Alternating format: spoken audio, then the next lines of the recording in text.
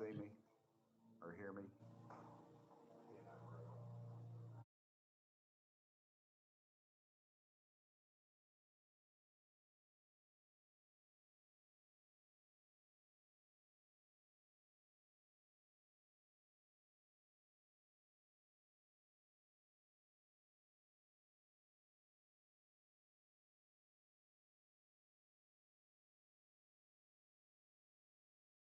In Oregon, so I'm a little less formally dressed. All right. We don't allow neckties in Oregon. About 4 in the morning over there, isn't it? No, it's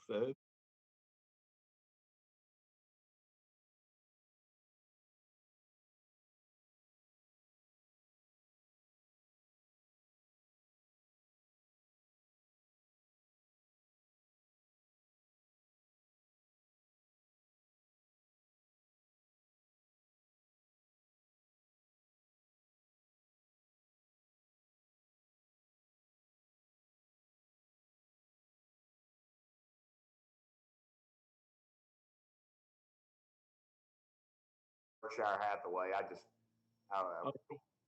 Hmm. went to school with their son, and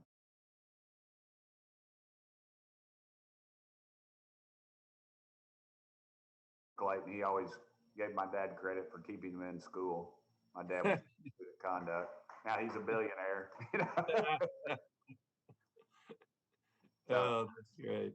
Yeah, I'd have to check. The name sounds familiar, and I do have several, you know, manufacturers here, so it may well be. And well, Berkshire Hathaway is good. I mean, because they're in for the long term. Yeah, they don't make any bad investments. Right. Right. But I mean, when they bought BNSF, I was really happy to, I mean, because BNSF has not gone down the road so far with this so-called precision scheduled railroading, which is, not been great for shippers and or, communities when they run 3 mile long trains through them. So, Yes, sir. So I'll find out, and I got some ideas on some stuff I'd like to get with you on another time, though. sure. Be Appreciate it. happy And I'll mute myself. to. Don't worry about it. I guess we're waiting for the chairman. Like,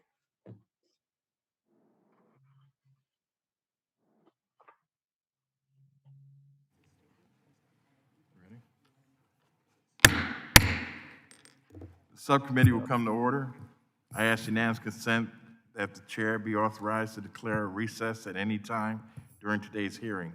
Without objection, so ordered. I also ask unanimous consent that members not on the subcommittee be permitted to sit with the subcommittee at today's hearing and ask questions. Without objection, so ordered. As a reminder, please keep your microphone muted unless speaking. Should I hear any inadvertent background noise, I will request that the member please mute their microphone. To insert a document into the record, please have your staff email it to documentstni@mail.house.gov. Is my opening statement? Is my opening statement?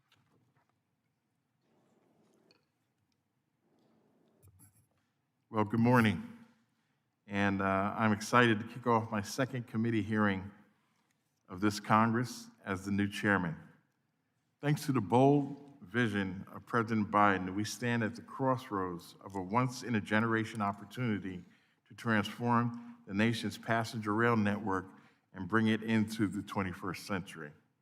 The title of today's hearing says it all: Unlimited Potential of Emerging Technologies in High-Speed Rail. From Hyperloop to bullet trains to magnetic levitation, we will hear about transformative technologies from distinguished panels of policy experts and leaders of high-speed rail projects. Imagine being able to hop on a train in Newark at 9 a.m. in the morning and make it to Washington in time for today's hearing at 11 a.m. High-speed rail could be the technology that fully unlocks the potential of passenger rail travel in this country. Other countries have integrated high-speed rail systems into their transportation networks, and the United States has the opportunity to do the same. We have led the world in innovation, from breaking the sound barrier to winning the space race. There is nothing stopping us from applying the same perseverance to high-speed rail. But we also must confront the reality of limited resources. Even if we invest the tens of billions of dollars that is in the American Jobs Plan, it will not be enough to fully implement every project that we will hear about today. That is why we must have today's conversation that could be the basis for tomorrow's solutions. This is not to say Congress hasn't taken action to help spur high-speed rail to deliver on the benefits that are possible. Congress has made significant investments that has made Amtrak's high-speed Acela train operational. Last year, Chairman DeFazio ushered H.R. 2 through the House to invest $60 billion in the U.S. rail system. Given President Biden's call for even more rail funding, I'm proposing a robustly funded high-speed rail planning and development in our surface transportation reauthorization package. It is time for the United States makes a long-term, bold effort to bring greater mobility to the nation. If we invest in easy access to an interconnected rail network, it will create thousands of jobs. Communities will benefit from the implementation of high-speed rail. However, we must ensure the benefits are equitably distributed and underserved communities are not left out in the cold. Equity in high-speed rail also means a fair shot for minority-owned businesses to obtain work that comes from the implementation of these projects. We have assembled a wide roster of witnesses for a robust discussion of high-speed rail. I want to hear why it is good policy to invest in high-speed rail. I want to hear how these technologies could redefine short and long distance travel. And I finally want to hear about how these technologies can be made available to all Americans.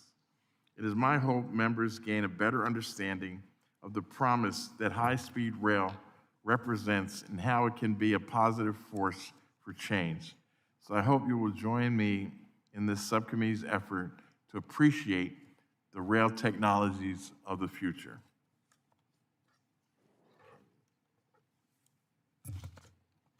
Now I go back to...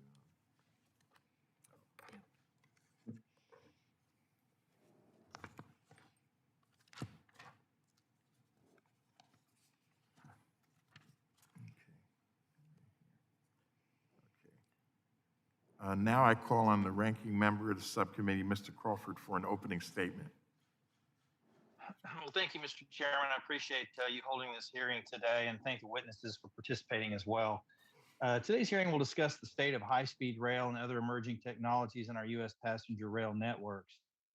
Today's hearing will discuss investments in innovation in our rail infrastructure are essential to building a robust and competitive American transportation system.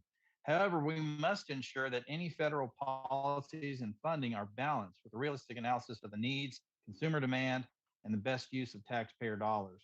There's no better example of these important factors not being properly considered than the California High-Speed Rail project that was originally proposed to run between Los Angeles and San Francisco. The venture, once estimated to cost $33 billion and be completed in 2020, is now projected to cost over $100 billion with an estimated completion date still over a decade away. The project has been plagued by a failure to account for actual costs and work associated with obtaining land to build the track, eminent domain, environmental concerns, and whether low consumer demand will require permanent government subsidies to support the line. While the California High-Speed Rail project shows the failures of poor planning, there are promising opportunities for the federal government to foster new rail technologies that are fiscally responsible and responsive to the needs of consumers. The federal government should look to leverage successful existing programs that support our rail system, such as funding the CRISI and Section 130 grant programs. The private sector also plays an important role in growing our rail network, and we'll hear from witnesses about those promising efforts. I look forward to discussing both the challenges and the opportunities of new rail transportation technology, as well as how Congress can provide robust oversight and safeguard taxpayer dollars that support these projects. Thank you for the witnesses for being here today, and I yield back the balance of my time. Gentleman yields back, and now we will recognize the chairman of the whole committee, Chairman DeFazio. Thank you, Mr. Chair. I appreciate the opportunity today. I'm excited about the prospects for this hearing. Basically, we're looking at, I would say, 4 categories of rail. One is one I call higher speed rail, high speed rail, magnetic levitation, and then obviously new and innovative technologies like Hyperloop. They all hold promise in different applications in different places. Higher speed rail, which would be basically existing Amtrak. I'll use the example of the Talgo train sets we run here between Oregon and Washington State. They can go 120 miles an hour. I'm 112 miles from Portland. Theoretically, then I could be there in less than an hour. If you could get to Portland in less than an hour, I think you would see a massive hemorrhaging of people away from the overcrowded Interstate 5, which frequently is blocked with accidents or traffic jams, onto a dependable service. Now, we don't even have to realize the full potential of it. If I could reliably get there in 2 hours, because on a really good day I can get there in an hour 50 on I-5. Then I would never, ever get on I-5 again. And I know there are many thousands of other Oregonians. And this line, ultimately, this was one of the first designated under the SWIFT Act back in 1994. Al Swift, a colleague from Washington State, a wonderful old curmudgeon, created this program, and one of the first high-speed rail routes in America. And there's a couple of witnesses who are a little short on their testimony because they say Portland to Vancouver or Portland to Seattle. That route, which I got designated in 94, is Eugene, Oregon, the second largest city, to Vancouver, BC. Precious little progress has been made, particularly by my state, who I don't think has even yet chosen a route. But there's tremendous potential in higher speed rail, let alone high speed rail. Many years ago, when I was a younger man and traveled a bit with less constraint than this job, I was in Spain, and they had trains essentially like ours, crappy old slow trains. Then they built one route. And it ran from Madrid down to the coast. And after a while, everybody in Spain rode on it once or twice. And they said, yeah, I want that. They now have a high-speed network, goes around the whole country. It has changed economics, demographics, the economy phenomenally. People can live, in an affordable place more than 100 miles outside of Madrid and reliably get to work in a very short period of time. We have similar opportunities, and we'll hear about one later today in the Los Angeles Basin, linking a line out of LA to a high-speed line coming down from Las Vegas, which has tremendous potential. There are other projects around the country that we'll hear from today. So, rail could be a solution. VDOT, Virginia Department of Transportation, gave testimony, I guess 6 or 7 weeks ago before the committee, the secretary, very compelling. They evaluated 95 South and they said, wow, the traffic is just always backed up. We could add 1 lane each way, $10 to $12 billion. By the time we finish adding the lanes, congestion will be as bad as it is today. That would be about 10 years from now. Or we could look at somehow enhancing, it'll be difficult, rail commuting. And they got into discussions with CSX, and they came to an agreement. It's going to both enhance the CSX network and help with the commuter trains. And they're actually going to build a new bridge over the Potomac River. Now, it's very expensive. This whole thing's going to cost $4 or $5 billion. Well, that's half the cost of adding the 2 lanes to the freeway that won't solve the problem. And this will provide much more benefit for commuters, benefit for the economy, benefit for the environment when we eliminate all those single occupancy automobiles. So we've got to look around the country. And part of the bill is to make DOTs, because a lot of DOTs are stuck in the Eisenhower era. And it's like, whoa, well, we'll just lay more concrete, we'll lay more asphalt, we'll widen to 8 lanes here, we'll go to 10 lanes. And you build it and they come. And then you're back where you started. I've met with communities in Texas who believe that there's linkages between cities there that could solve some of their worst freeway problems and highway problems in Texas. And I've heard this echoed around the country. I mean, Florida, they're looking at linking Miami to Orlando in the not too distant future with Brightline. So there's a lot of exciting things going on, but where's the federal government?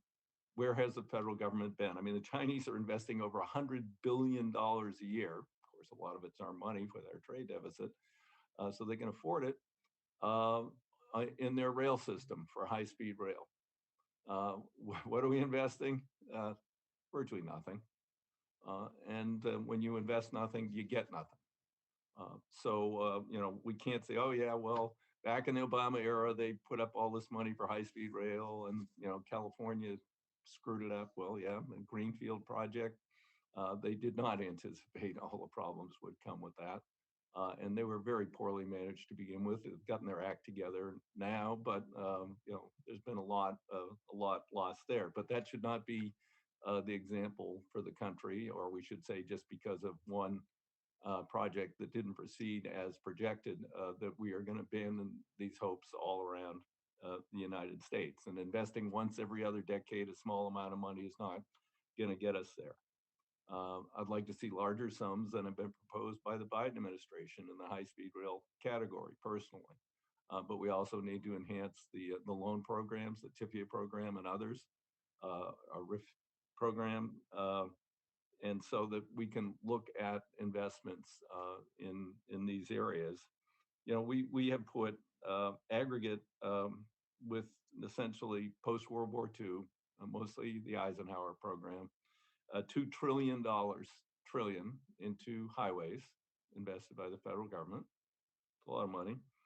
Put post World War II, $777 billion into aviation, airports, runways, air traffic control, et cetera. And we have put about 90 billion total into rail. And so we wonder why we have a decrepit, pathetic network in this country. Amtrak struggling, with infrastructure that's failing. I took the committee up to New York between Washington, D.C. and Boston. I think there's $48 billion of deferred maintenance, some of which could fail catastrophically. The tunnel under Baltimore is one example, and replacing that tunnel, and they have plans to do it, would straighten the line, would increase speeds through that section, cut a significant amount of time off the route. But hey, we put a lot of money into that tunnel back in 1872. We can't just jump out there and build a new one, can we? Really? Great engineers in 1872. But it's time to get into the 21st century. So that's what this hearing is about today. Let's talk about 21st century technology, 21st century solutions, not 1950s, not 1870s, the 21st century. And let's make America once again a world leader in all forms of transportation as we used to be. Thank you, Mr. Chairman. Thank you, sir. We will now turn to our witnesses. We will be hearing testimony from witnesses on 2 panels today, with each panel followed by questions from members. I would like now to welcome the witnesses on the first panel. The Honorable John Porcari, former Deputy Secretary, United States Department of Transportation. Ms. Rachel Smith, President and Chief Executive Officer of Seattle Metropolitan Chamber of Commerce. Mr. Phillip Washington, Executive Officer of Los Angeles County Metropolitan Transportation Authority, Ms. Danielle Eckert, International Representative, Representative International Brotherhood of Electrical Workers, and the Honorable Trey Duhon III, Judge Waller County, Texas, and Andy Kunz, President and Chief Executive Officer of the U.S. High Speed Rail Association. Thank you for joining us today, and I look forward to your testimony. Without objection, our witnesses' full statements will be included in the record. Since your written testimony has been made part of the record, the subcommittee requests that you limit your oral testimony to 5 minutes. Mr. Porcari, you may proceed. Chairman Payne, Ranking Member Crawford, members of the subcommittee, Chairman DeFazio, thanks for the opportunity to testify today on this important topic. My name is John Porcari. I've had the opportunity to serve in a number of transportation and economic development related positions in the public and private sectors, including the honor of serving as Deputy Secretary of the U.S. Department of Transportation and twice serving as Secretary of the Maryland Department of Transportation. It's my strong belief that high-speed rail systems, higher speed city pairs, and emerging technologies all play an important part in a more equitable, climate-friendly transportation system that builds tomorrow's economy. If you wonder why America's transportation system is configured the way it is today, I would urge you to follow the money. Allow me to illustrate the point from personal experience. The Maryland Department of Transportation is uniquely organized as a multimodal state transportation organization, including highway, transit, aviation, passenger rail, and other components under one roof, and served by a unified, flexible state transportation trust fund. That single trust fund provides funds for every transportation mode, using revenues from every transportation source. As I evaluated ways to increase capacity in the Baltimore-New York City corridor, these were my choices. I could add air capacity between BWI Thurgood Marshall Airport in New York with 90% federal funding for runway and taxiway improvements. I could add highway capacity in I-95 to New York with 80% federal funding, or add passenger rail capacity with 0 federal funding. For that 215-mile segment, a passenger rail trip makes far more sense than driving or flying, yet passenger rail capacity was the least likely alternative to be selected. So if you wonder why we have the unbalanced transportation system we have today, follow the money. Seen in that light, it's an extraordinary statement of state priorities that the California High-Speed Rail Authority's 2020 business plan anticipates 85% of its funding from state sources and only 15% federal funding for this project of national and regional significance. This is a remarkable state financial commitment and a clear declaration of the state's project priorities. Yet there's no ongoing sustained federal financial partner for this multi-year program of projects. To match the people carrying capacity of phase 1 of the high-speed rail system, California would need to invest $122 to $199 billion towards building almost 4,200 highway lane miles, the equivalent of a new 6-lane highway, and the construction of 91 new airport gates and 2 new runways. The San Francisco-Los Angeles air route is already the 9th busiest in the world and the busiest air route in America. Doesn't it make sense to prioritize this finite and expensive airport capacity for transcontinental and international flights?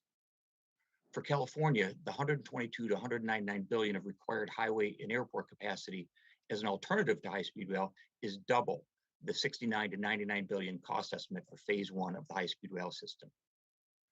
The genius of federalism as it applies to our transportation system is that states and local jurisdictions make the project choices that are best for their particular needs.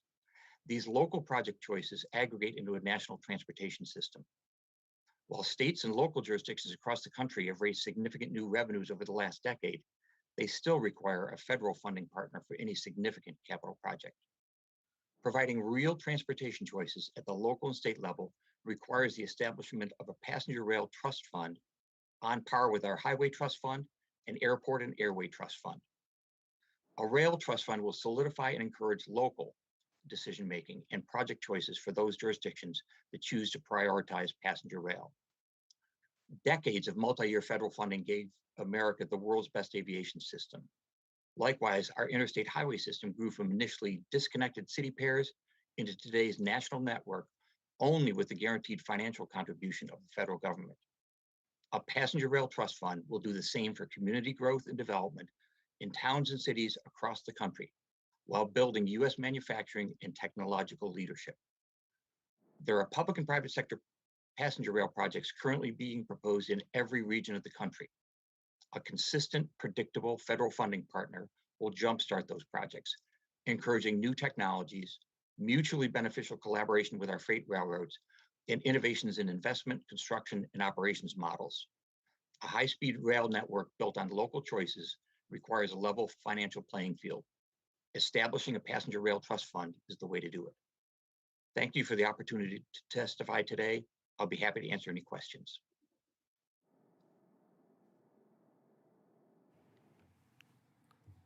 Thank you. I know I know that our subcommittee vice chair, Strickland, would have liked to extend an extra warm welcome to Ms. Smith, who succeeded the Congresswoman as the president and CEO of the Seattle Metro Chamber of Commerce. It's great to see your leadership here, and please provide us with your testimony, Ms. Smith. Well, good morning, and thank you, Chairman Payne, Ranking Member Crawford, distinguished members of the committee, and Chairman DeFazio. I am grateful for the opportunity to speak today on the enormous potential of high-speed rail across the country, and specifically the benefits of Cascadia Ultra High-Speed Rail, connecting riders in one of the fastest growing regions in North America, from Vancouver, BC, to Seattle, to Portland, and ultimately to other points south, Salem, Eugene, and Northern California. My name is Rachel Smith, and I'm the president and CEO of the Seattle Metropolitan Chamber of Commerce. The Seattle Metro Chamber is the largest and most diverse business association in the Puget Sound region, representing over 2,500 companies and a regional workforce of approximately 750,000. Our region is a deeply interconnected one. The nearly 9 million people living in the Cascadia corridor up to BC through Washington State and south to Oregon do not live their lives or do their business by city, county, or even national boundaries. And the way we address challenges and seize opportunities for more equitable transportation, land use, housing, and economic centers should and does reflect that. For our region's business community, those challenges and opportunities are why we believe in the transformative power of rail and why the Seattle Metro Chamber has been an early supporter of high-speed rail in the Cascadia corridor. Fast, frequent, and reliable rail is an economic competitiveness tool for any region, providing people with alternatives to sitting in traffic, mobility options to move seamlessly from work to home to recreational activities, and building community around modern transit technology helps attract talent and adds to the vibrancy of a community. It also frees up precious highway and road space for the movement of goods from our farms and manufacturing centers to the hearts of our cities and towns. Rail is also a significant tool in our efforts to combat climate change, reducing emissions from cars. In our region, rail is often powered by clean hydro or other renewable energy sources. It also impacts land use. The transportation you build defines the land use you will live with, and rail is a tool for supporting growth where we want it and creating connections to job centers for everyone. Investment in rail and transit generally is also fundamentally an investment in equity. It provides access for historically under-resourced communities to educational and job opportunities. It also allows for the creation of equitable transit-oriented development, using a station as an anchor for mixed-use, mixed-income development, where everyone has mobility opportunities, whether they live in affordable or market-rate housing units. And finally, high-speed rail can provide the physical manifestation of the three things the Seattle Metro Chamber, our region in this country, are laser-like focused on: innovation, green jobs, and economic recovery. A project like this creates thousands of jobs, not just jobs that require an engineering degree, but also construction jobs that come with training and transferable skills for people to make a living wage for themselves and their families. Not every corner of the country is ready for high-speed rail right now, but in the Puget Sound region in the Cascadia corridor, we are, and we've already got a head start. In my former role as Deputy County Executive for King County, we had the opportunity to work with one of our biggest and best local companies, Microsoft, who has been a champion for the Cascadia Corridor Ultra High-Speed Rail idea. After securing funding for initial studies from the Washington State Legislature, which confirmed feasibility, viability, and demand for the project, We are on our way, and what our region learns can be used by other regions around the country. This project can serve as a model for how high-speed rail can help a region grow affordably and sustainably. And it would also serve as an important step towards building a domestic capability for high-speed rail and the good jobs this industry could generate. And to paint the picture more clearly, Cascadia Ultra High-Speed Rail would make connections at speeds of up to 250 miles per hour. Conservative estimates place ridership at between 2 to 3 million riders annually, with a reduction of 6 million metric tons of CO2 emissions over the first 40 years. 355 billion in economic growth is projected, with 200,000 new jobs related to construction and ongoing operation. We are prepared to build a coalition of support, refine the vision, and secure early funding and agreements to make this picture a reality. We have a strong foundation to build on, with support from the governors of Washington and Oregon, as well as the Premier of British Columbia. We also appreciate the interest in the promise of high-speed rail from members of the Washington delegation, including Vice Chair Strickland and Representative Rick Larson, as well as Representative Susan Del Bene, who has been one of the original sponsors of the American High-Speed Rail Act. We have a history in the Seattle region of working together to deliver on big ideas, and we believe that high-speed rail is a key ingredient in fulfilling that vision, a vision of a region full of economic opportunity for all. Thank you very much for the opportunity to testify, and I'll be happy to answer questions. Thank you for your testimony, and now we recognize Mr. Washington for 5 minutes. Subcommittee Chair Payne, thank you. Subcommittee Member Crawford, Chairman DeFazio, and all the honorable members of the subcommittee. It's a genuine honor to join you today at this important hearing.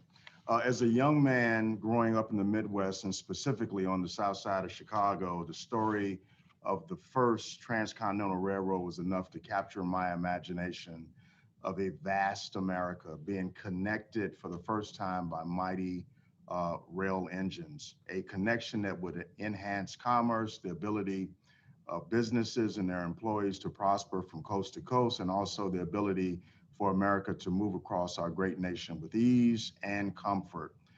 For me, this moment in American history is best captured in the PBS show, The American Experience, which included an article entitled The Impact of Transcontinental Railroad. And the world was put on notice that the Transcontinental Railroad was completed and America was moving to the forefront of the world stage.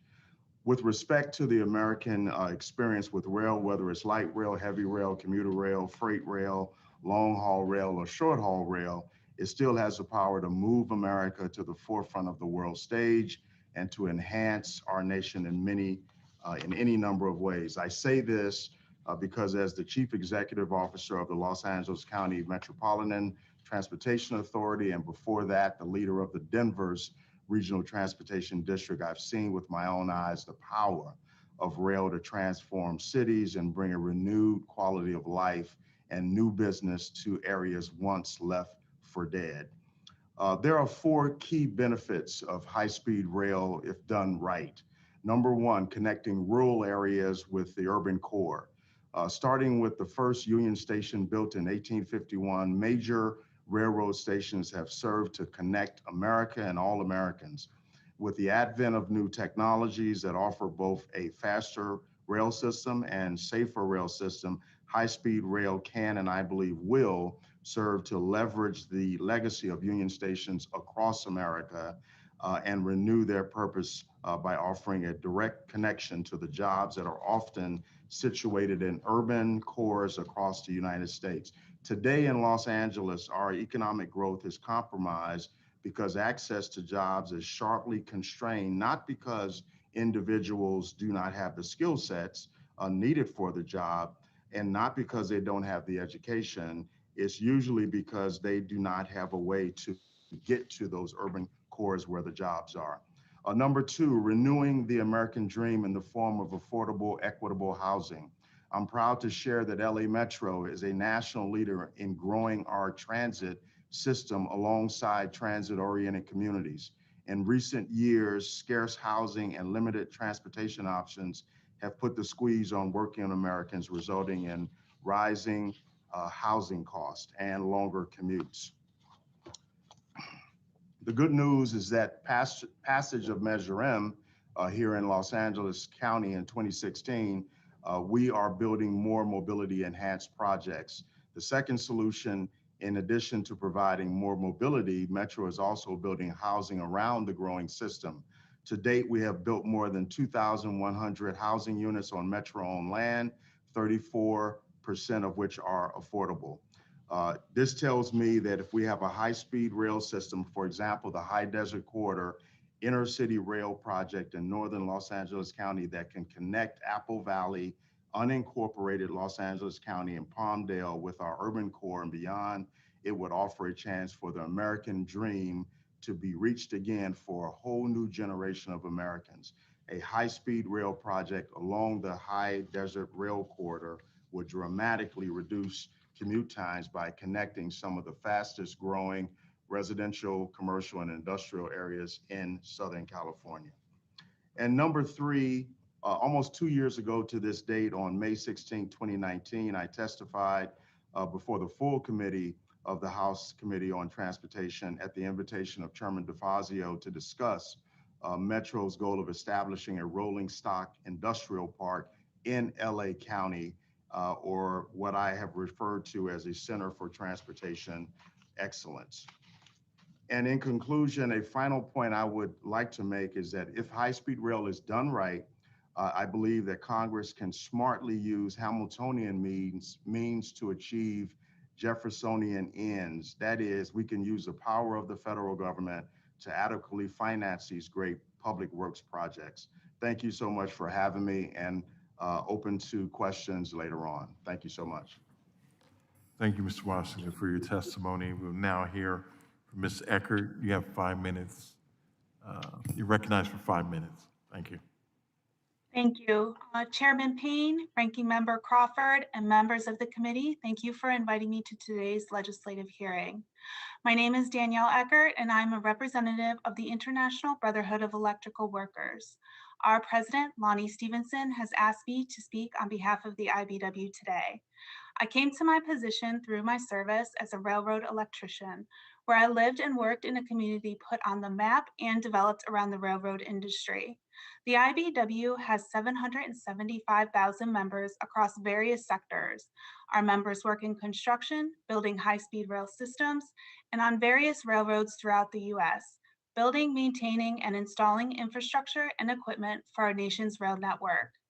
We currently are on site at the California High-Speed Rail Project, and one of our signatory contractors will be working with Texas Central on their high-speed rail line.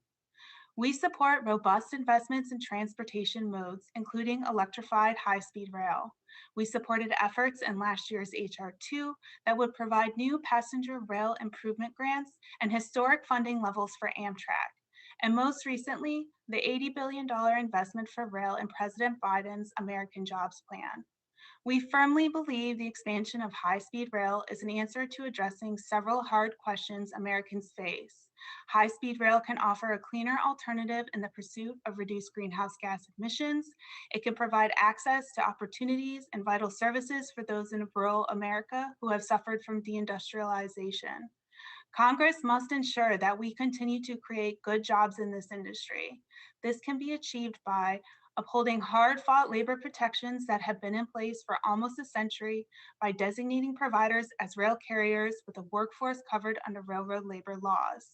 Congress must ensure that contractors will compete for work based on who can best train, equip, and manage a construction crew by requiring Davis-Bacon prevailing wages, upholding Buy America standards, establishing strong regulatory regimes and safety cultures in new operations and technology, and fostering innovative strategies to deliver economic benefits to local communities. These current standards are proven strategies to provide America's workforce with a better way of life. Despite wage stagnation, railroad workers have sustained their middle-class wages, healthcare benefits, and a dignified retirement. These are benefits that my family and I have enjoyed. My own hometown has suffered from the loss of industry, similar to many communities throughout America. Unionization peaked in the state in 1989 and reached its lowest point in history in 2019.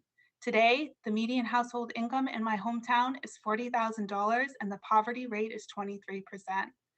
After working for years to get an advanced degree, I made a career change to pursue a future as a railroader. I knew when I got the job, the railroad was my home. Even with a formal education, as well as technical military training as an Army reservist, being a railroad electrician was never easy. There were times that I did come home and tell my husband that I didn't think I was smart enough to make it through my apprenticeship, but my mentors, my brothers and sisters, made sure that I did. Despite those challenges, being able to pay for my daughter's karate classes, afford our groceries and utility bills while working one steady job was worth all of it. The track was laid by generations before me. Wages, benefits, and safer working conditions thanks to the high union density and the rich history of the union workforce's efforts for fair treatment and collective bargaining. We should honor the dignity of work by ensuring that all current and future railroaders have these fundamental protections. Current construction labor standards by America and Davis-Bacon ensure that materials used are produced in the United States and that wages and benefits are determined by matching workers in that area. This coverage is critical in growing high-quality jobs in the cities and towns where the project is built. The benefits of these labor protections are included in the agreement between the State and Building Construction Trades Council of California and the California High-Speed Rail Authority. This ensured that the jobs created went to workers living in disadvantaged areas. Those workers are receiving the highest level of apprenticeship training, an entry point to careers that expand beyond a single project. Focusing just on California, agreements like this, both private and public sector, support an industry-funded labor management apprenticeship system that 92% of all construction apprentices participate in. The programs are extremely diverse. In fact, 96% of women are in union apprenticeship programs. 72% of all union apprentices are people of color, and 1 in 5 have exited the foster care system, are emancipated youth, or were previously incarcerated. Registered apprenticeships give transformative opportunities to communities that need them the most. Thank you for the opportunity to testify this morning, and the IBW looks forward to working with the committee to ensure that labor standards are set to uplift and level the playing field to make a better opportunity for all America. I look forward to answering any questions. Thank you, Ms. Eckert. We will now turn to Mr. Duhon for 5 minutes. I'd like to thank Chairman Payne, Ranking Member Crawford, Chairman DeFazio, and the members of the committee for allowing me to speak on behalf of my constituents today. My name is Judge Trey Duhon, and I serve as County Judge for Waller County, Texas. Neighboring Houston, we are both suburban and rural and a minority-majority county, which creates a diverse and unique set of impacts on our citizens related to growth and infrastructure. I'm here today to provide a real-world perspective on the Texas High-Speed Rail project promoted by Texas Central Railway. I'm not opposed to high-speed rail, but if you believe high-speed rail can provide the American people with the cheaper, greener method of mass transit, please listen to me that Texas High-Speed Rail project does none of those. Since 2014, Texas Central has promised landowners and elected officials that no tax dollars would be needed for its private project, that it would only cost around $10 billion to construct, and it would be operational by 2021. Texas knew better, so it passed a law in 2017 prohibiting the use of state funds for private high-speed rail, which is still in effect today. Then, just last year, Texas Central's chairman, Drayton McClain, admitted in a letter to a Texas state senator that the project had turned into a $30 billion project, meaning costs have tripled without even putting a shovel in the ground. He also admitted that the project would not be privately financed, sharing that they were going after stimulus money to fund the project. Why the sudden change? Because over the past 7 years, Texas Central has secured only $450 million, to our knowledge, in private financing, which includes a $300 million loan from the Bank of Japan, just 1.5% of the project's $30 billion current price tag. Even if Texas Central had $30 billion, they do not have authority under Texas eminent domain law to acquire the 240 miles of private property along the proposed route, an issue that's still being litigated before the Texas Supreme Court. In addition, when the Surface Transportation Board took jurisdiction over the project 10 months ago, it made clear that Texas Central cannot begin any construction or operation unless and until it submits a full application for a construction permit, which TCR has yet to file. Assuming it ever does, This hard look full application process will take years to complete. In the final days of the Trump administration, the Federal Railroad Administration, for the first time in its history, issued a rule of particular applicability, creating a carve-out for the Japanese high-speed rail technology TCR wants to use for the project. But again, the FRA said this does not grant authorization to construct or operate the project either. To put it bluntly, Texas Central is in no better position to build the project today than it was before the STB and the FRA rulings. Then there is the issue of feasibility. As I speak here today, not one government agency has evaluated whether the project is economically viable. In fact, during the EIS process, the FRA removed economic viability from the project's purpose altogether and proceeded with the study feasibility absent. What's worse, Texas Central has overstated ridership while underestimating cost, a recipe for disaster. As one expert put it, quote, "Based on our experience and analysis, we are concerned that Texas Central's project will fail so spectacularly that privately financed U.S. high-speed rail lines may never be given a second chance." So I am urging you to proceed with extreme caution. Before you decide to give billions of taxpayer dollars to build this private project, consider why you should simply take this company's word that construction is around the corner and the project is financially feasible, when history has proven that their words mean nothing. What is the benefit? The project is not interoperable. It is totally incompatible with and disconnected from any other existing and future rail lines. And the exclusivity doesn't end with its tracks. Ticket prices will not be like the Metro. It will be for the business class. If the goal is to build connected rail systems accessible to all travelers to strengthen the national rail network, this project is not the answer. If it is built, the project will hit rural and minority communities along the proposed route like mine the hardest, including at the other end of the proposed route in South Dallas, where entire low-income and minority neighborhoods would be displaced because only one route was ever considered. The Department of Transportation recently halted expansion of I-10 and I-45 near downtown Houston due to similar concerns.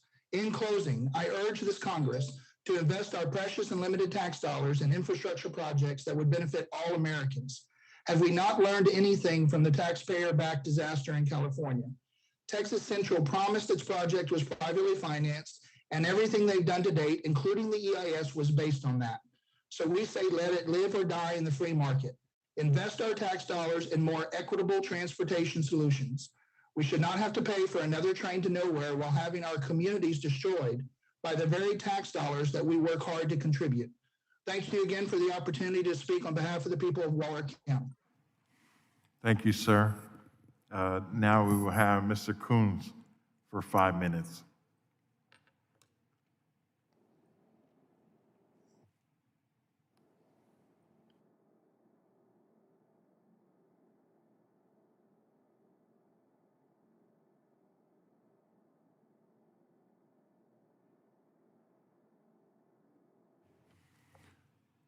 Mr. Kunz, can you hear us? You're muted, sir. Am I on now? Yes. Thank you, sir. I'd like to thank Chairman Payne, Chairman DeFazio, Ranking Member Crawford, and the other members of the subcommittee for holding this important hearing today. America is one of the last remaining industrialized nations that does not have high-speed rail. The rest of the world has embraced this technology and for decades has benefited greatly from it. High-speed rail offers an exceptional transport mode that can efficiently carry 20,000 people per hour without congestion, hassles, or delays. High-speed rail not only adds major new capacity to the transportation mix, but also alleviates intercity congestion on both highways and airport runways. High-speed rail can unlock numerous ridership opportunities. Essential workers like teachers, police, and firemen in the high-priced Silicon Valley could find affordable housing options with a short train ride to Merced or Fresno in California's Central Valley. Residents of Eugene, Oregon could access jobs in Portland's tech sector or booming recreational industry with a 35-minute commute. A Houston salesperson could prepare for an important client meeting in Dallas with dedicated Wi-Fi and ample workspace while gliding past the notorious congestion on I-45. A college student in Atlanta could make it home for Thanksgiving in Charlotte while picking up grandma along the way in Greenville, South Carolina.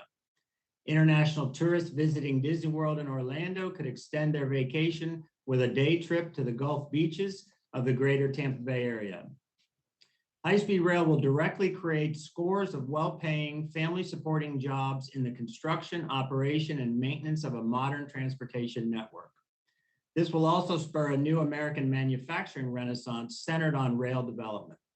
Envision our vast Great Lakes region with its powerhouse experience in manufacturing being transformed from the Rust Belt of America to the new rail belt of our nation. High-speed rail decreases regional disparities by stitching together economic growth capitals with underdeveloped population centers and revitalizing neglected urban cores with transit-oriented development. One tragic legacy of expanding our highway system is the demolition of urban neighborhoods that disproportionately affects communities of color and low-income residents. High-speed rail reverses this trend, reconnecting communities and offers a more equitable access to transportation. High-speed rail has an unmatched track record of safety. Japan, with the world's first high-speed rail network, has carried millions of people over 50 years without a single fatality. In comparison, as many as 40,000 Americans are killed every year in auto accidents on our highways. As an all-electric system, high-speed rail provides a major climate solution by decarbonizing a large portion of our transportation sector and thus ensuring a sustainable environment for future generations. Over 20 nations around the world, including Europe, Asia, the Middle East, and North Africa, have benefited from robust and consistent levels of government investment in advanced high-speed rail networks. China has invested over $1 trillion in high-speed rail, allowing them to build a world-class 22,000-mile network in 14 years. Not taking a pause, China plans to construct another 21,000 miles of track over the next 9 years. Modern infrastructure like this fuels China's explosive economic growth, making it challenging for us to compete with them in the 21st century. On the other side of the globe, the United Kingdom is currently doubling their rail network with a $120 billion investment. France has invested over $160 billion in constructing their system. Spain's 2,000-mile high-speed rail network is the largest in Europe, costing more than $175 billion. These are considerable investments by nations that are similar in size to Texas. With this in mind, we concur with Secretary Buttigieg's recent statement, and I quote, "I don't know why people in other countries ought to have better train service or more investment in high-speed rail than Americans do," end quote. A nation that has undertaken bold infrastructure projects in the past, such as the Erie Canal, Transcontinental Railroad, and Interstate Highway System, can surely realize the vision of a national high-speed rail network.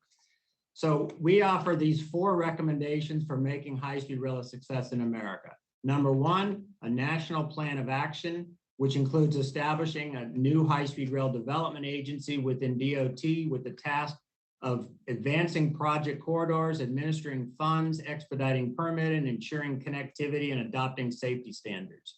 2, immediate and large targeted investments to fast track the development and construction of the top 5 projects of national importance.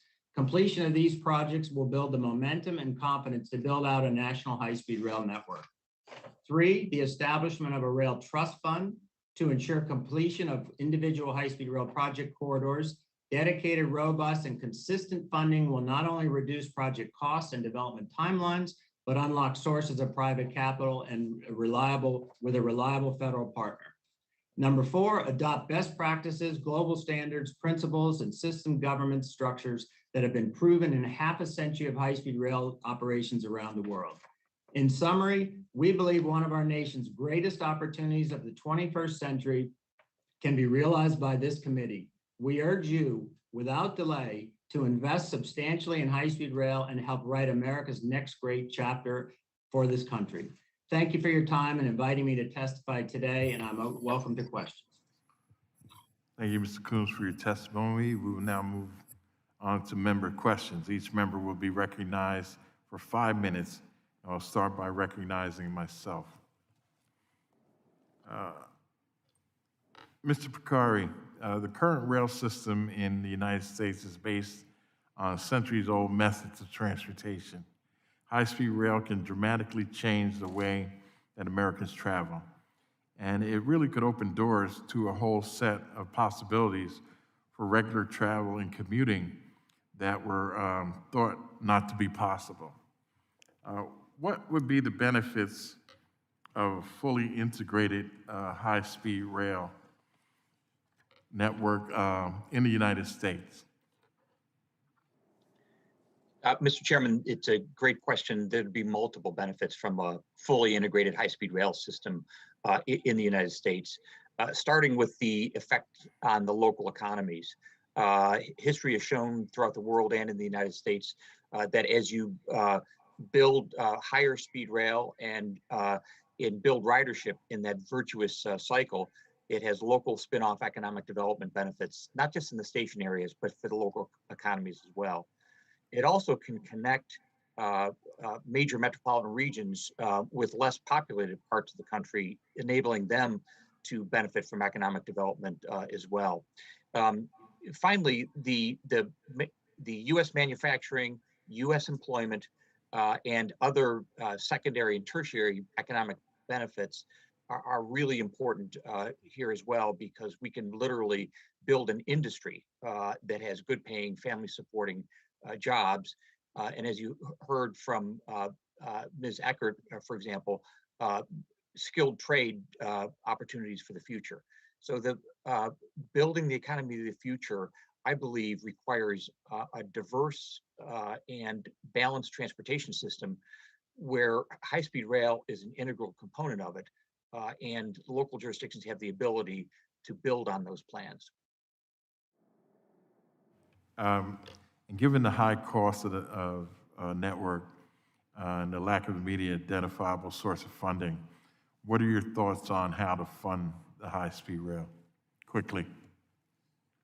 Mr. Chairman, as I testified, I believe a passenger rail trust fund should be our ultimate goal here. And without that consistent funding year after year, which is what it takes to build a program of projects around the country, we simply won't get the national system that we need.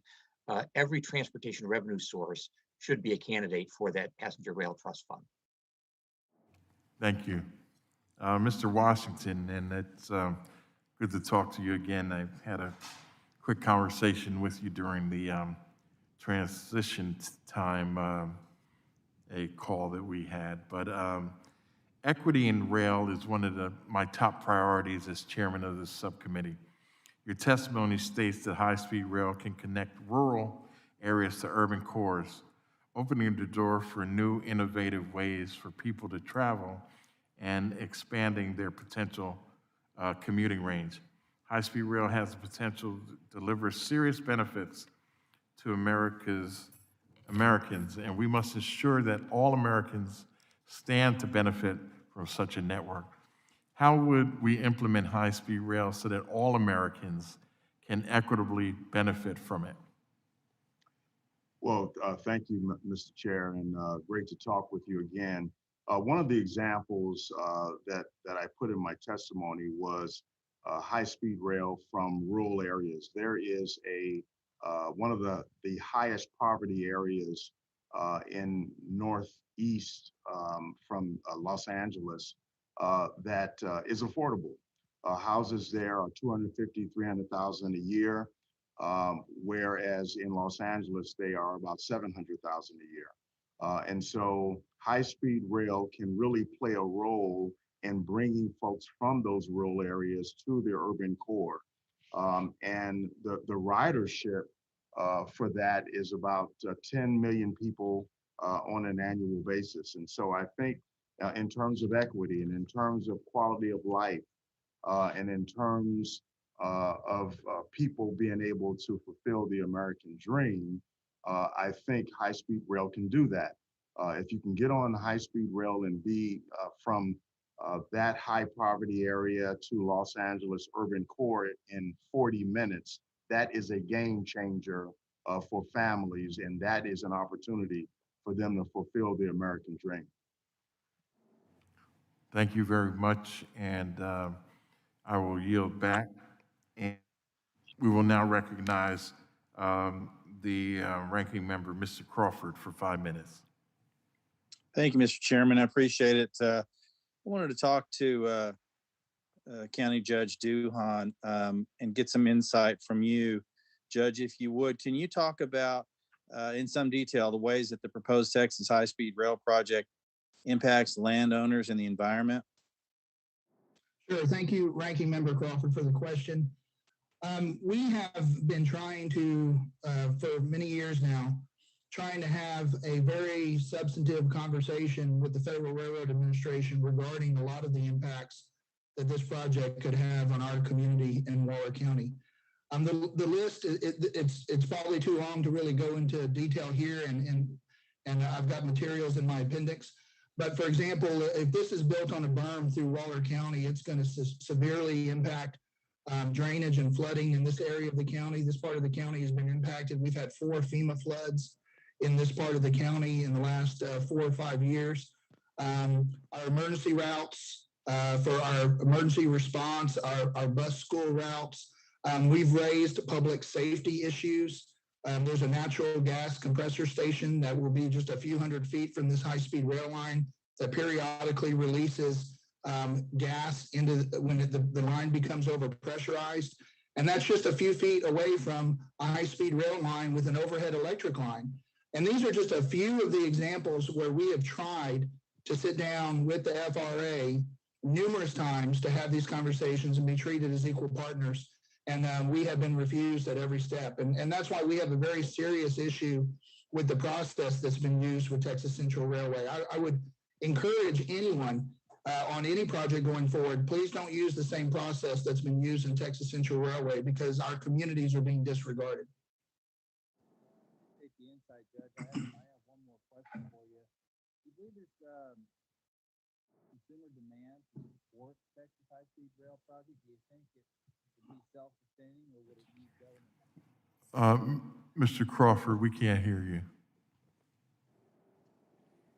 I was asking the judge if he thinks that there is sufficient demand to warrant this project, or would it be self-sustaining, or would it require government funding to support it?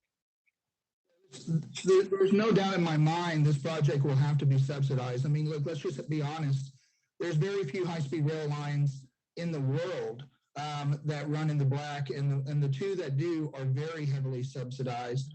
And so, you know, we've had an environmental impact process that we've gone through for many years with public input, but it was all predicated on the fact that this line would be privately financed. I think the results of the EIS could have been drastically different if they had said this is going to use public money. But all that being the case, that's also why the FRA never looked at the feasibility of this project. And honestly, there's been several independent studies. The Reason Foundation, and this is detailed in my appendix, the Reason Foundation took a very hard look at the numbers, and they found that the ridership was substantially overstated. They're saying, you know, they're looking at getting 16,000 trips a day between Houston and Dallas. Right now, flights alone, just the flights are at, 2,000 and some change, and that's declining. So you would have to get everybody off an airplane to get on this train, and then you still have to get 13 to 14,000 people out of their cars onto a train. And I'm just going to tell you, in Texas, that's going to be impossible. So this project will never cash flow. The numbers don't work. Well, Judge, I appreciate your insight, and Mr. Chairman, I'll yield back the balance of my time. The gentleman yields back. We now recognize the chairman of the full committee, Mr. DeFazio, for 5 minutes.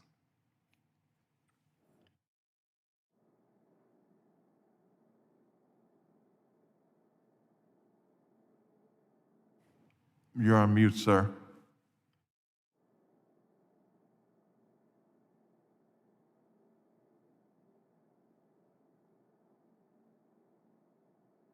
You're still on mute?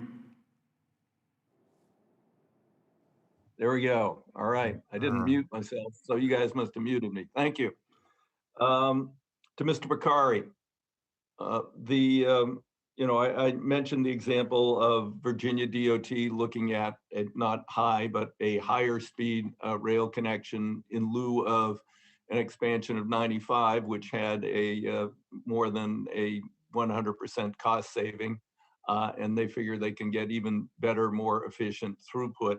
You mentioned going from DC to New York and used examples of how there was no money available in terms of rail and the percentages that would go for aviation or highway.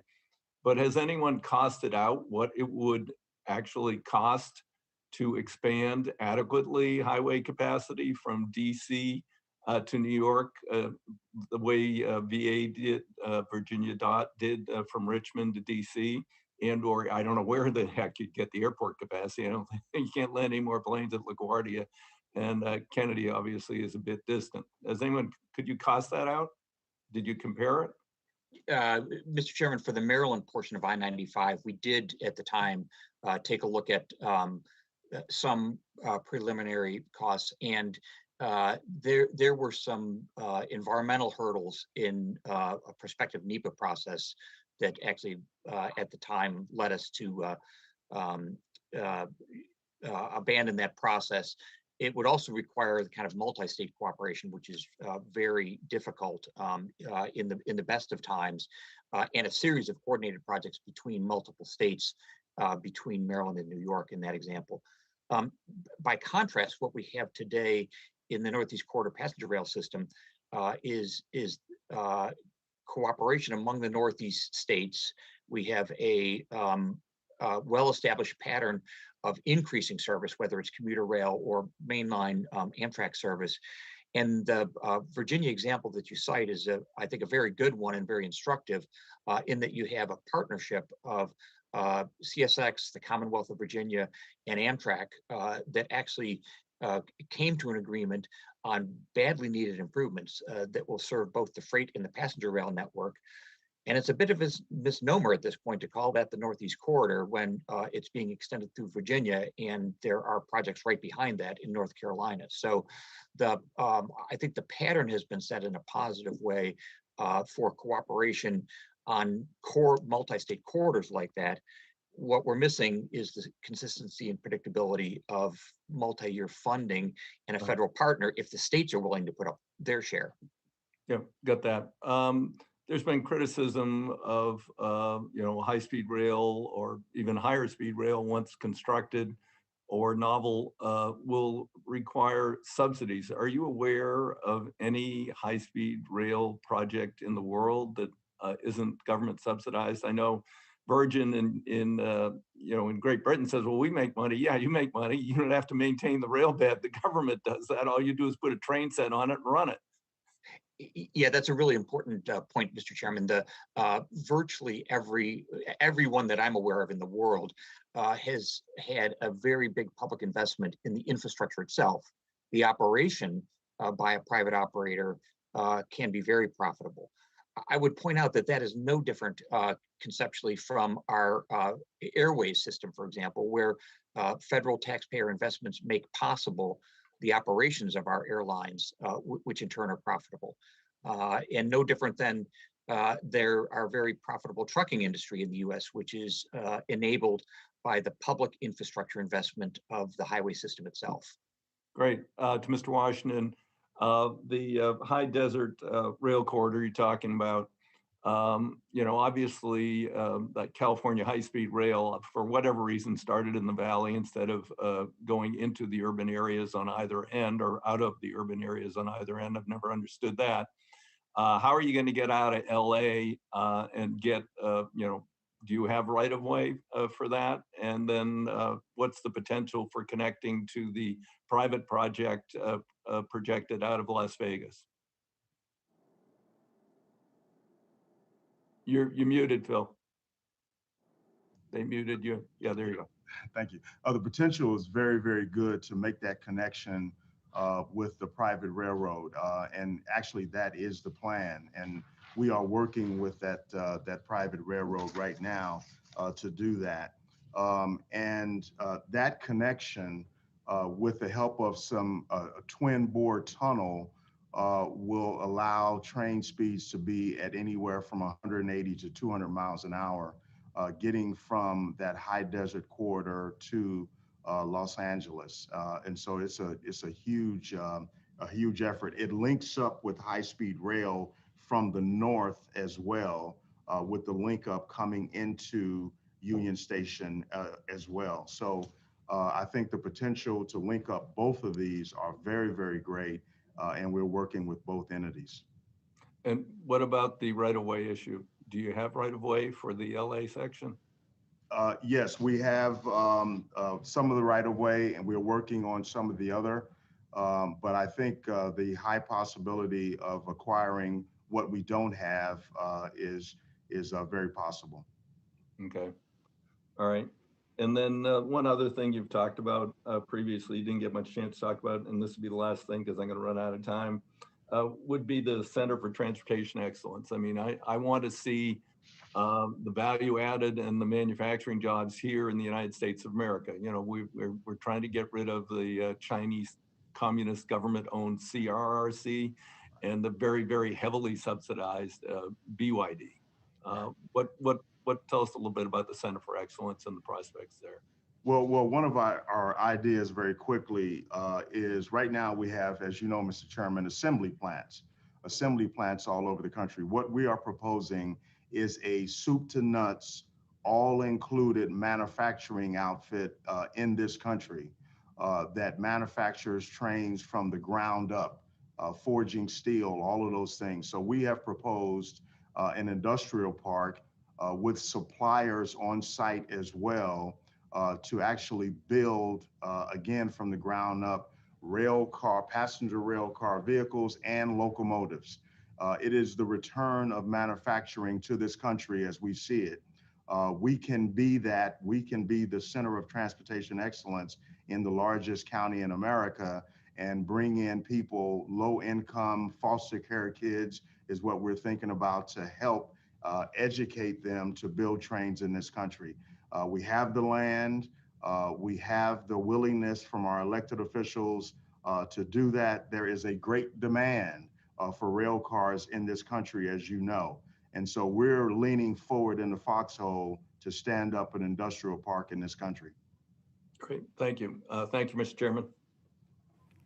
Thank you, Mr. Chairman. Gentleman yields back, and now recognize my good friend, the gentleman from Illinois, Mr. Davis, for 5 minutes.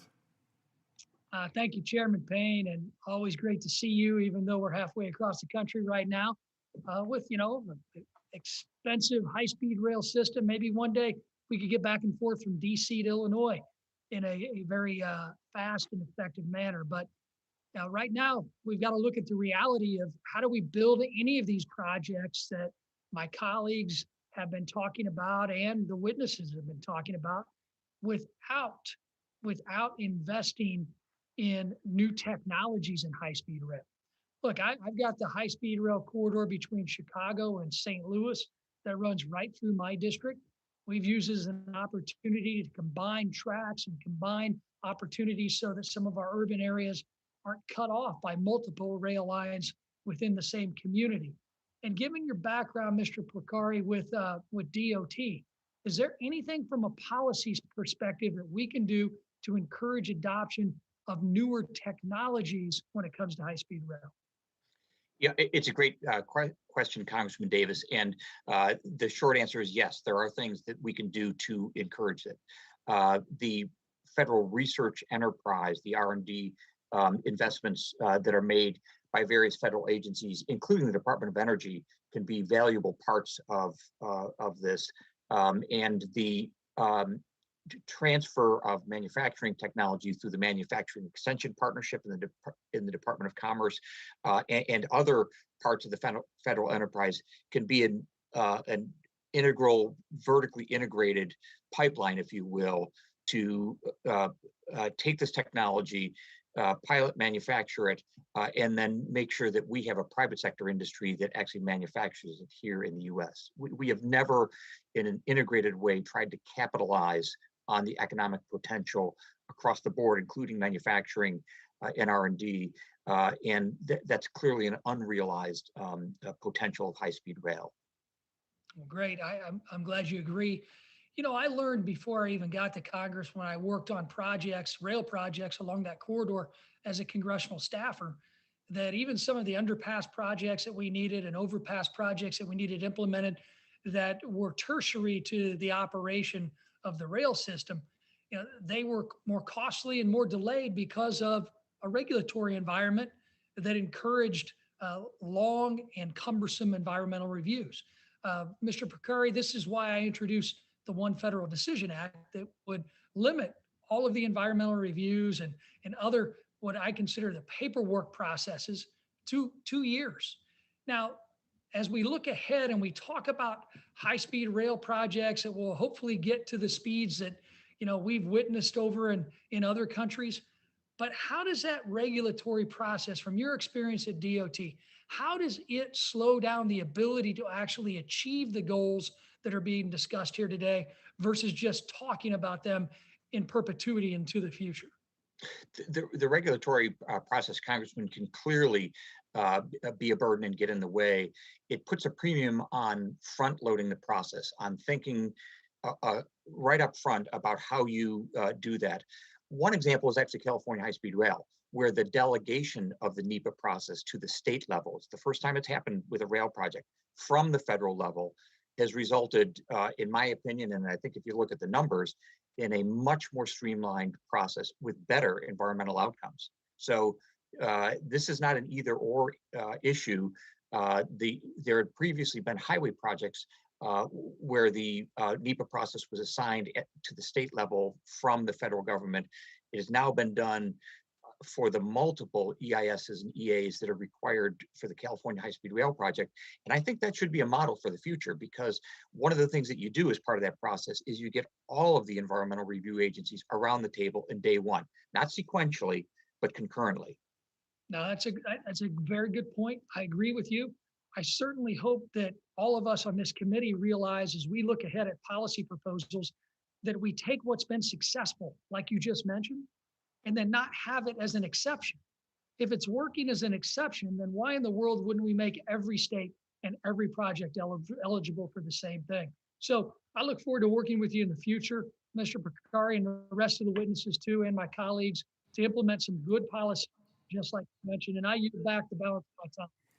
Gentleman yields back. We now recognize my colleague from New Jersey, Mr. Malinowski, for 5 minutes.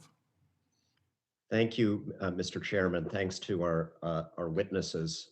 I want to start by reinforcing the point that Chairman DeFazio made, that demand would follow supply for efficient high-speed rail. I represent, and our chairman represents a state, New Jersey, where people crowd onto trains every day. At least they did before the pandemic, even though those trains take about as long to get them from New Jersey to New York City as they did 100 years ago, when part of the trip involved getting on a passenger ferry to cross the Hudson River. That's how little progress we've made, and yet we still had standing room only until recently. If we had better, faster train service, absolutely the demand would follow, and I think that's true in many parts of the country.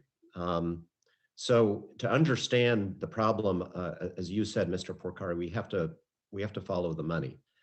We heard that since 1949, the federal investment in our highway system has been around $2 trillion. So we didn't let our highway system live or die on the free market, did we? To borrow a phrase from Judge Duhon. No, Congressman, we did not. What we actually provided in that example is consistent multi-year funding with essentially a guaranteed cost to complete the interstate system. Right. And had we not done that, I would imagine that the United States would look a heck of a lot different than it does today. In fact, we probably have radically different population totals in states that overwhelmingly rely on the highway system. Meanwhile, federal investment in rail has been around $96 billion, just 96 since then.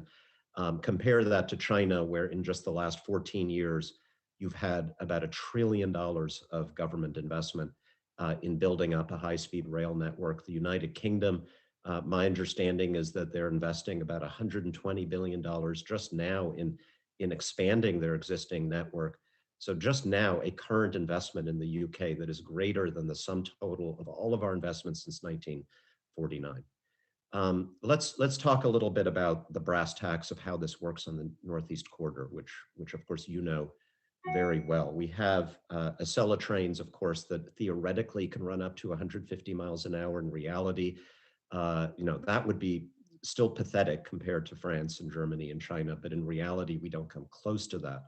So my question for you is, as a practical matter, why can't we have nice things? What are the physical, practical impediments to achieving higher speeds? Is it the tracks? Is it the catenary? Is it something else? What are the political and regulatory obstacles? And are these obstacles surmountable in your view? Congressman, we certainly have technical obstacles. You mentioned catenary, the right-of-way itself, the alignment of it. None of those are insurmountable. We have a 111-year-old tunnel in New York. We have a B&P tunnel in Baltimore that's Civil War era. Those are not the biggest obstacles. It is more a question of will. What we want to do as a country in infrastructure, we do. And we've never made rail really the priority that I think it needs to be.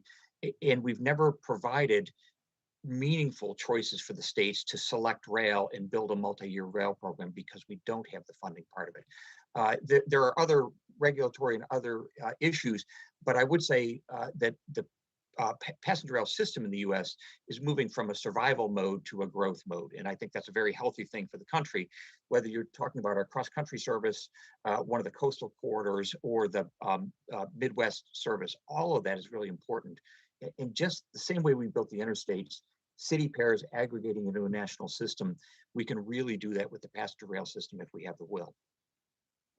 Well, thank you so much. And, just to close, for me, this is, it's a practical question. It's a matter of competitiveness. It's about whether the United States can do and be seen to do great things again, but it's also a question of freedom. I want my constituents, I want all my colleagues' constituents to have the greater freedom to choose to live where they want to live, to be able to get to work in a variety of different ways that people all around the world have and Americans do not. And I hope that's something we can come together around on this committee. Thank you so much. I yield back. And thank the gentleman. It's duly noted that it's not a mistake that 4 members of the New Jersey delegation are on transportation. We are bound by railroads in our state coming from every direction in every community. So this is a very important topic for us. Now I recognize Mr. Weber for 5 minutes.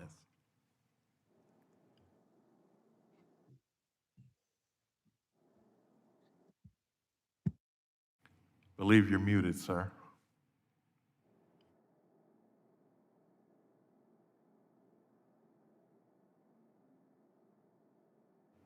You're still muted.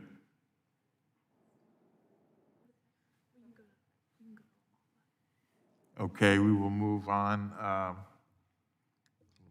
We will recognize my good friend, the gentleman from California, Mr. Lamalfa.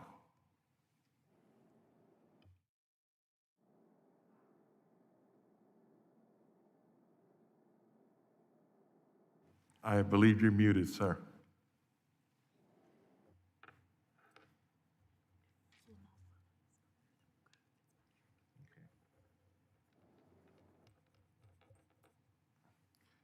Okay, next we'll try Mr. Fitzpatrick.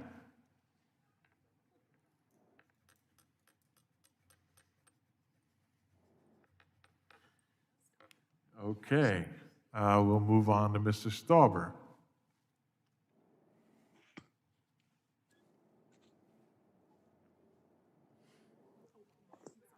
Oh, Mr. Lamalfa is. Mr. Chairman, I appreciate good to see you. I'm a little tied up right now. Can I defer to a little later on this panel, please? Gentlemen can defer. Now Thank you. I appreciate it. We will try Ms. Burkett.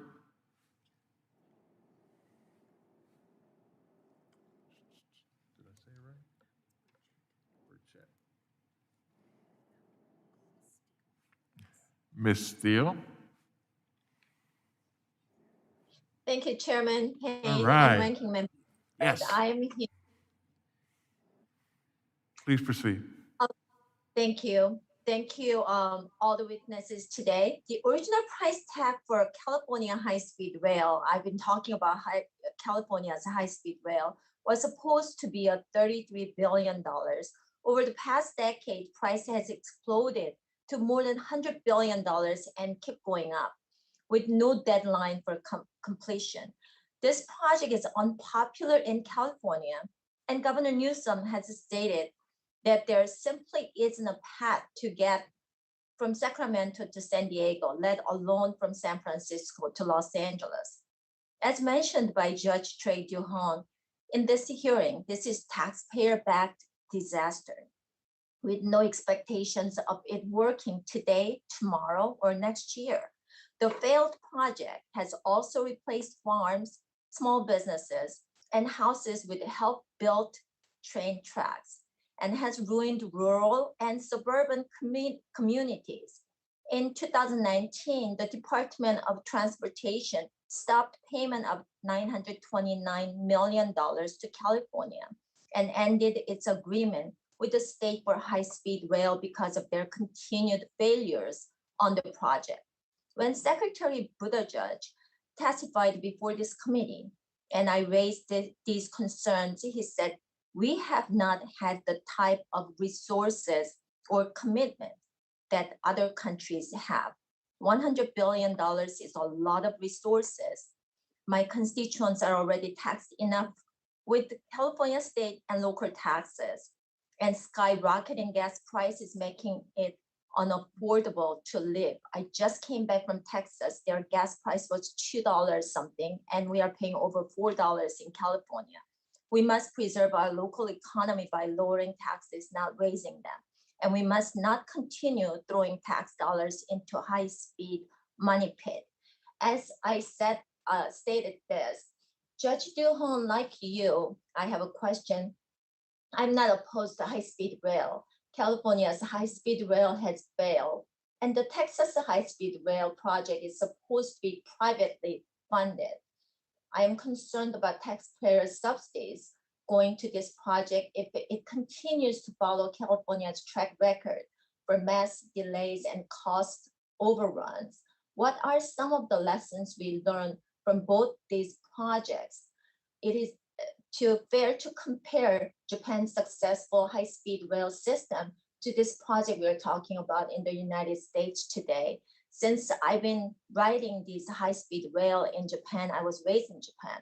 You know what? It's very reasonable price and you can go really fast. So I'm not really against it, same as you, but just give us those lessons that what we can do in the United States. Thank you, Congresswoman, for that question. And you know, that's really gets to the heart of the matter. If we're going to do successful high-speed rail, we have to really look at the factors, the real factors that makes high-speed rail work. And what are those factors? There's been a lot of folks that simply take the position because you have a densely populated area in Houston and Dallas, that if we drop a high-speed rail line in between those two, that everybody all of a sudden is going to go to this high-speed rail line and ride it. And that's simply not true. There's so many things that go into what makes high-speed rail successful. I'll give you one example. The Reason Foundation has done studies where they have found that where you put in high-speed rail, where there was previously existing transit service, where you're replacing an older mode with a newer mode, and people are already used to using transit. And the example in Japan that you gave is a perfect example. A lot of people in Japan don't own their own vehicles. Their employers pay and subsidize for them to get on that high-speed rail. Between Houston and Dallas, you know, we have maybe 2,000, 3,000 flights a day that go between Houston and Dallas, and a lot of those are business travelers. So when you compare, it's just not apples to apples. And that's why this project, we've said from day one, would never cash flow. You know, where's the end terminus? For example, the station in Houston is still 9 miles away from downtown. So how do your business travelers get to the station rather than just go down to Houston Hobby Airport and fly to Love Field, which puts them 5 minutes from downtown Dallas? So these are all the kind of factors that go into. I can just tell you this, when you're looking at high-speed rail and you're looking at costs that have gone from 10 billion to 30 billion, and it really didn't cash flow at 10 billion, and then you have 30 billion, and you've got these very high projected ridership numbers. I just can tell you this, the folks in Waller County, the folks that I know, a family of 4 is not going to pay $1,000 to ride a train between Houston and Dallas when they can get there on a $50 tank of gas an hour and a half later. It's just not going to happen. So it's not a mass transit solution, at least not for this corridor. And I think we got to be real careful, because otherwise it will having a project like this fail will hurt projects where they should go, like on the Northeast corridor, where you already have people that are using transit and we need better transit in those areas. But this project, for a lot of reasons, is just does not fit the mold for successful high-speed rail. Thank you, Judge Duhon. I yield back. Gentlelady yields back. I now recognize Mr. Moulton for 5 minutes. Thank you, Mr. Chairman. I'd like to direct another question to the judge. I spent some time living in Dallas, and I'm very familiar with Texas, and appreciate all the uniqueness of that state. You stated that you don't believe, in your personal belief at least, that the Texas Central Railway will make an operating profit, that it will require continued subsidies after construction is complete. Does your highway system and airport system require continued subsidies? I mean, Congressman, yeah, thank you for your question, first off. And of course, highways and airlines and airports, I'm sure receive, I mean, highways in Texas, of course, are primarily built by TxDOT along with federal funds. So absolutely, there's no doubt about that. We've actually, Judge, we've actually transferred about $158 billion in general funds. So, not quite twice as much, but almost twice as much as we've invested in Amtrak in its entire history into the Highway Trust Fund. So not user fees, that's general funds transfers just since 2008. So actually there's a lot of operating subsidies that go in there. And that's not even talking about the operating subsidies that go to things like the highway patrol and emergency services. There's a lot of, there's a lot of support structure required to subsidize these highways as well. We did a study in Massachusetts that looked at the subsidies that taxpayers pay for our highway infrastructure here in Massachusetts. It was $60 billion a year, whether or not you own a car, because that's not in user fees. And I know that I-45 between Dallas and Houston is the second deadliest stretch of highway in the entire country. So you look at what they're planning to build there, it's pretty significant. Are you familiar with the plans to widen I-45 and make other highway improvements between Houston and Dallas, and how much those will cost? Yes, Congressman, I am familiar with the projected cost of the expansions, and there is a cost to transportation. There's no doubt, and subsidies. I just would remind everyone that this project in Texas Central Railway was never predicated on public dollars. It was predicated on a privately financed system. So yeah, I understand that, Judge, and I agree that is how the project was initially sold. It's interesting, you never hear a highway project being sold on private investment because frankly, the business community does not see a return on investment for highway projects, except in very rare circumstances with toll roads. And so it's actually a remarkable testament to the innate efficiency of high-speed rail that you can get a positive return on the investment. In infrastructure funds invest in high-speed rail systems all over the world for construction. But there are a number of high-speed rail systems that actually operate at a profit, whereas it's very hard to find highway systems that operate at a profit at all, even after the infrastructure is built. When you look at the system, that is not just the companies that travel over it. When we looked at when Microsoft looked at the Cascadia corridor up in the Pacific Northwest, and we've heard testimony from Washington DOT there too. They determined that to build the high-speed rail line would cost half as much as expanding the highway by just one lane in either direction. And of course, if you just expand the highway, no one goes any faster. Lots of studies and experience have shown that congestion actually just increases over time. But even in a perfect scenario, driving in the middle of the night, you might go 80 miles an hour, which is a far cry from 250 miles per hour on ultra high speed rail in the Cascadia corridor. Because of that travel speed difference and the time difference, you also get all these additional benefits that you wouldn't get from expanding the highway because businesses, travelers, families are much closer. You can live in many more places and still work downtown than you could before. They've estimated about $350 billion in economic benefits if you build that high-speed rail system. And so just do the math. I mean, if you want to build high-speed rail for half the cost and you get $350 billion in additional benefits, that seems to make a lot of sense. But there's another thing that, and then by the way, these same estimates apply to California, where it looks like about twice as much money to expand highway and airport capacity. It also takes less space. Mr. Porcari, last question, we just have a few seconds.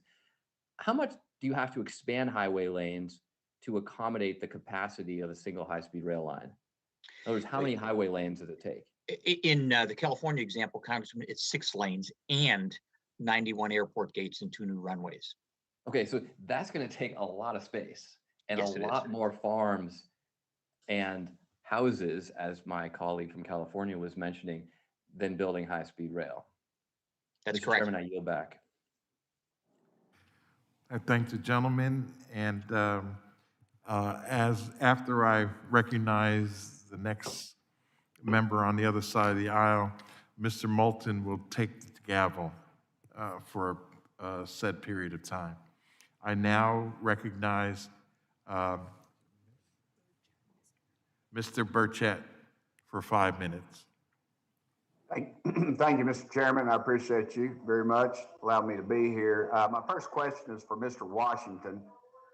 You discussed some of the benefits of high-speed rail done right with seemed like you had extra emphasis on the done right portion of it, but your state's high-speed rail project currently underway has already more than doubled in cost, and its completion date has been delayed nearly 10 years.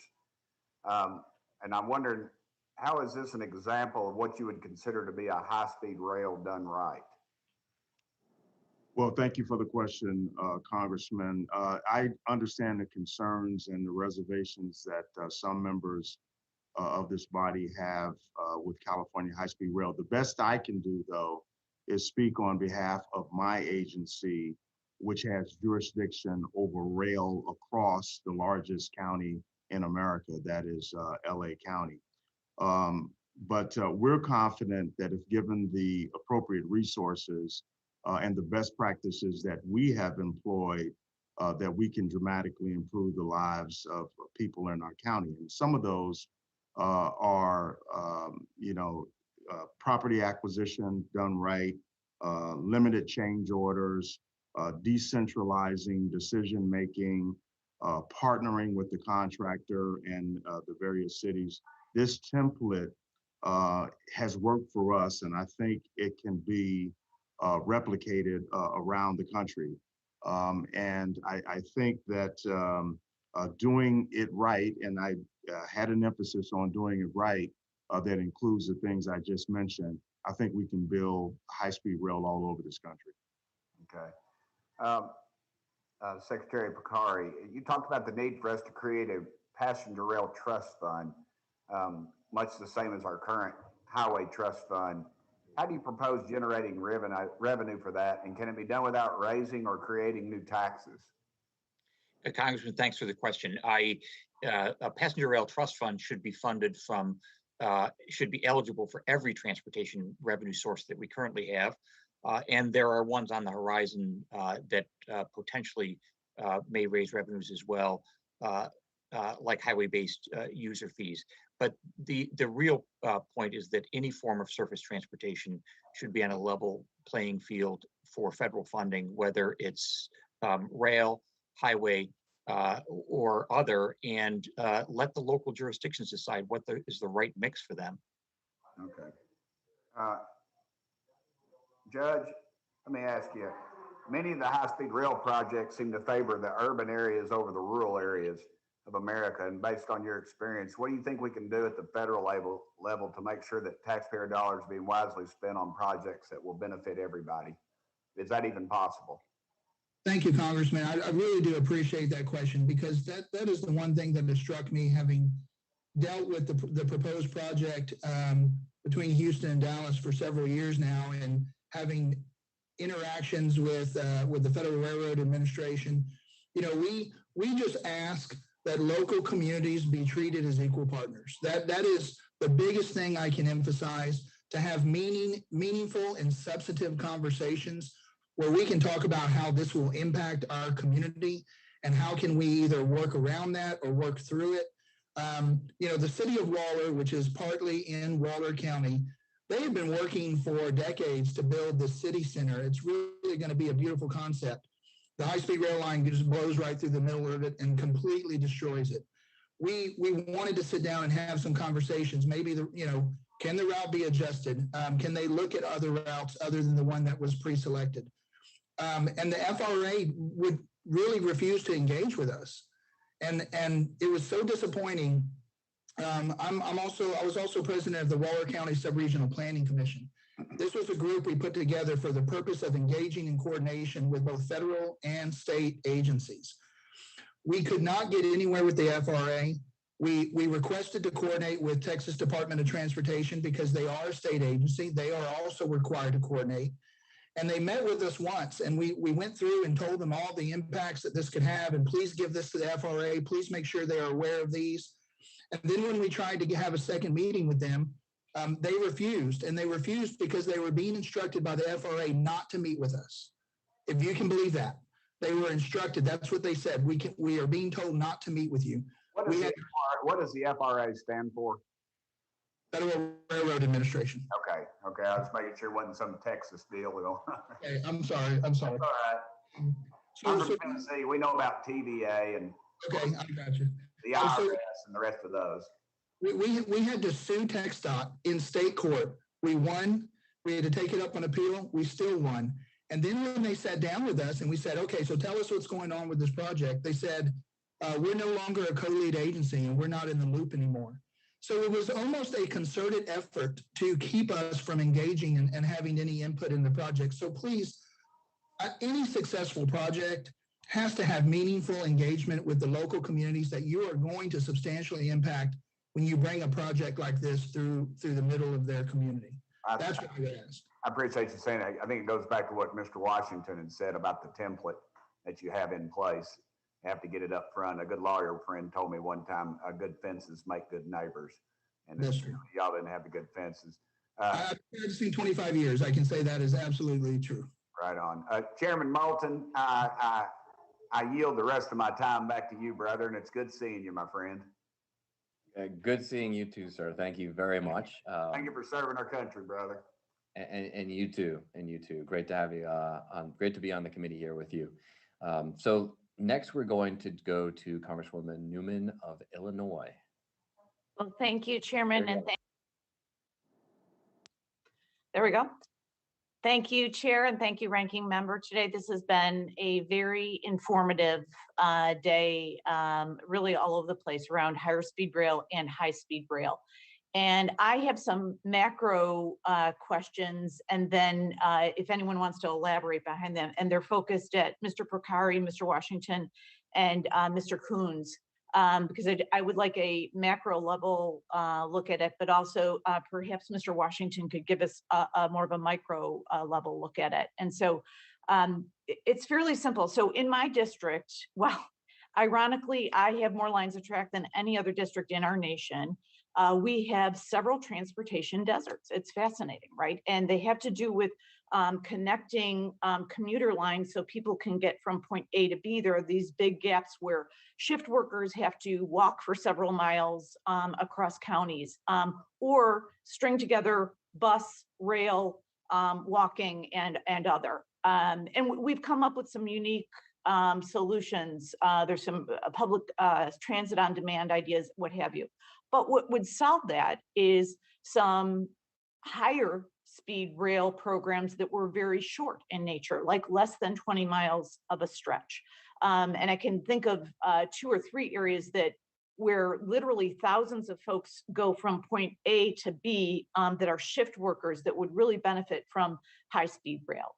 There's also some wide open spaces. Now, I know that we have NEPA regulations that, phase 1 and beginning of phase 2, very tough with regard to displacement and finding the space and all of that. There's no shortage of issues. But the question then becomes, how expensive is it to not do this? How hard is it on the environment to not do this? And how deadly is it to not do this? And my question for Mr. Porcari, I'll start with him, is that has it been studied the impact of not doing higher speed rail and high speed rail? It's a great question, Congresswoman, and there is certainly an opportunity cost in not doing this work. And you're seeing some of that, some of those calculations being done by metropolitan planning organizations around the country right now on different modal choices. And for example, adding commuter rail, adding better transit service, what that means in environmental terms. And it's very project specific, obviously. But if you look at the growth of the country on the long-term basis, it's clear that we need to balance our transportation system with better rail choices, with both new and emerging technologies, if we're going to do it. And in environmental terms, if you look, for example, at California's cap and trade program, emissions reductions and the drive towards emissions reductions are changing policies around the states. And so that I believe that's something you're going to see more states doing in the future because of those avoided emissions. Thank you. And then if Mr. Kunz or Mr. Washington have any other comments, I have one more quick question after that, but if either of you want to contribute, I'd love to hear. Yes, very quickly. How expensive is it to not do it? I think we can quantify that in lives lost on our highway system. And I think when I think about a system and moving people, you mentioned 20 miles. This is ideal for a light rail system. We are building many much track of light rail systems here in Los Angeles County. And I think about the systems that go directly into our nation's airports as well. There could be, 50, maybe 100,000 people working at some of our larger airports, and trains get a big portion of them to that airport. I think the last thing I would point to is the environment, how we want to live. We know that transportation is the biggest emitter of pollution. And so how expensive is it not to do this? I would measure that in lives. Thank you. And Mr. Kunz, if you have anything to share. Yes, thank you for that question, Congresswoman. The other big thing that hasn't been mentioned is the cost of people's time and waste sitting stuck in traffic or stuck in airports. It's estimated to be several $100 billion a year. And as a business person, time is money. So if all your people are taking all day to get anywhere, your entire company is less competitive, especially against nations that actually have these efficient systems, and then they can outcompete us. Well, good, thank you. And rather than do my next question, I just would like to enter for the record that I suggest at both the city metropolitan level and at the DOT level, and I'll share this with the Secretary of Transportation, that we stop quibbling about whether it should or should not be done and all of the stumbling blocks, because there are prior issues attached to this. There are NEPA challenges, there are construction challenges, there are everything. I think we have to start coming together and thinking about how we get this done and not why it should or shouldn't be done, because it's clear it needs to be done. And then I will say one final thing. There's no better reason to do it rather than to create opportunity to make our environment cleaner and healthier and to save lives. So I'm hoping that when I do have my meeting with Secretary Buttigieg, that we can just move forward on getting this done and figure it out. Thank you, Congresswoman. Your time has expired, but I agree, and I think it's important to just point out in that regard that Judge, you were complaining about the process. They seem like very legitimate complaints you had with not being involved in the process. Of course, that was under the Trump administration that EIS was handled with the FRA. I think you'll find a different reception with the Biden administration. Okay, next on the list is my colleague from Indiana, Mr. Carson.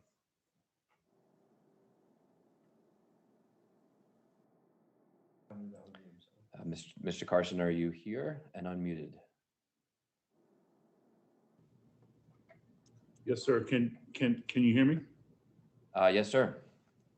All right. So, sorry about that. I was having some technical difficulties here. We still can't see you, but we can hear you. Yeah. So I'm curious.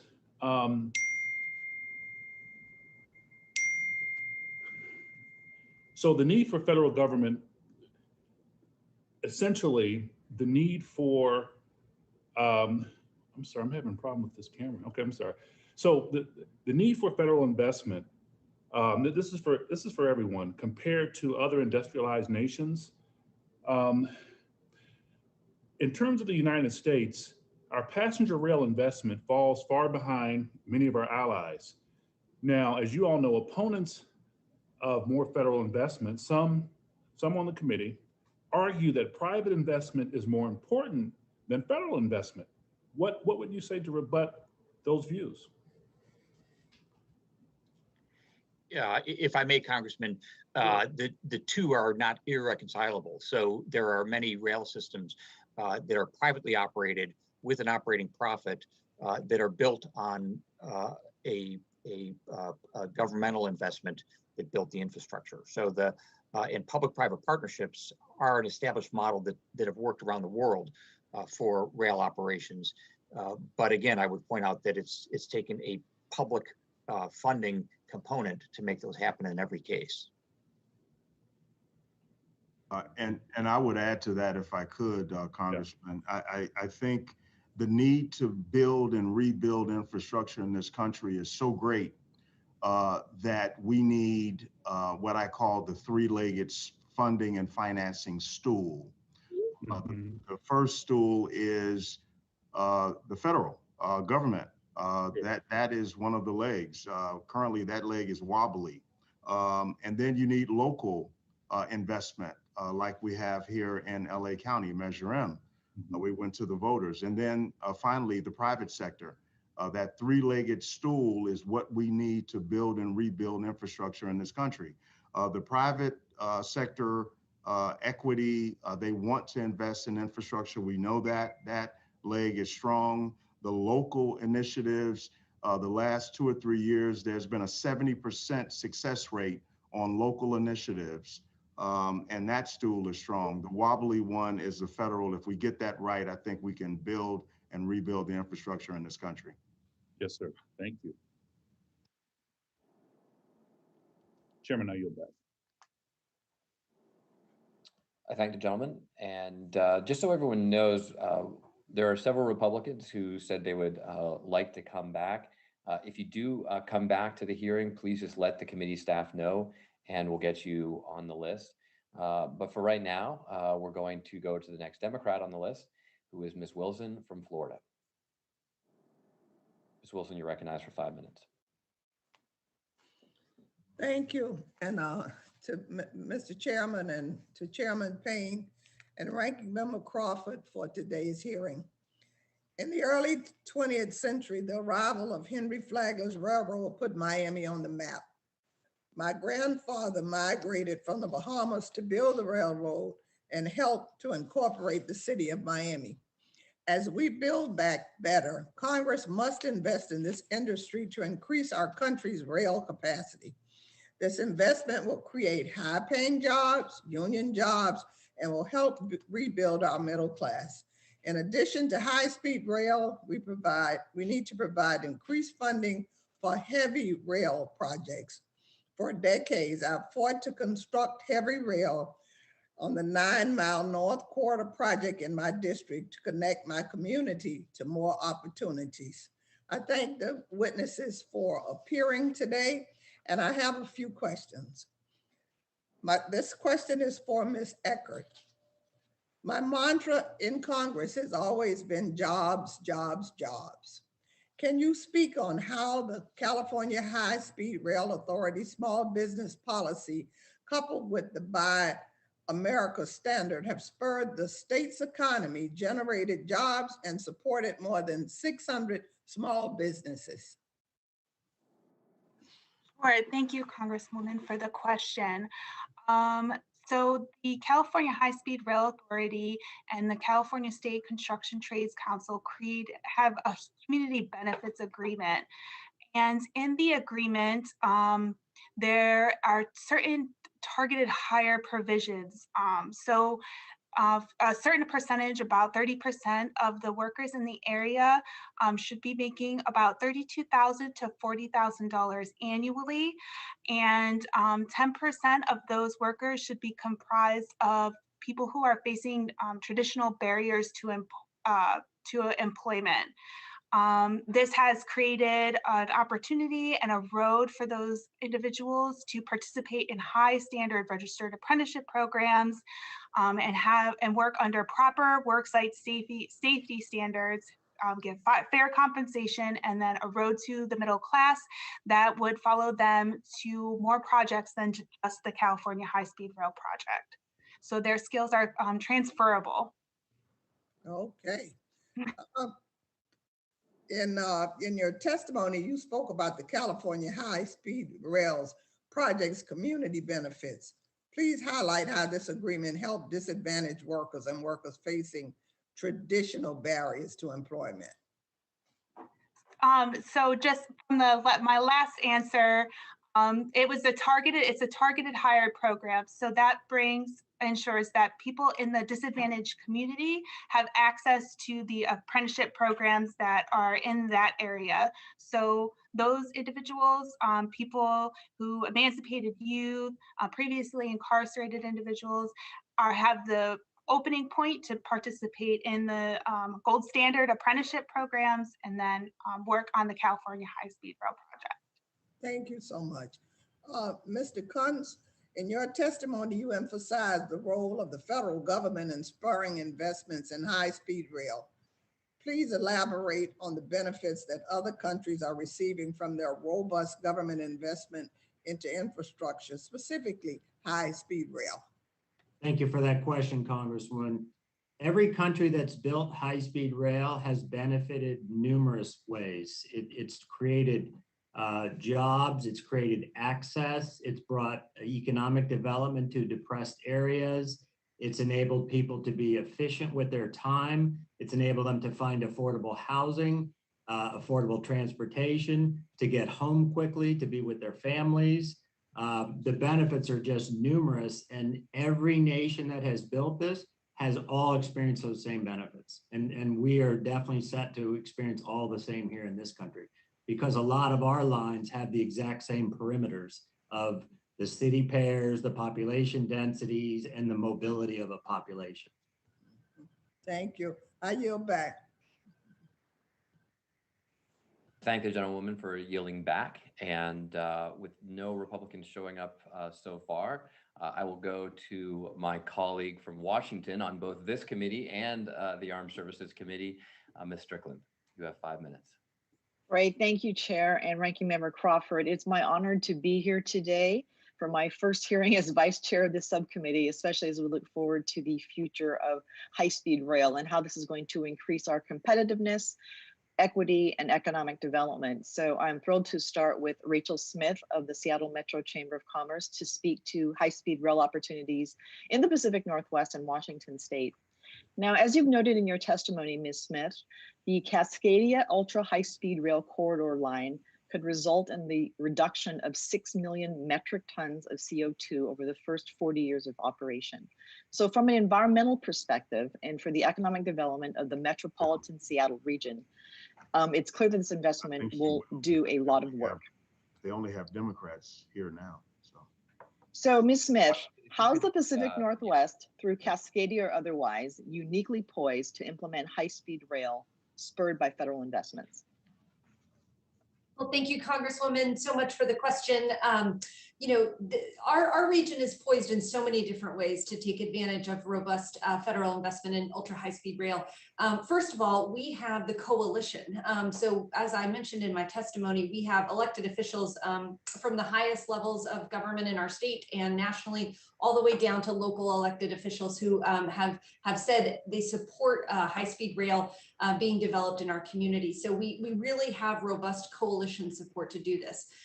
We also have a history in our region of, as I said, sort of partnerships to get big projects like this done. Typically we rely from a funding perspective on local, regional, and state taxes, public-private partnerships, which have been mentioned, fare box recovery, and other sort of internal revenue generation, and then, of course, a robust federal partnership. So we exercise those muscles well to be able to put together funding package to accomplish big projects. We also have a great relationship with our labor community in terms of both the public and private sector, and I think that is, helps streamline all of the work that we would want to do for the actual project delivery. And then, I think, again, at the end of the day, our community has made a commitment to transit. We have made a commitment to transit in our bus service. We've made a commitment to transit in light rail. We recently passed a $54 billion light rail light rail package. In 2016 and 2008, we passed an $18 billion light rail package.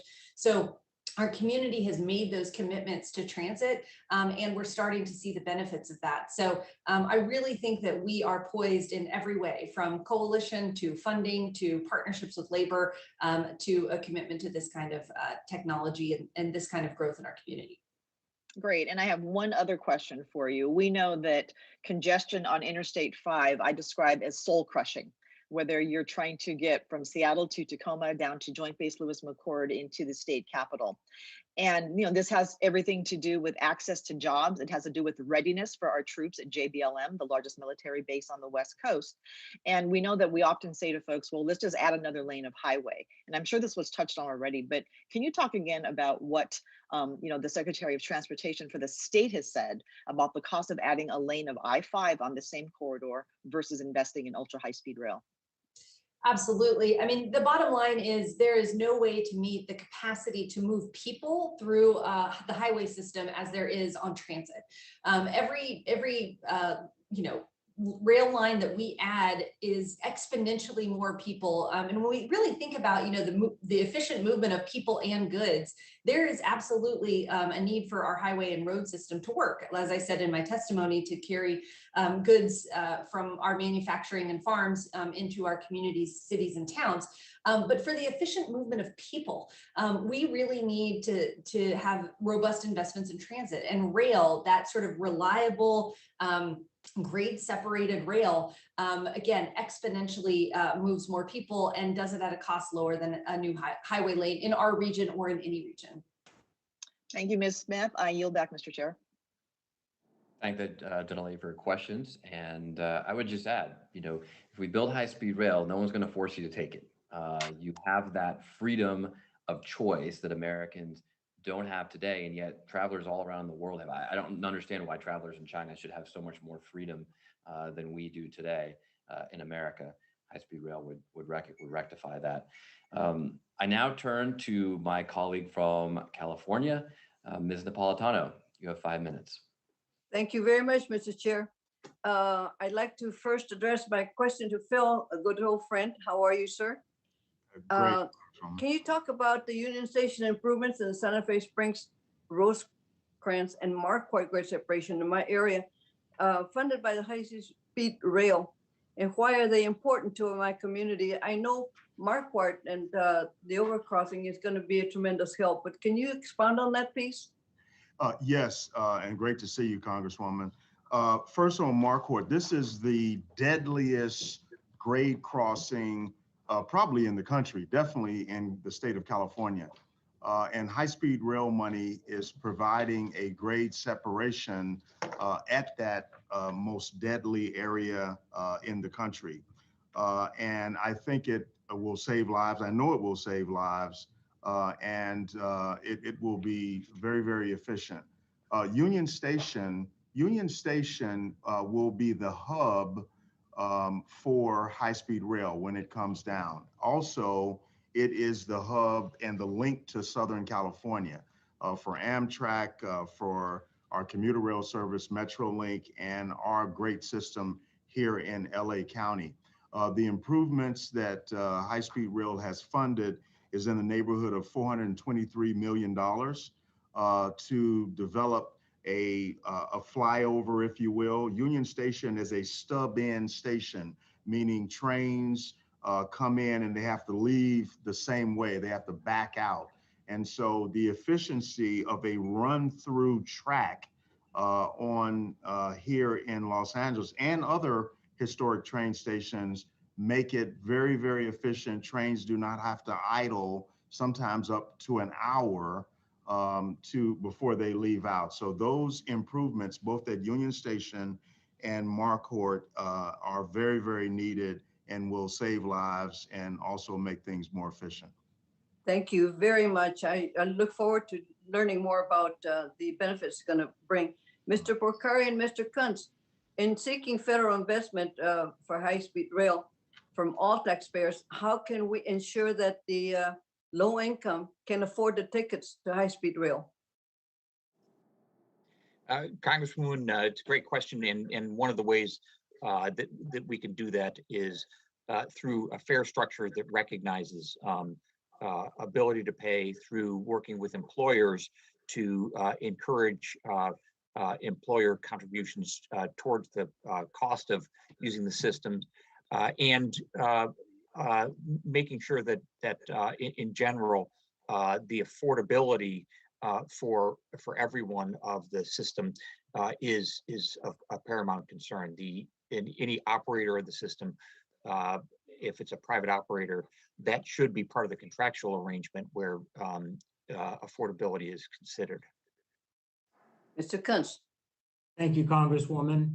I'd like to point out in France, the country that has a mature high-speed rail system actually has launched a second no-frills high-speed system that literally you can get from like Paris to Nice for about $20. So the beauty of high-speed rail is that they're very efficient systems, they're very high capacity, and they're not that expensive to operate. So it's actually easy for these operators to provide low-cost tickets for everybody to ride. So these are really meant for everybody. Well, it's a little different because I was able to go on some of those in Europe a while back, but the government owns the land, so there isn't a problem with eminent domain and issues that precluded from going over. So I think that somehow we have to be very cognizant that low-income taxpayer whose money goes into it is somehow recognized and be able to help. I don't know if their employer will be willing to pitch in, but I certainly hope that we can come to a solution, because it doesn't seem fair that taxpayers' money going into this process and not getting benefit out of it. Thank you, Mr. Chair. I yield back. And I thank the gentlelady. We'll now go to Ms. Titus from Nevada. Thank you very much. Mr. Washington, I represent Las Vegas, so many of your constituents are coming back to my district now, and we're glad that they are. But they often have to spend hours sitting on I-15 just in back-to-back traffic that's hardly moving. And you see that on the weekend, Friday coming and Sunday going. So that's why I'm excited about the development of the Brightline West project that'll connect the two areas, Las Vegas and Southern California. And you mentioned in your testimony that a recent study estimated that the annual readership would be over 10 million people. We are optimistic about that too. And so that would put this inner city rail line among the top in terms of ridership. So I wonder if, given your role in managing a multimodal transit system that serves tens of millions of passengers every year, how your agency is coordinating with projects like Brightline West to ensure intermodal connections, and what lessons you've learned to date that other metropolitan areas like Las Vegas could use to get these kind of projects developed. Well, thank you for the question, Congresswoman. And yes, Interstate 15 is terrible. I was up in Barstow at the National Training Center, being a retired Army guy. I went up there and talked to some troops at Fort Irwin. I think the 10.8 million riders annually is a real number. From Apple Valley or Las Vegas to Apple Valley and then on to Los Angeles. The high desert corridor, the land and the right-of-way that we have purchased, being the LA Metro Authority, is paying off. We have about $170 million or so for right-of-way acquisition to help Brightline get from Palmdale, which is about 54 miles out, all the way into Los Angeles Union Station, where I happen to be right now. And so we are, and the connection, once they get to Union Station, branching out to all areas of LA County and connecting to the system, the local system here, is incredible. I think the other thing that I put in my testimony is being able to come from an affordable area, which is a high poverty area in a place called Palmdale, and be able to get to Union Station in LA within 40 minutes opens up a whole range of opportunities for families. So we are working very, very closely with Brightline right now on environmental issues, electrification issues, and those things. And our hope is that they will break ground. I know they're going to be breaking ground within the next 12 months or so. Well, I'm very encouraged by that. I think they will too. And we've been trying to work it with the Ways and Means Committee to lift the cap on some of those bonds that they have applied for to use in the construction of it here in Nevada. So I see it not just as a tourist train, but as a business travel train. And even some people may live here for the tax purposes and commute to work somewhere in California, or for some reason back and forth. Yes, and that is the idea. The idea is if you can get from Vegas to Los Angeles in 2.5 hours or something like that, that is incredible. And on the way, people can go either way. If they live in Apple Valley, they can go to Las Vegas to work, or they can go to Los Angeles to work and still have affordable housing. So it's, I think it's a project of regional and national significance, just because of the economic benefit to people that otherwise would not have that, i.e. low-income folks. I agree. I think we need to think regionally, not just locally. And this is a good example of a project like that. There's no reason that the Southwest can't be united like the Northeast is. Our distances are longer, but we have other advantages that they don't have. So thank you very much. I yield back. I thank the gentlelady for her questions. And of course, we can't, as Americans today, travel quickly travel at high speed, I should say, between California and Nevada and then back to California. But we can do that on this committee. So we go back to California with my colleague now, Mr. Huffman. It's good to have a high-speed connection with you right now, Mr. Chair. And I want to thank you. I want to really commend Chair Payne for choosing to focus on this important issue. And what I've heard today is that if we do this right, investments in high-speed rail can improve connections between communities, provide better access to jobs, housing, and other social services, rebuild America's manufacturing base, and create good paying jobs that will depend on that manufacturing, while giving us a cleaner, more efficient way to move people as we tackle the climate crisis. That's all pretty exciting to me. And I want to bring attention, though, to the title of this hearing, which is When All of This Potential Meets Limited Resources. And it's really no wonder that we face this dilemma, especially when we compare the United States to other countries around the world. We've really starved investment in passenger rail capacity while lavishing generous federal matches on highway funding, and you get what you pay for. So many state transportation projects, we know, receive robust federal support. But as was pointed out, Secretary Porcari pointed this out. If you look at the much maligned California high-speed rail project, their 2030 business plan anticipates 85% of its funding from state sources, only 15% from federal. We've got the 5th largest economy in the world. California is a leader in tackling climate change, and it's been able to keep this project alive by dedicating a significant portion of its cap and trade revenues. But other states don't have those kind of resources. All states that want to step into the 21st century with high-speed rail are going to need more federal support to do it. So Secretary Porcari, you discussed the underinvestment in rail relative to highways and aviation, and you use Baltimore to New York City, that corridor, as an example. Heading south, you also have Baltimore to Washington, and you've got existing service with Amtrak and MARC. Even with the dedicated trust fund that you recommend, we're going to be stretched to fund projects and also build new projects that don't cannibalize ridership from existing service. So I want to ask you, how can we ensure that high-speed rail complements rather than competes with existing service in corridors like this?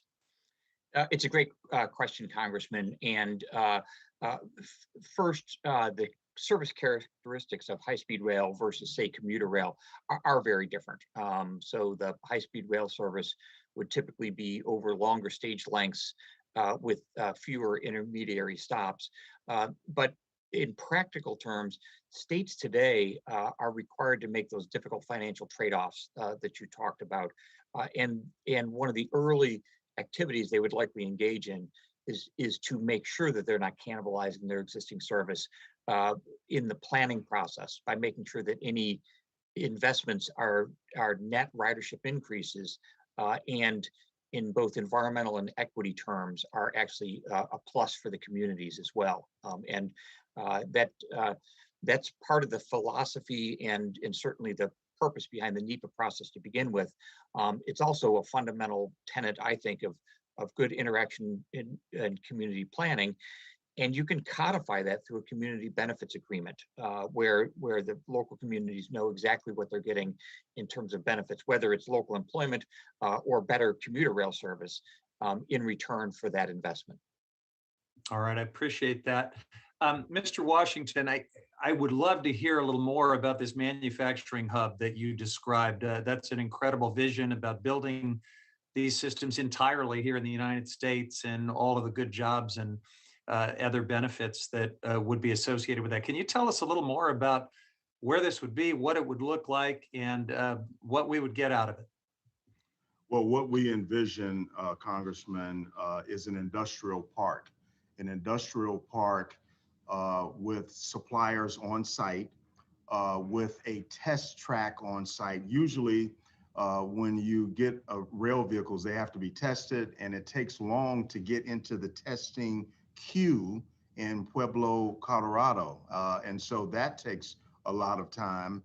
There are climate chambers where the vehicle needs to be tested as well. So what we're proposing is a soup to nuts manufacturing facility, train people to build trains in this country and build locomotives in this country and manufacturing them in this country. I think the economy would benefit. The place that we're looking at, we're still talking about that, but it would likely be in the North County area of LA County, where there's a ton of space.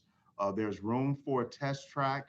And we see being able to offer us as the house person, not to coin Las Vegas too much, but this is a way that the local economy can make money by bringing trains in from all over the country to be tested at a manufacturing facility right here in this country, instead of relying on vehicles right now that's made in Spain, that's made in France, that's made in Canada. Let's do it here, is what we're saying.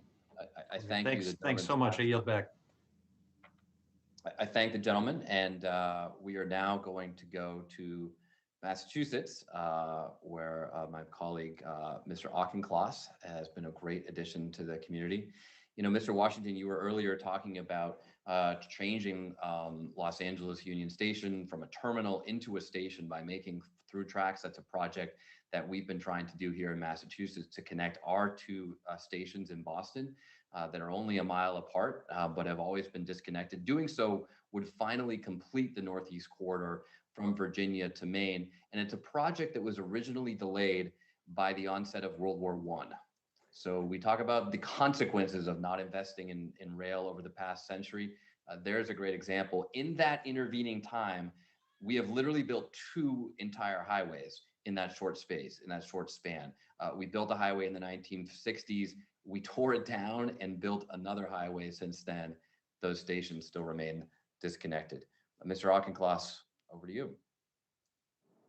Thank you, Mr. Moulton. I've been enjoying this hearing a great deal because high-speed rail is at the intersection of really three critical issues for my district and my home state.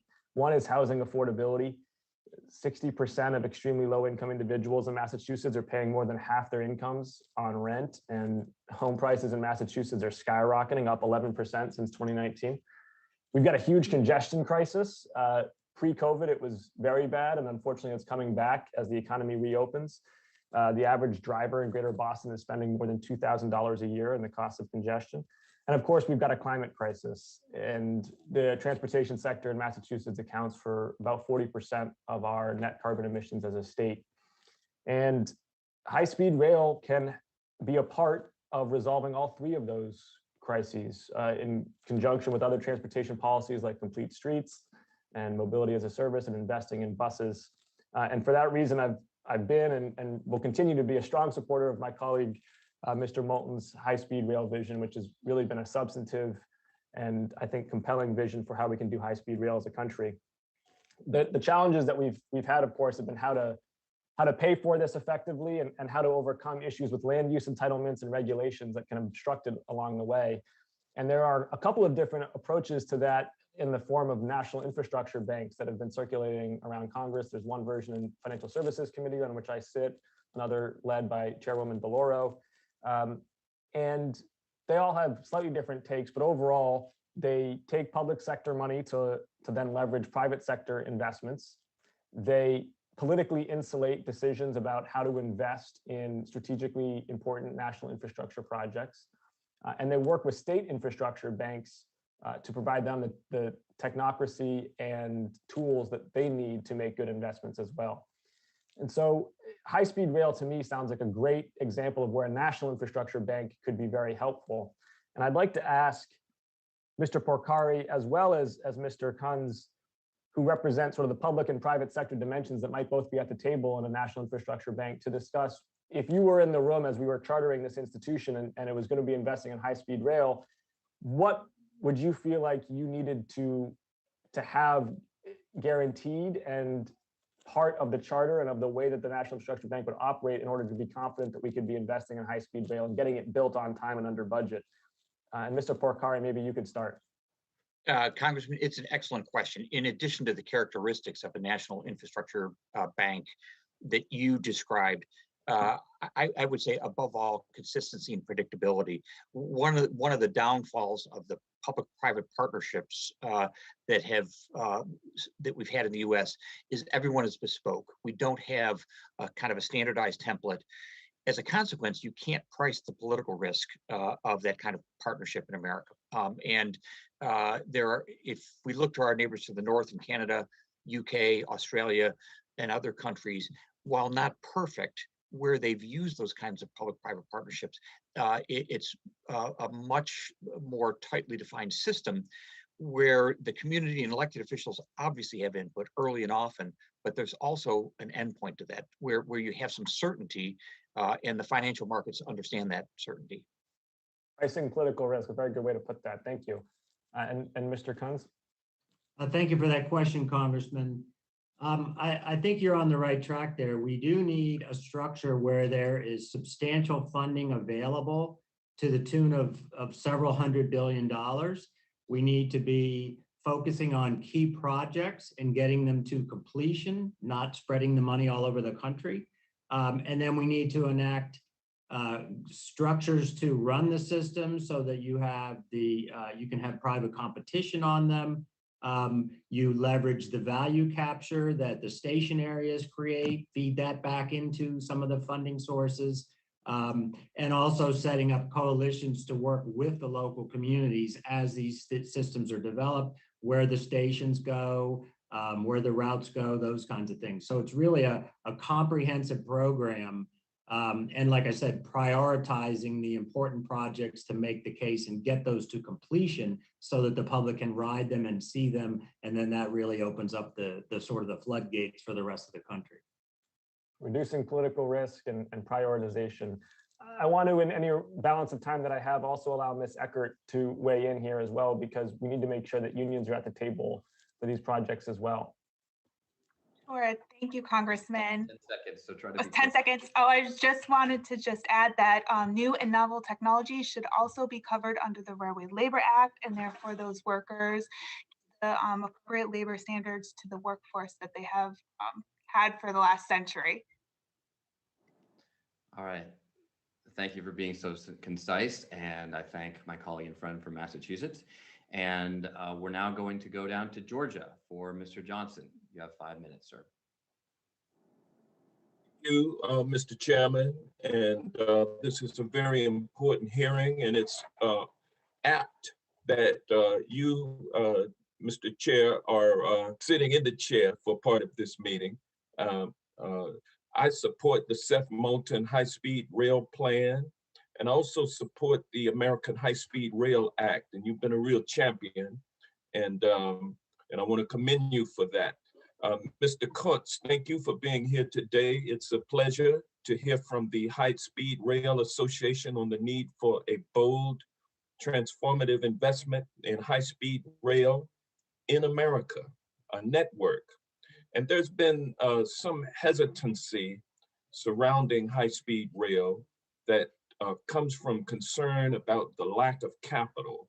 Your testimony talks about the importance of establishing a high-speed rail development agency within the Department of Transportation, as well as a rail trust fund to provide the capital needed to build out an HSR network. What is your response to those who find the vision of an American high-speed rail network too expensive to make, and they think that the investment would not be worthwhile? What is your response? Well, thank you, Congressman, for that question. We really just have to have a vision. We have to look at what these systems have done for the rest of the world, and then look at America and how we're struggling with congestion and climate and energy foreign oil dependency and all the problems we have that are all slowly dragging our country down. And so by investing in high-speed rail with a big vision, bold funding, and really aggressively building these projects, we can see these massive transformations take place all across our country. Everybody can participate in this and benefit from it. And so, like I said, this isn't fantasy. This is proven out all over the world to deliver all the things that we say that it will deliver. And it's based on, like I said, seeing it happen in these nations. Yeah, before we had one highway running through the nation. We had a rail network, and it's been said that it was rail that opened up America. Can you can you comment on the fact that America has not kept up with its rail investment over the centuries, and how it has left us in an uncompetitive posture in relation to other countries around the world? I thank you for that. I think the biggest thing is that people need to realize that highways and aviation are actually low volume modes of transportation. So we're trying to put too many people through those systems, and it's causing basically a hardening of our arteries of our entire nation. So by having high-speed rail, it opens up sort of the floodgates of our economic development, our mobility, and everything, so that it makes us more efficient as a nation, makes each company more efficient that operate within the nation. And again, if we don't keep up with China and Europe and the rest of the world, they leave us in the dust when it comes to global competitiveness, because we are taking so long to get anywhere. It costs us so much to do anything versus other countries that can get to 3 meetings in a day and be back to their office and just have super efficient countries, basically, when you have these. Yeah, there have been so many locations around the nation that have been left out of economic development. So equity, not just in urban communities, but in rural communities. How can we enhance the economic prospects of people in rural areas through high-speed rail? See, that's one of the beauties of high-speed rail, is that in a corridor, let's say, for example, between San Francisco and Los Angeles, it's not just like the way aviation only would make economic development in the 2 endpoints. High-speed rail connects all the cities in between, and they're now connected into that entire mega region of economic development. So the Central Valley, perfect example, is a place that had very high unemployment, very depressed economic conditions, and it will now be connected into both economies of California, the northern San Francisco economy and the southern Los Angeles economy. And those exact same things will happen in corridors all over the country, because these have stops in between. Not every single train stops at every station every hour, but they will have access into the system so that people can get jobs and opportunities, and it works in both directions. The economic development also comes to their towns because of the access. So companies can locate back office operations there. People can, move more things to these other cities that you wouldn't normally go to because they're too far. I want to thank the gentleman for his Thank time. you. Time has Thank you. expired. I yield back. Thank you very much, sir. One of the example corridors I often like to talk about is Chicago to Atlanta, because most Americans don't think that those cities are close enough for high-speed rail. It's about the same distance as Beijing to Shanghai, which is one of the most popular high-speed rail corridors in the world. But of course, it would do so much for all the economies in between Chicago and Atlanta if you built that out, which is something that just expanding highways or airports wouldn't be able to do. So thank you very much for the question. And I now want to welcome Congresswoman Johnson from Texas. Thank you so much for joining the subcommittee hearing this afternoon. You have 5 minutes. Well, thank you very much. And let me thank you for conducting this hearing. To me, it is clear that the development of high-speed rail system, not only in my state of Texas, but across this great nation, would provide tremendous economic and environmental benefits, while simultaneously decreasing traffic congestion in America's cities and metropolitan areas. According to the Texas A&M Transportation Institute, the cost of congestion has already increased by nearly 50% from the previous decade. And further estimates forecast that national congestion costs will continue to escalate in the coming years from $179 billion in 2017 to $237 billion by 2025, an increase of 32%. For my state, a high-speed rail system between Texas's largest metropolitan areas would greatly improve travel between large engines of economic opportunity and growth, as well as offer a desperately needed option to the often busy and congested trip between Dallas and Houston by highway. So I thank you, Mr. Chairman, for allowing me to participate today in this important discussion, and I'll yield back, but I reserve for questions to the witnesses on the number 2 panel. Yield back. And I thank the gentlelady. It's been a pleasure to chair this committee hearing, but I've not done it without error, because I mistakenly skipped over Mr. Garcia. from Illinois, who is up next. Mr. Garcia, you have 5 minutes, and my apologies. Over to you. Oh, no apologies needed. Thank you, Mr. Chairman Moulton and Ranking Member Crawford for pulling this hearing together. High-speed rail, whether it's wheel on steel or maglev technology, holds significant promise in the US. Future connectivity, development, you name it, but the fact is we're still dragging our feet, not just on implementation of new technologies, but even in how we operate what we already have. As many of you know, I hail from Chicago, the modern day birthplace of the labor movement. I represent a lot of working class blue collar families who quite literally keep our trains running. That's why fellow Chicagoland Representative Schakowsky and I are introducing legislation to ensure railroad employee unemployment benefits don't get subjected to sequestration and cuts as the market ebbs and flows. We want to make sure that these hardworking men and women who keep our trains running have all the rights and protections that they deserve. That's why I think it's absolutely critical that any new form of railroads, high-speed wheel on steel or maglev, hyperloop, you name it, are classified as rail carriers. Ms. Eckert, what kind of ramifications would railroad workers face if new types of railroads were not classified as rail carriers? Would those workers lose out on benefits that currently rail carrier employees have? Thank you for the question, Congressman. Yes, so railroad workers covered under the RLA do benefit from the Railroad Retirement Act, but also we have not faced the same wage stagnation as the rest of the country, and that is due to the high union density of railroad workforce. Comparatively speaking, studies have been done that typically the wages of a peer group for a workforce that's not unionized is about 11.2%. But we can identify a peer group by contracting out of work that we typically have done, specifically mechanical work.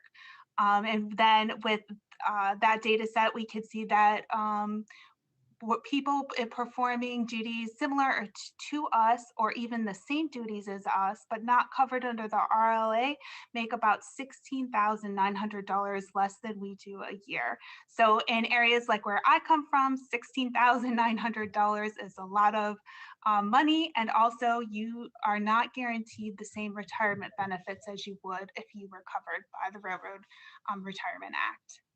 Great point. So given today's testimonies, I want to take a step back and ask a broader question about what are the key obstacles our country still faces in terms of making high-speed rail a reality. Mr. Porcari, based on your years in the industry and at the Department of Transportation, what is your estimation, are the key obstacles keeping us from making high-speed rail a reality in this country? Congressman, thanks. It's a great question. And one, we need to think big. We need to, as I've mentioned before, level the playing field so that jurisdictions throughout the country can make the choices that make sense to them. And I am confident that high-speed rail and higher speed rail, among other train choices, would be something that is supported by local jurisdictions if there was some funding parity in it. We also need to really fully load the cost of the transportation system we have now. Its environmental impacts, its safety and life safety impacts, and think about a safer, more environmentally friendly mode of transportation that's a genuine alternative for both urban and rural areas. And that really is a rail system, something you don't build in a day, but if you have the confidence that it's going to be a long-term effort and be supported, something you can do just as we've done with our aviation and highway system. Thank you. And that question for Mr. Kunz. Obstacles and how do we make it a reality in the US?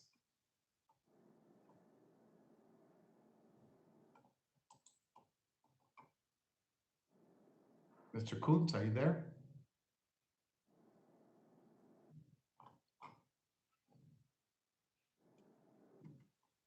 Mr. Kunz? If you're not there, I'm going to yield back to the chair. We seem to have lost Mr. Kunz for a minute, but I want to thank the gentleman.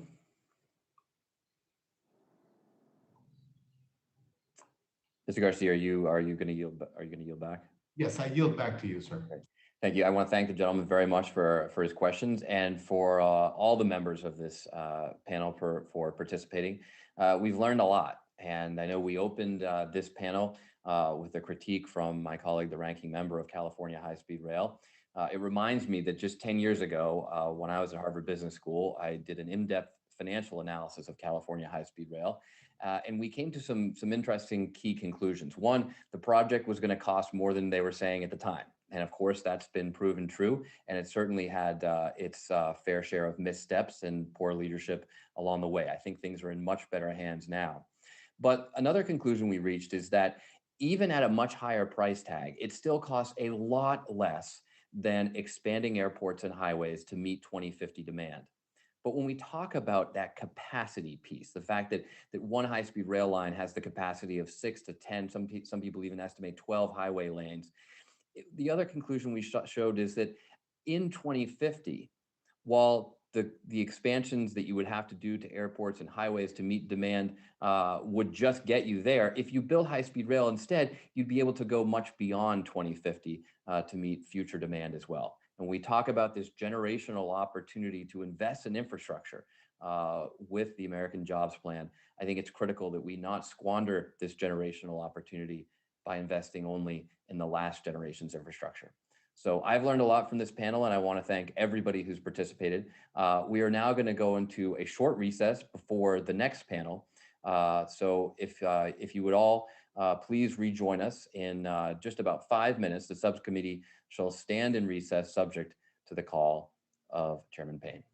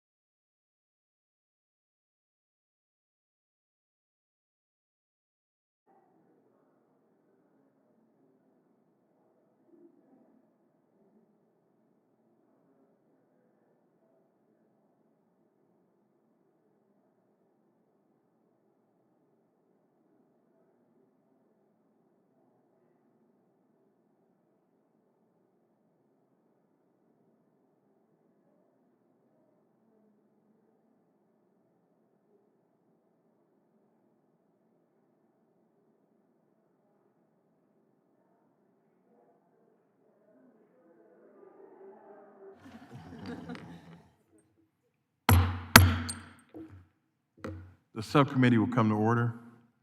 I now call up panel 2, and I ask the witnesses on the panel to please turn on their cameras and keep them on for the duration of the panel. I would now like to welcome the witnesses on our second panel. Mr. Carlos Aguilar, President and Chief Executive Officer of Texas Central High-Speed Rail. Mr. William Flynn, Chief Executive Officer of Amtrak. Not going on. Mr. Josh Giegel, Chief Executive Officer and Co-founder of Virgin Hyperloop. Mr. Andres De Leon, Chief Executive Officer, Hyperloop Transportation Technologies.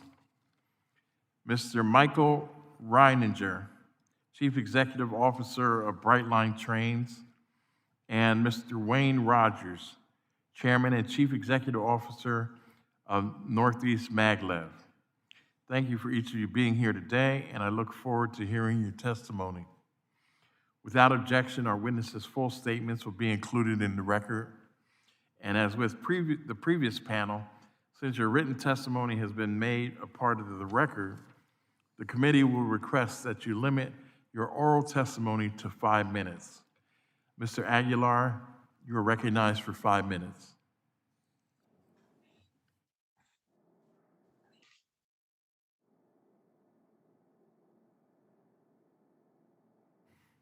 You're on mute. Ranking Member Crawford, members of the committee. Thank you for inviting me to testify today to share our vision of high-speed transportation. My name is Carlos Aguilar, CEO of Texas Central, the most shovel-ready rail project in the United States today. Texas Central is a transformational project. We will link the 4th and 5th largest metro areas in the country, separated by 240 miles, which is right in the sweet spot of high-speed rail. These are the only 2 metro areas in the United States that grew by over 1 million people each between 2010 and 2020.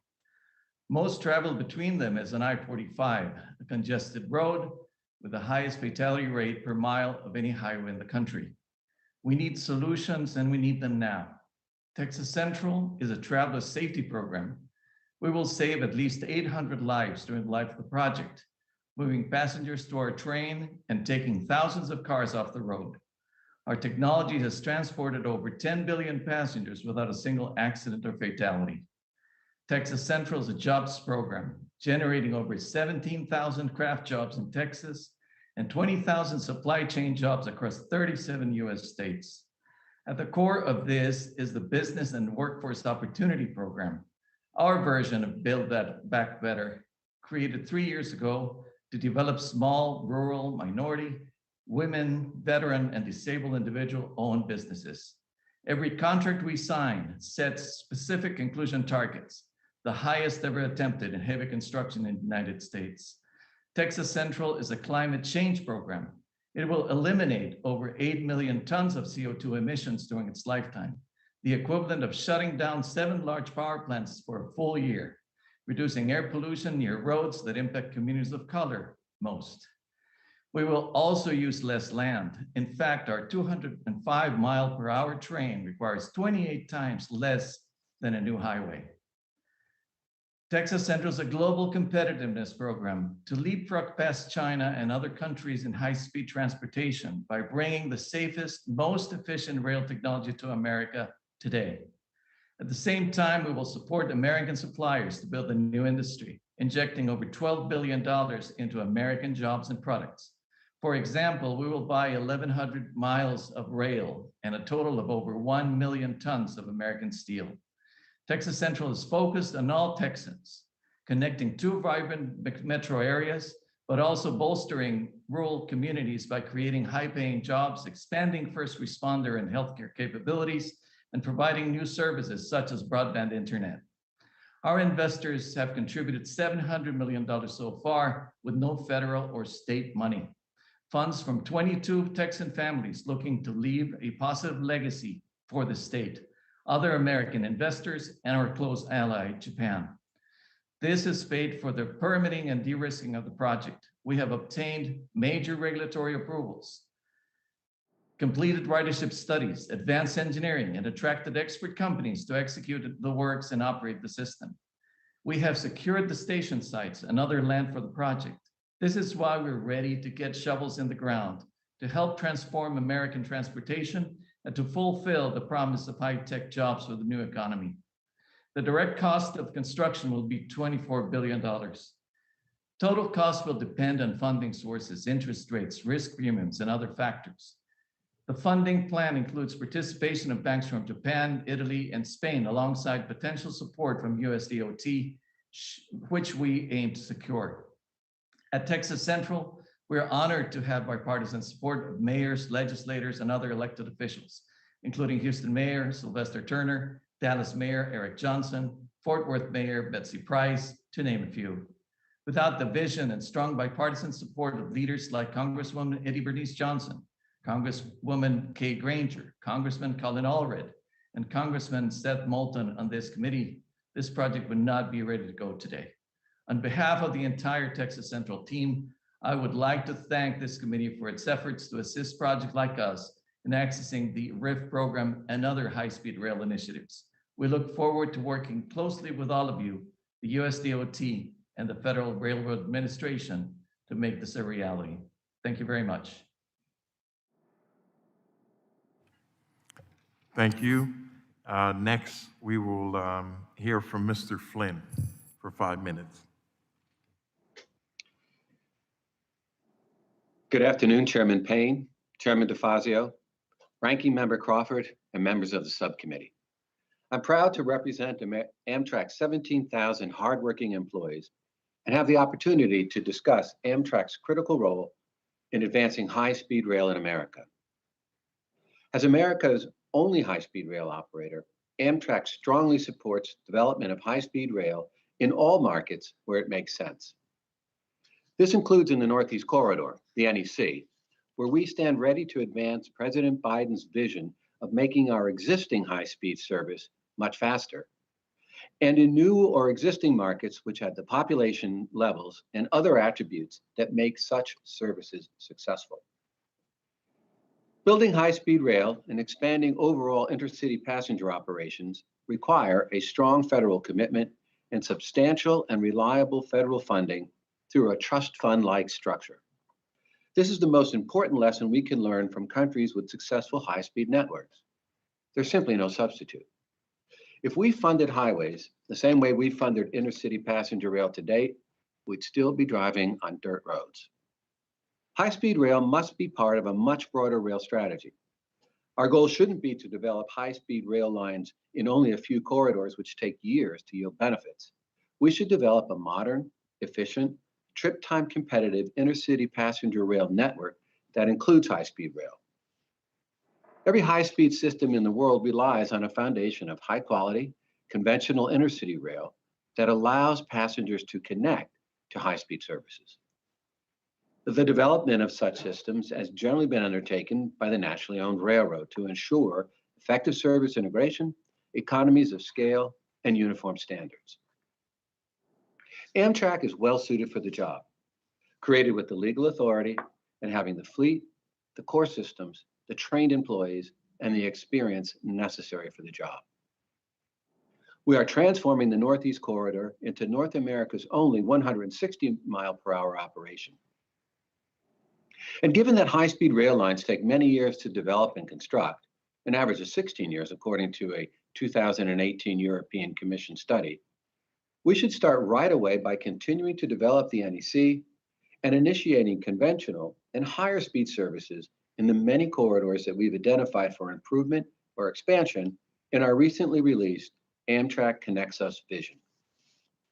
For some of the 60 corridors that we've identified, high-speed service should be the ultimate goal, such as corridors in Texas, Florida, and the Pacific Northwest.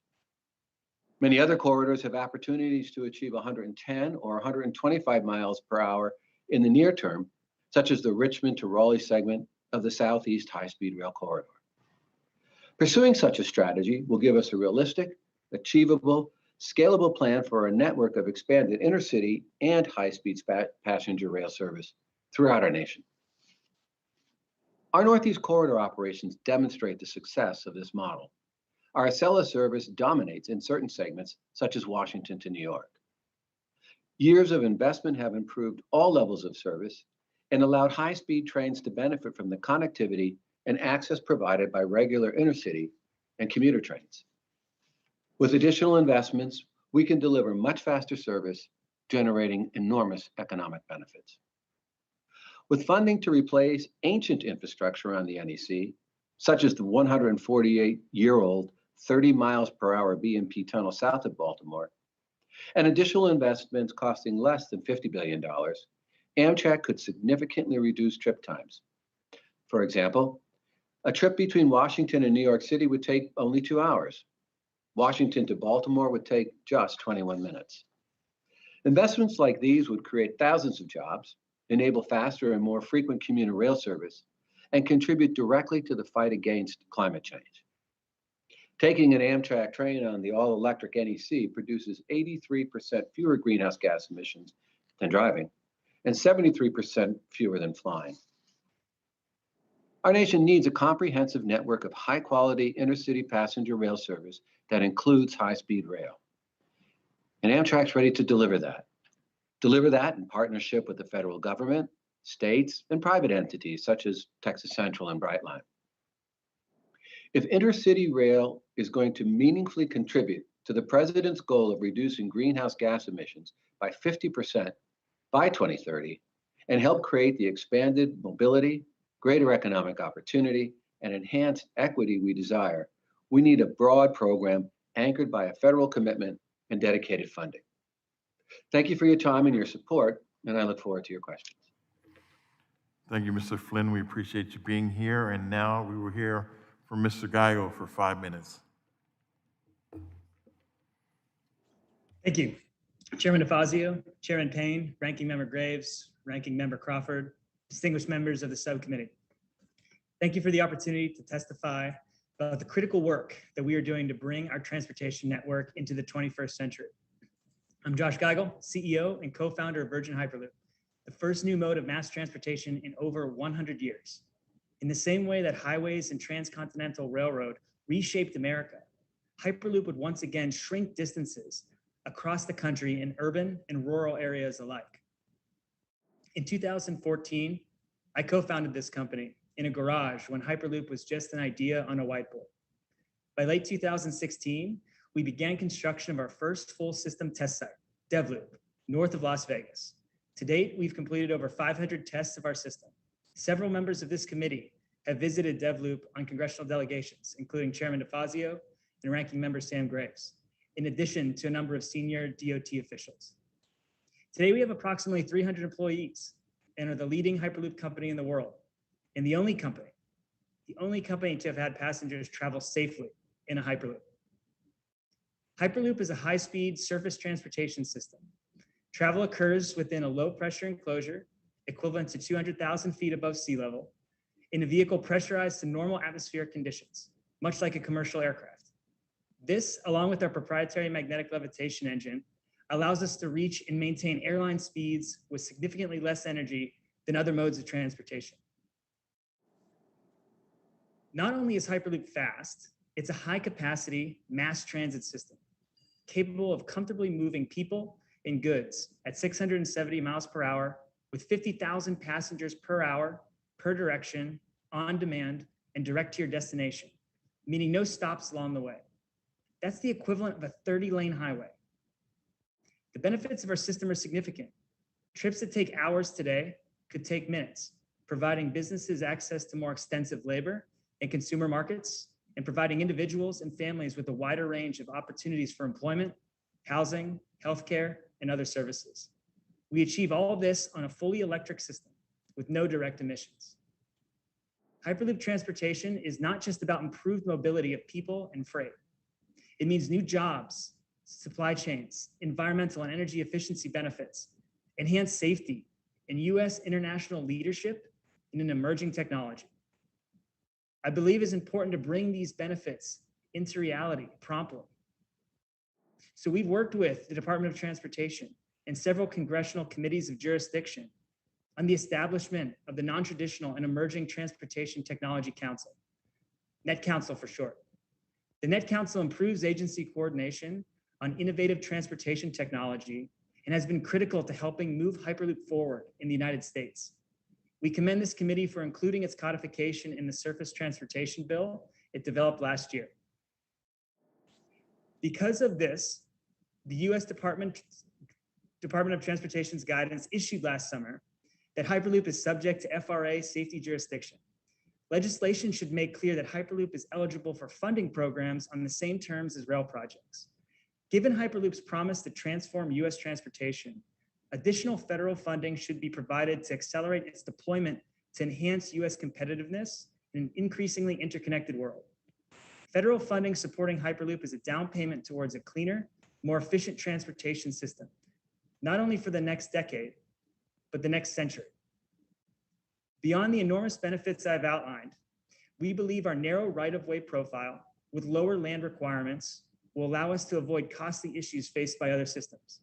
With rapid travel speeds and efficient fleet management, we expect to significantly reduce operating costs. As with all cutting-edge technologies, we expect further cost efficiencies to emerge as our technology scales and matures. So in conclusion, we want you to know that Virgin Hyperloop is ready. It's no longer a question of whether Hyperloop will happen, but where it will happen first. In November 2020, through our Pegasus demonstration, 2 Americans became the first human passengers in the world to ride a Hyperloop system. And one of the things I didn't mention in my intro is that I was one of those 2 Americans.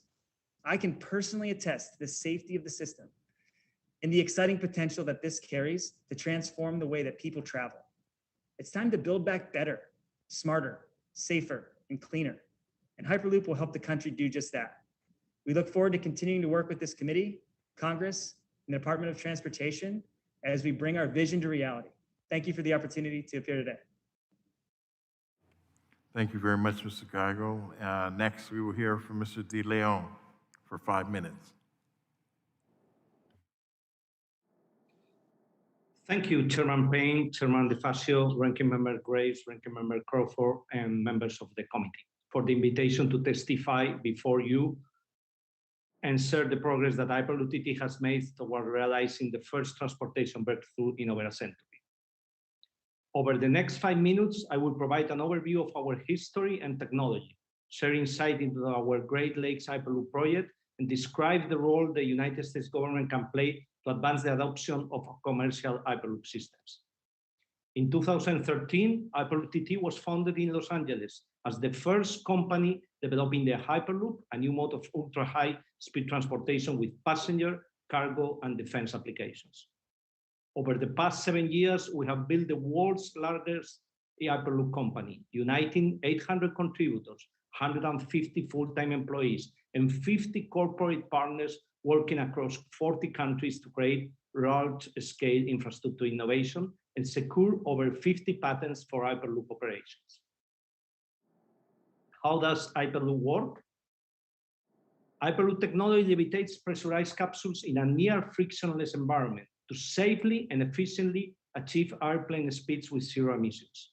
Our capsules will levitate over an unpowered conductive track using proprietary passive magnetic levitation developed at Lawrence Livermore National Lab, funded by NASA and tested at full scale by General Atomics in San Diego. Removing steel wheel on rail friction and operating in a low pressure environment, Hyperloop travel requires significantly less energy than current transportation methods, reducing the money and time that passengers must spend to move between city centers. This is not a theoretical concept, but a ready-to-build reality.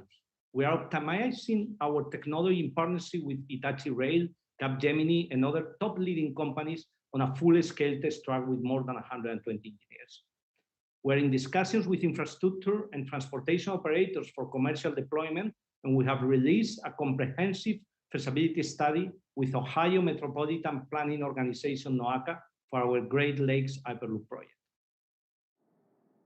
The Great Lakes Hyperloop feasibility study, conducted by independent transportation economists at Thames, found that a 468-mile route connecting Cleveland, Chicago, and Pittsburgh is profitable without government subsidies, has a 3 to 4 years construction timeline, benefit cost ratio of 2.2, and cost of only $54 million per mile, significantly less CapEx than high-speed rail or maglev alternatives.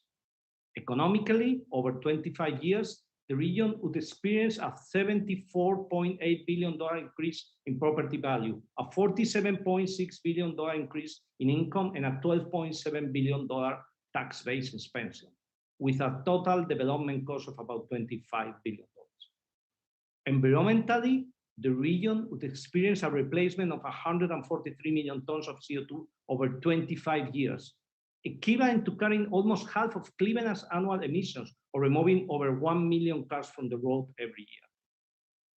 To summarize, the study found that Hyperloop TT system is efficient, it's profitable, and is sustainable, and will significantly improve Americans' quality of life and could increase US GDP by 1% when deployed as a national network. Hyperloop technology is not a distraction, it is an opportunity. While high-speed rail and maglev technologies have been around for decades and solved some of the problems of transportation, the reliance on public subsidies, energy requirements of increasing speed, and distance limitations prevent general adoption in the United States. Hyperloop technology is the economically viable, natural evolution of existing technologies, and we invite the entire American transportation industry to work with us and bring this to the American people. We are requesting assistance through the maglev Deployment Grant Program to advance pre-construction planning activities. Also, as Congress drafts transportation and infrastructure legislation, we respectfully ask that you establish a new Hyperloop grant program to support further R&D, feasibility studies, environmental analysis, and other pre-construction activities as a way to improve transportation and commerce while spurring business growth and job creations across the country. Today, thousands of pieces of technology trace their origin to 52 years ago, when the United States invested in science and innovation to land an American on the moon. With minimal government investment, Hyperloop has the same transformative potential to position the US as the leader of a new era of sustainable transportation. Thank you for inviting me to testify. Thank you, Mr. De Leon. And now we have Mr. Reininger for 5 minutes.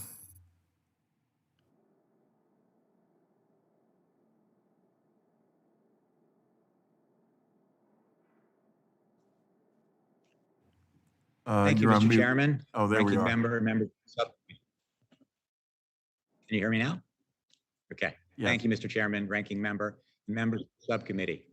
I'm honored to be here again, having last testified before you 4 years ago. Brightline was under construction, and some of the same topics were on the table.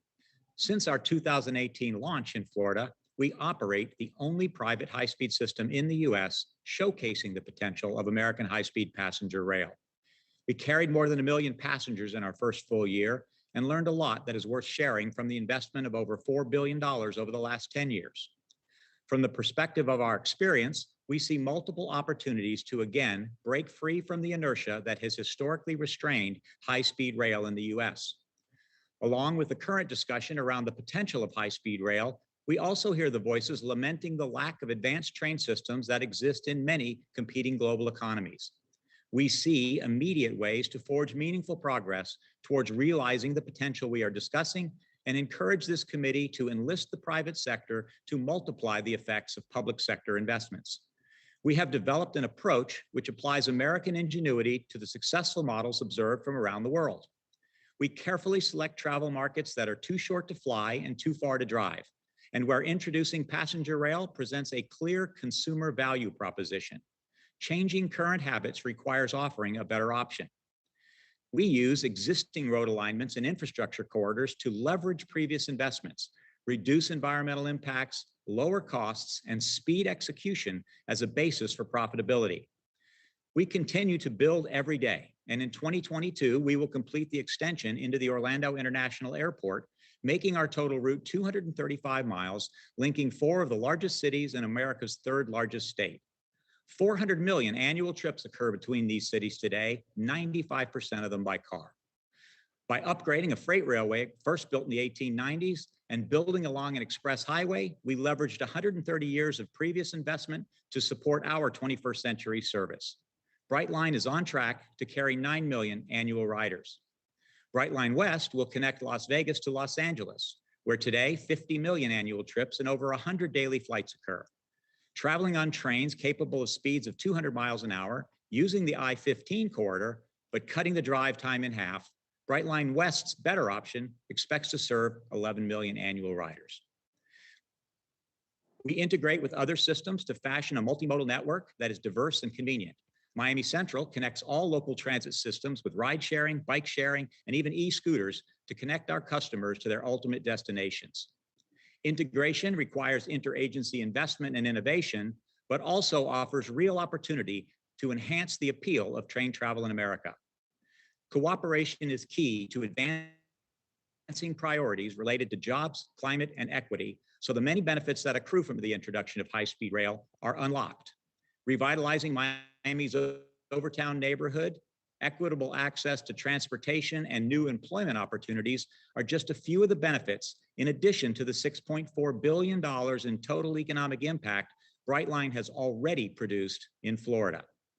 As this subcommittee looks to exact results, especially through increased public investment, we urge you not to consolidate around a single approach and not to underestimate the power private investment can bring towards crafting a national network. Consider allowing private entities to become eligible parties for FRA grant programs by partnering with currently eligible applicants as a simple way to stretch direct government investment. High-speed rail projects require large upfront investments and need cost-efficient, long-term financing. Private activity bonds helped us attract private lenders and freed up capital to be redirected into building our hard assets. Consider increasing the volume cap on PABs from the current $15 billion, which has already been exhausted, to $30 billion to create a larger pool to help finance projects. An improvement, but PABs alone is not the full solution. RIF was designed as a low-interest loan in lieu of grants to incent projects that need an economic boost.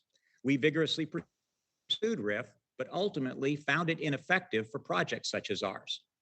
RIF has only provided $6.2 billion in project funding over the last 2 decades, none of which has gone to high-speed rail. Why? These projects get laden with high upfront credit risk premiums, adding inertia that defeats the momentum otherwise gathered from a low-interest loan. If credit risk premiums were an eligible use of US DOT discretionary grant programs, much smaller grants used in conjunction with a loan would ultimately return principal and interest to the government, engage equity investment into the collateral, and lower the overall level of public investment needed to exact results. We commend the efforts of this subcommittee and believe our collective efforts can advance us towards an American high-speed rail system that will compete against the best in the world. And as an active participant, we remain fully committed to overcoming inertia and building more systems we can all ride within the next 4 years. Thank you very much for the opportunity. Thank you very much for your testimony. We'll now have Mr. Rogers for 5 minutes. Thank you very much, Mr. Chairman, members of the subcommittee. Thank you for this opportunity to testify today. We're 100% U.S. owned and franchised by the Maryland Public Service Commission to provide high-speed rail service between Washington, D.C. and Baltimore, utilizing the world's fastest proven mass transportation technology, the superconducting magnet levitation. SC Maglev is environmentally friendly, energy efficient, and deliverable today. The Northeast Corridor, or it has been named the Northeast Megalopolis, is the most populous corridor in the United States. It holds over 50 million people on 2% of the land area and accounts for 20% of US GDP and 75% of all US rail travelers. This mega region lacks modern first-class transportation infrastructure. Central Japan Railway, or JRC, began maglev technology development in 1962, and in 1997 constructed the Yamanashi Priority Line, demonstrating, testing, and proving SC maglev technology. It is fully Japanese government approved now for public use. In 1998, Congress created the maglev deployment program. The purpose of this program was not to do research and development on maglev, but to actually deploy a system at the best location in the United States. A national competition was created for states to apply and ultimately select a single project. Washington-Baltimore maglev project is the winner of that competition. Far exceeding Congress's original goals, we've entered into an agreement with JRC granting BWRR a cost-free license to deploy the SC Maglev on the Northeast Corridor. JRC's had a bullet train deployed since 1964. In 2019, it carried 168 million passengers with trains as often as every 3.5 minutes and an average annual delay of under a minute. It is the safest transportation system in the world with no accident-related fatalities in 57 years of operation.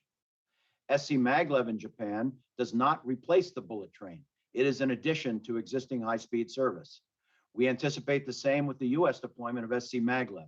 Amtrak will still carry millions of passengers. We are complementary to Amtrak, and we are singularly focused on the 94% of passengers that still utilize their automobile. Our short-term vision is a standalone project connecting Washington BWI Airport and Baltimore in 15 minutes. A longer-term vision will connect all the major city centers and airports to New York City in an hour. In pursuing our vision, we're guided by 4 principles. Number 1, best in the world technology. Number 2, job creation, creating 161,000 construction job years, employee labor earnings of 8.8 billion, skilled training and union jobs for tens of thousands, increased US GDP of 23 billion from construction and 599 million a year thereafter. Diversity, equity, and inclusion, number 3. We have a written DEI plan developed along with minority firms, civil rights groups, and social activists. The goal, 40% of construction-related jobs for people of color and women. 4, combating climate change. Transportation is a major contributor to global climate change. DC to Baltimore has currently over 120 million trips per year. We will reduce vehicle miles traveled by 9 to 12%, eliminating 16 million cars and 2 million tons of greenhouse gas reduction. 2016, and full environmental impact statement began, and the draft has already been publicly released. Public hearings on the project are complete. While there are always negative comments on a large infrastructure project, 79% of the public hearing testimony testified in favor of the project. Over 19,500 people have signed a petition in favor of the project. Quarter polling since 2011 in 4 different years has shown over 86% support for the project.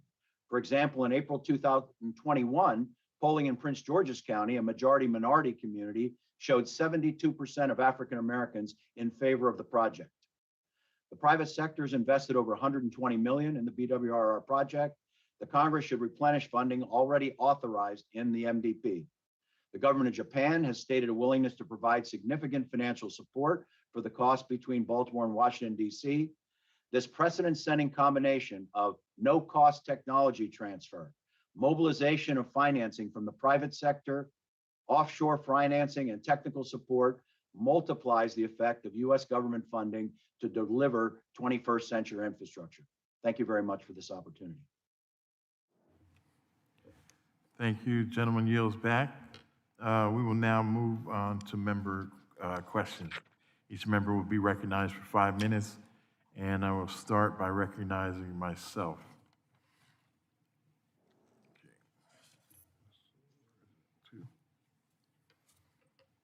Okay.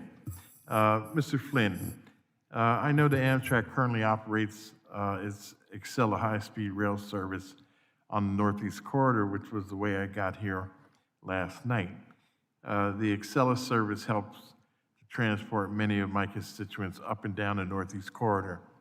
I look forward to clearing out the infrastructure backlog on the Northeast Corridor, including the Gateway program, so that Acela trains can travel at the entire full speed along the entire corridor.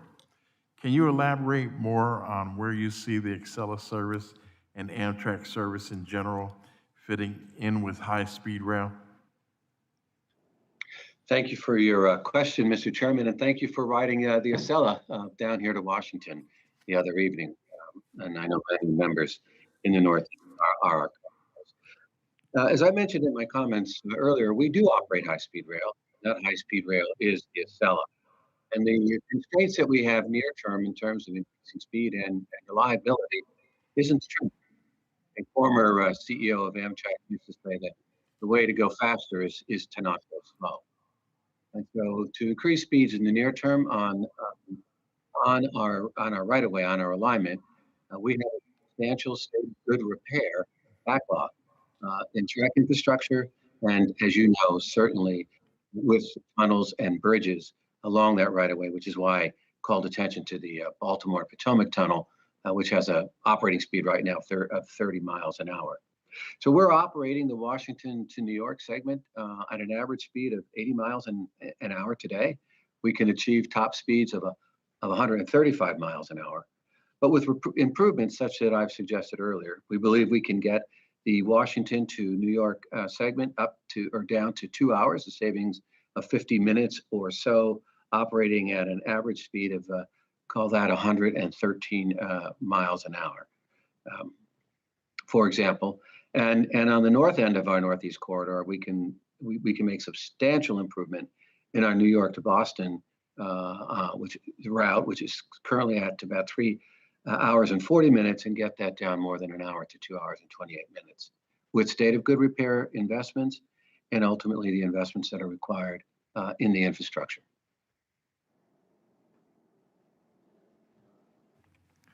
As I stated to the last panel, equity in rail is one of my top priorities as chairman of this subcommittee. I wanted to be sure that your projects will benefit underserved communities and offer a fair shot at contracting opportunities for minority-owned businesses. To the panel, how will your projects take equity into consideration, and how do you plan to give minority-owned businesses a fair shot at contracting? I'll start with Mr. Aguilar. Mr. Chairman, as I was saying, we have very clear targets for set in each contract that we sign.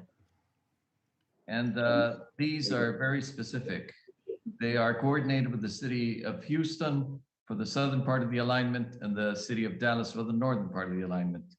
The targets are 34, on average, 34% inclusion targets for construction and 24% for professional services. So that gives you a sense of how much of a priority it is for us. Number two, in terms of equity for rural communities, I mentioned in my statement that we will provide some additional services, broadband being one. Our plan is to have broadband alongside our alignment for up to 30 miles on either side of it, offered to the population. Okay. These are ways in which we would do it. Mr. Aguilar, I'm going to have to move on. Mr. Giegel, same question, and just a quick response, please. Thank you for the question. We are looking for a new technology. We're creating a new technology. With that, we're connecting local cities to economic opportunities using local partners. And this is going to be able to connect places along the way. There's no such thing as flyover states anymore. The ability to get more people on our network, creating more opportunities for employment, for jobs, for recreation, also for local partners to actually create the infrastructure in that particular area. In underserved communities and yes, sir. Minority businesses? Yes, sir. Thank you. Mr. De Leon?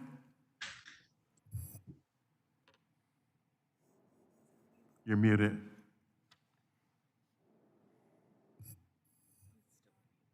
You're still on mute.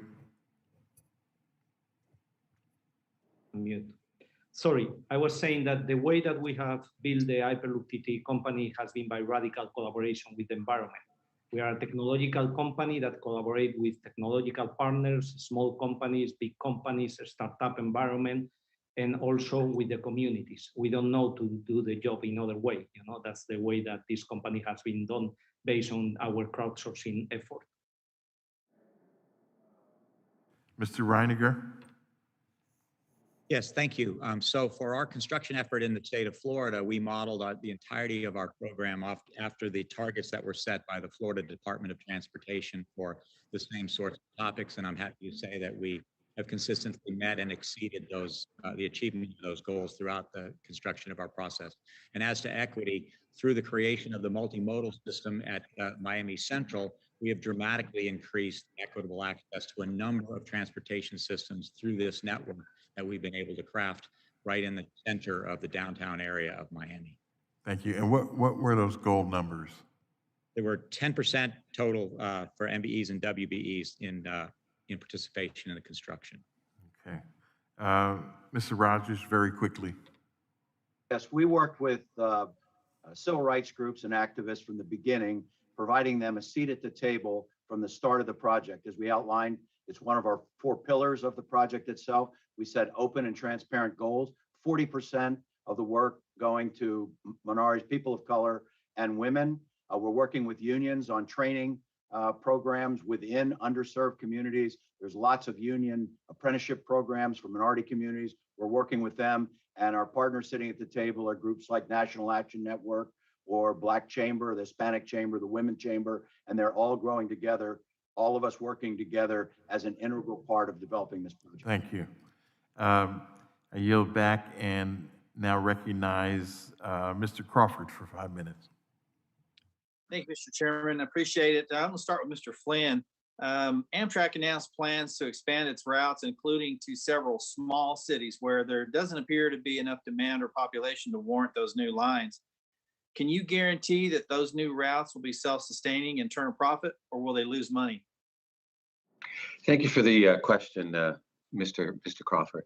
So we announced a vision, Amtrak Connects Us, which talks about expansion of existing lines and service to new areas, about 60 routes therein.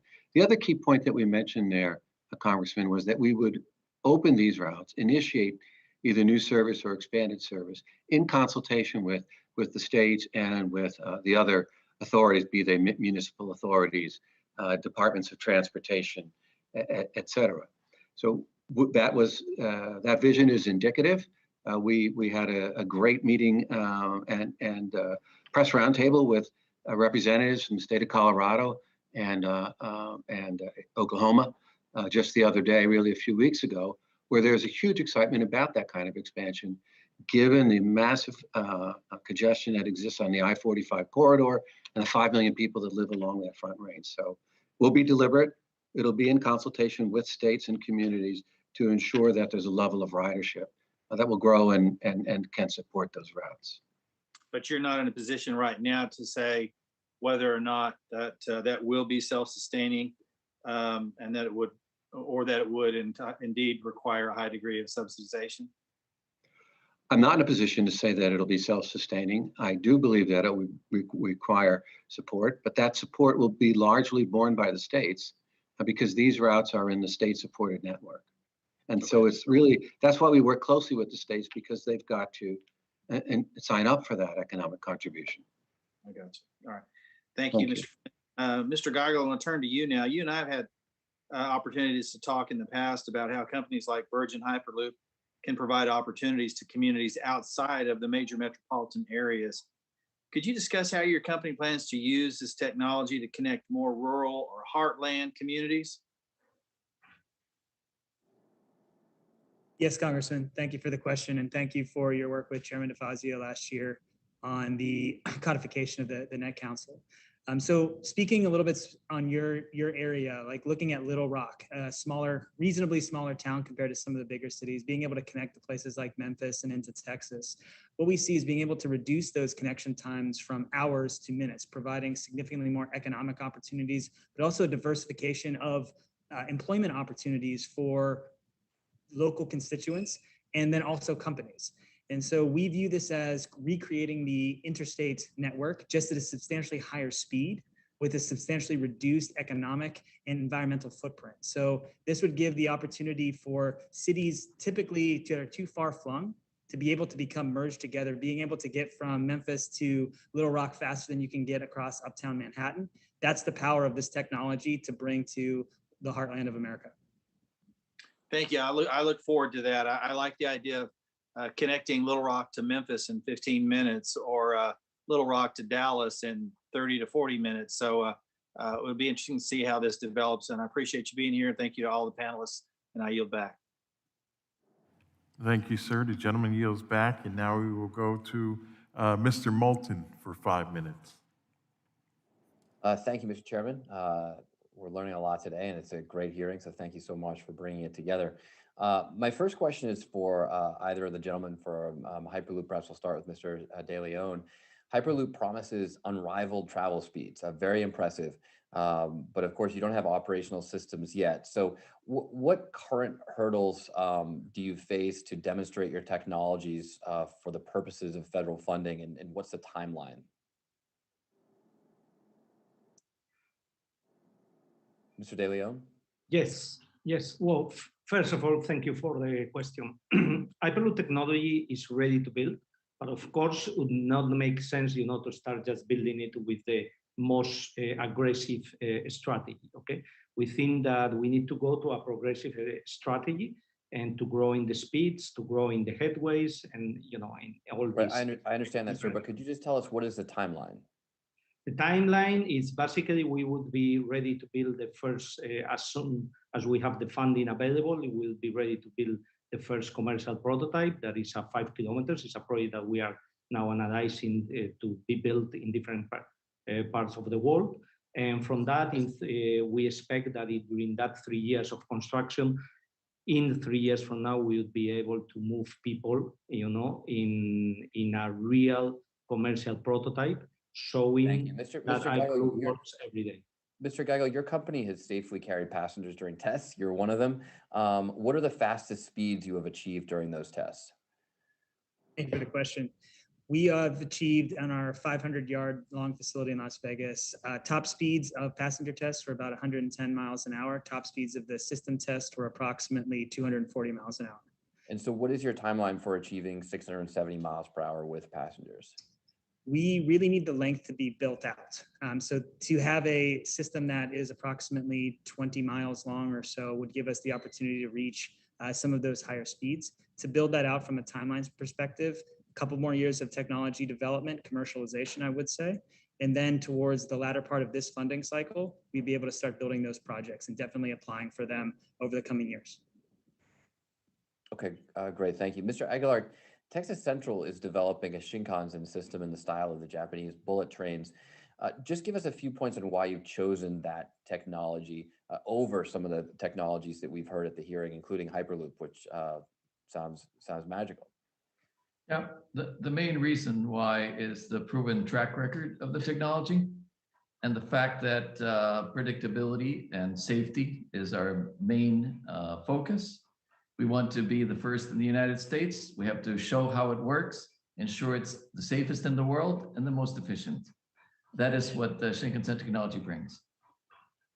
Great, thank you. And Mr. Flynn, I just have a couple of questions for you. I've been a huge supporter of Amtrak for many years in Congress and beyond. Most recently led a bipartisan letter for Amtrak appropriations that would deliver nearly $4 billion for the Northeast Corridor of the national network, which was based on your estimated request released in early April. But I do want to get straight on some basic facts. What is the top speed of the Acela service? The Acela service in the southern network, Washington to New York, top speed is 135 miles an hour. And then in New York to Boston, a top speed of 150 miles an hour across different segments of the track. We're operating at a lower speed on a scheduled basis, as most high-speed operations, in fact, do around the world. So for how many minutes of the 7-hour journey from Boston to Washington does the Acela run at that top speed of 150 miles per hour? It about 34 minutes would be the top, about 34 miles, pardon me, would be the top speed. We would be operating at that top speed over 34 miles of track. So how long does that take? What's that, about 8 minutes or something like that, 10 minutes? It's in that range. Yeah, it's in the range of 10 minutes, sir. And so would the Acela's top speed of 150 miles per hour qualify as high-speed rail anywhere else in the world? Yes, 125 miles an hour is the international standard for high-speed rail. Actually, it's widely accepted to be 186 miles per hour. Usually the definition used in the European Union is about 160, 250 kilometers per hour, but 300 is really the standard. And of course, in China, China's building to much higher speeds, up to 250 miles per hour. Do you think that America should accept that lower standard, or should we be doing as well or as better than the Chinese? Well, I think we should be providing America absolutely the best mobility options and strategy that we can. But I did want to say that as far as I understand the regulation, 125 miles an hour on existing track infrastructure is high speed. Our Acellas that we're ordering, the new Acellas that are delivering, I shouldn't say we've ordered, will have a top speed of 186 miles an hour. And with the infrastructure improvements we've talked about in our state of good repair, we'll be getting the Washington, for example, Washington, New York, down to 2 hours. That speed is an average of 113 miles an hour. But there's speeds, top speeds, and there's scheduled speeds. So for example, Tokyo, Nagoya, 35 million people in the greater Tokyo area, 12 million people in Nagoya. It's a 217-mile distance between the two. The version of the Shinkansens that ride on that track today have top speeds of 185 miles an hour, and the scheduled speed's 115, because there are stops in between. There's the time to ramp up. In fact, most of the international routes that I've examined since coming to Amtrak of high-speed trains in Europe and in Japan have schedules that operate somewhere between 49% to, I think, a high of about 70% of maximum speed. Right, but Mr. Flynn, you're talking about average speed, right? Those lines in Japan still go 186 miles per hour. The trains still go 186. They just have to stay, because they have so many stops, their average speed is 115. And if you actually understand the history here, is that America revised down its definition of high-speed rail to make these other projects qualify. And I just don't understand why we wouldn't be aspiring to be the best in the world, rather than be behind literally everyone else when we talk about building a transportation technology. We're not aspiring to be behind anyone, Congressman. Back in 2010 and 2012, we Amtrak provided the NEC Futures vision for the Northeast Corridor, which called for substantially higher speeds. It's really a question of funding. Well, that is exactly I can assure you, Mr. Flynn, that is exactly the vision that I support, and I think you find a lot of support for that on the committee. Thank you, Mr. Chairman. I yield back. Thank you, and I agree with the gentleman from Massachusetts. There are many of us on the committee that would agree with that. Next, we will have Mr. Davis for 5 minutes. Thank you, Mr. Chair, and thank you to my colleagues and witnesses for being here today. Got a few questions. I'm going to try and run through them quick because I want to hit a few of you here who have come. Mr. Reininger, you're doing a lot of great work in Florida, Nevada, and California. First, is there any chance you're interested in a project connecting my home state of Illinois with any of its neighboring states? Well, thank you, Congressman, for your question. And I guess we would have to go to our core business model and say, let's get out the map, let's draw a 300-mile ring around Springfield and find the major cities that connect in that ring, and let's find a road corridor or an infrastructure corridor that we can use as a jumping off point, and there's a solution hidden in there someplace. So we'd be happy to engage with you on that. Great. I've ridden on your line in South Florida, and I'd be glad to sit down with you and your team at any time. Secondly, our former colleague and chair of the subcommittee, Jeff Denham, he would always use Brightline as a case study for the development of high-speed rail in the United States, as contrasted against the California experience that he saw. What have other countries done to successfully incentivize private sector investment? And what can we do better to spur private investment here in the United States? So in our testimony, we've outlined a number of those things. I would say probably the most important thing that would boost private sector investment would be to help us access efficient long-term capital in one of any number of ways. So we've suggested that making private sector entities like ourselves eligible for grant programs in the future when we partner with otherwise eligible public sector entities is one way for the public sector dollar to be leveraged into more than $1's worth of outcome, right? And that would be an important way to make things happen more quickly. We've spoken specifically about expanding the private activity bond allocations. We used it effectively.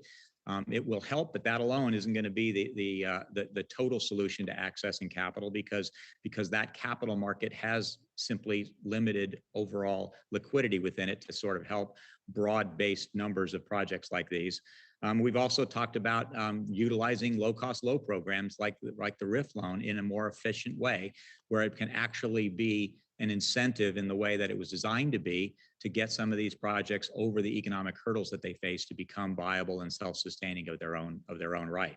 There could be other cooperative models that exist that parallel some of the things that we see elsewhere, where you have unified national host organizations that then tap into other providers such as ourselves that will offer returns on the public investments, but also carry the burden of some of the operations and maintenance risks that would otherwise have to be carried over the long term. So there are multiple sets of ways that access to the capital that gets projects over the hurdles that they presently face that would turn more of these conversations into reality. Well, thank you, Mr. Reininger. I appreciate that. I do want you and the rest of the witnesses here to take a look at my One Federal Decision Act, because I know the regulatory environment can cause expansion or it can cause a lack of expansion in capital products here in the rail industry and in passenger rail. I do want to go talk to Mr. Giegel. Josh, great to see you again, my friend. And you know I wouldn't have you on a hearing without being able to harass you over a few things. Last year, Secretary Chow announced Hyperloop is a technology that can compete for discretionary grants. Looking at HR 2 that passed last Congress, what changes would you recommend to ensure companies like yours are given the tools to be successful? And I got to be quick because I got a question for Mr. Flynn too. All right, thank you, Congressman. It's good to see you again as well.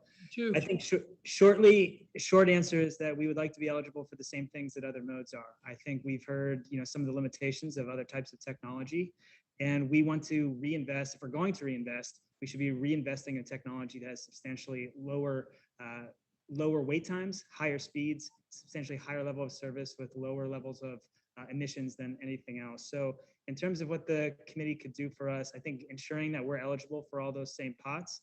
And if they really want to go a step further, let's talk about let's talk about creating the opportunity for new technologies to compete in a very friendly way to incentivize the future of transportation. Thanks, man. I'm looking forward to coming to Vegas and getting in that pod. Sounds good. Thanks, buddy. Mr. Flynn, you know what I'm going to ask you about. The short shunt issue on the Saluki and Illini Express in central Illinois. What's the latest on getting the technology that we all know exists, that we've been told by Amtrak and by the CN that we just have to put it in the trains and it should fix it?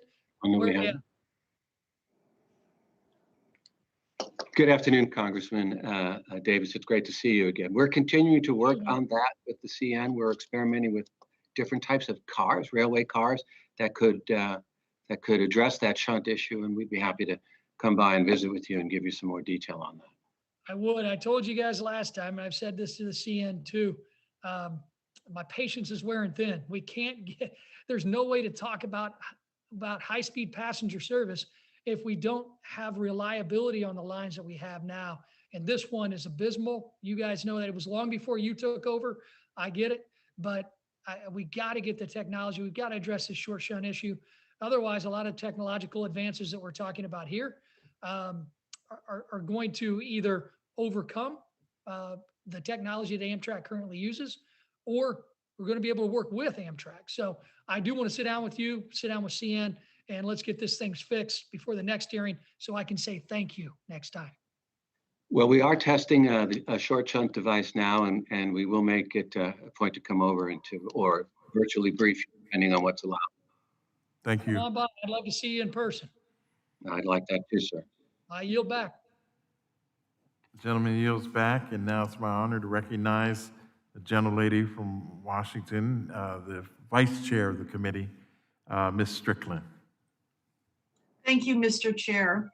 As we've heard from multiple witnesses on our first panel, the need for federal investment in high-speed rail is clear, with the potential to create thousands of railroad and manufacturing jobs, save billions of dollars through reduced congestion on the roads, But I want to also point out that looking solely at high-speed rail doesn't necessarily solve every problem. We need a holistic framework that uses all types of modes of rail. So I'd like to start with you, Mr. Flynn. I'd like to touch on Amtrak's support for the development of new high-speed rail corridors and the role that the current service can play. So can you tell us, how can investments in conventional rail service complement investments in new high-speed rail lines like those being considered in my home state of Washington? Thank you. Thank you very much for that question, because the question itself really, from an Amtrak perspective, outlines the strategy for the development of high-speed rail corridors where they make sense across the country. If we look to learn lessons from the development in Europe and perhaps development in Japan as well, high-speed rail was developed in concert with conventional rail service and connected by two, often as we see on the Northeast Corridor, commuter rail service, so that there is a feed and a distribution to and from high-speed operations across those high-speed corridors. So we believe it absolutely is an integrated approach.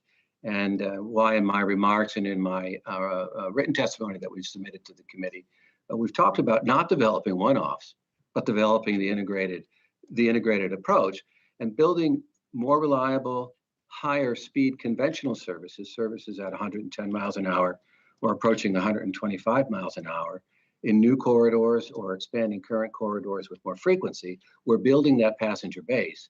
And certainly some of those corridors are and must be candidates for high-speed rail service.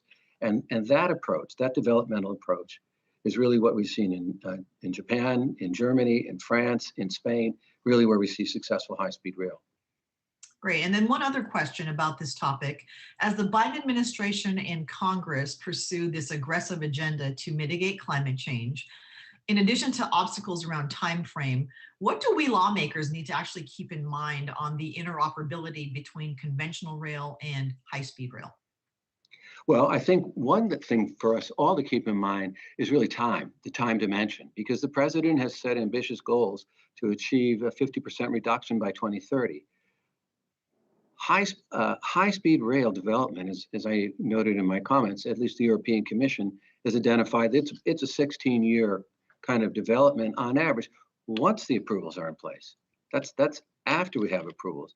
But we've pointed out in our Amtrak Connects Us corridor strategy, we can have impact now in the near term before 2030 to those environmental goals. So building out reliable, frequent conventional service is also the predicate to building at high speed where it's where it makes sense, if I can say it that way, and also is marching down the road to achieve those climate goals in the near term and sustain that.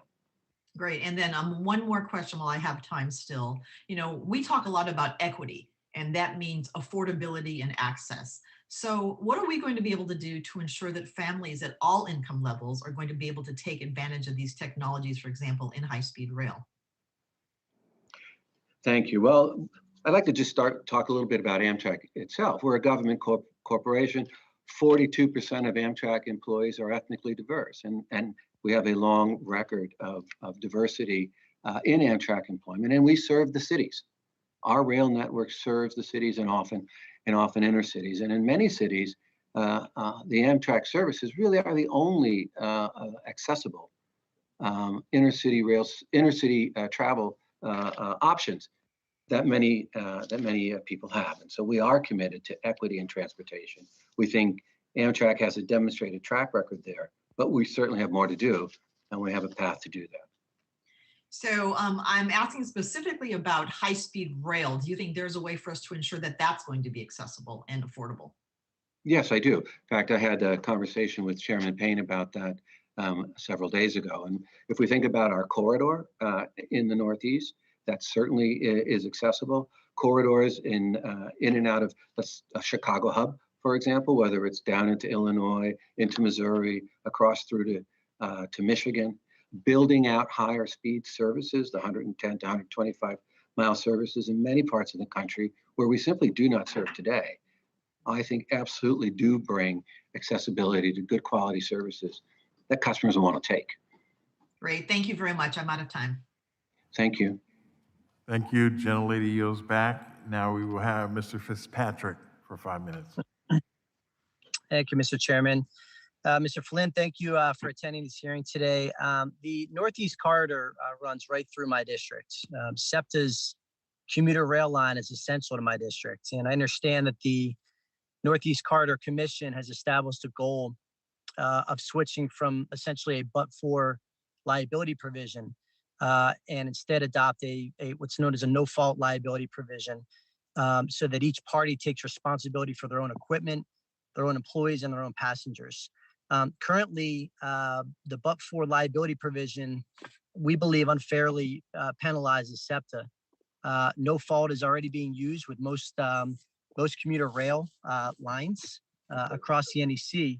So my first question is, when do you plan on abiding by the Commission's policy and adopt a no fault liability with SEPTA? Thank you, sir, for the question. It's not my understanding that no fault is indeed the policy. There are in the Northeast corridor, the members of the Northeast corridor, the several states and Amtrak as well have different views on what the right approach should be on liability, and we're working to resolve that. Again, we'd be happy to sit down with you and your office and have a more fulsome discussion on the question. Yeah, that's our understanding, sir, regarding the Northeast Corridor Commission and what they're establishing. So it's obviously very important to our districts. We'd appreciate the follow-up on that, sir, if that'd be okay. Next question, I'd like to ask you about Amtrak's last remaining in-house call center, which is right outside of my district. Many of my constituents, in fact, work there, and they provide superior customer service compared to the outsourced work. Yet this call center has continuously been under threat of outsourcing. So my final question for you, sir, will Amtrak consider ceasing its outsourcing of customer service jobs and support these hardworking women and men? Yes, thank you for the question, Congressman. I don't believe that the call center is under constant threat. Some employees may feel that or may perceive that, but we've already made commitments to maintain the call center in effect, to maintain the work at the call center. And they've done just a great job. Everyone at that call center, along with all of our frontline employees, have done a great job of serving our Amtrak customers during this pandemic. And we've communicated that. Well, I appreciate hearing that, sir, and I will communicate that to them. So you're opposed to outsourcing? We had, the company had implemented outsourcing, has a backup in peak demand periods, but we have made the commitment to that customer service center, and we will keep that commitment. Thank you, sir. Final question to Mr. Rogers, Maglev. Mr. Rogers, I understand we have a mutual friend, Mr. Jaron, who wanted me to say hello. But my question for you, sir, first of all, it's an exciting time for your company. It'll be a great time saver for passengers on the NEC. Can you tell me how your company will go about hiring crews needed to build this project? Yes, we really look at workforce development as integrated. And so we talked about our 4 pillars with diversity, equity, and inclusion, with union jobs. And we're going to have 161,000 job years. So that's a big number that we have to do. So one of the things is we've worked closely with unions.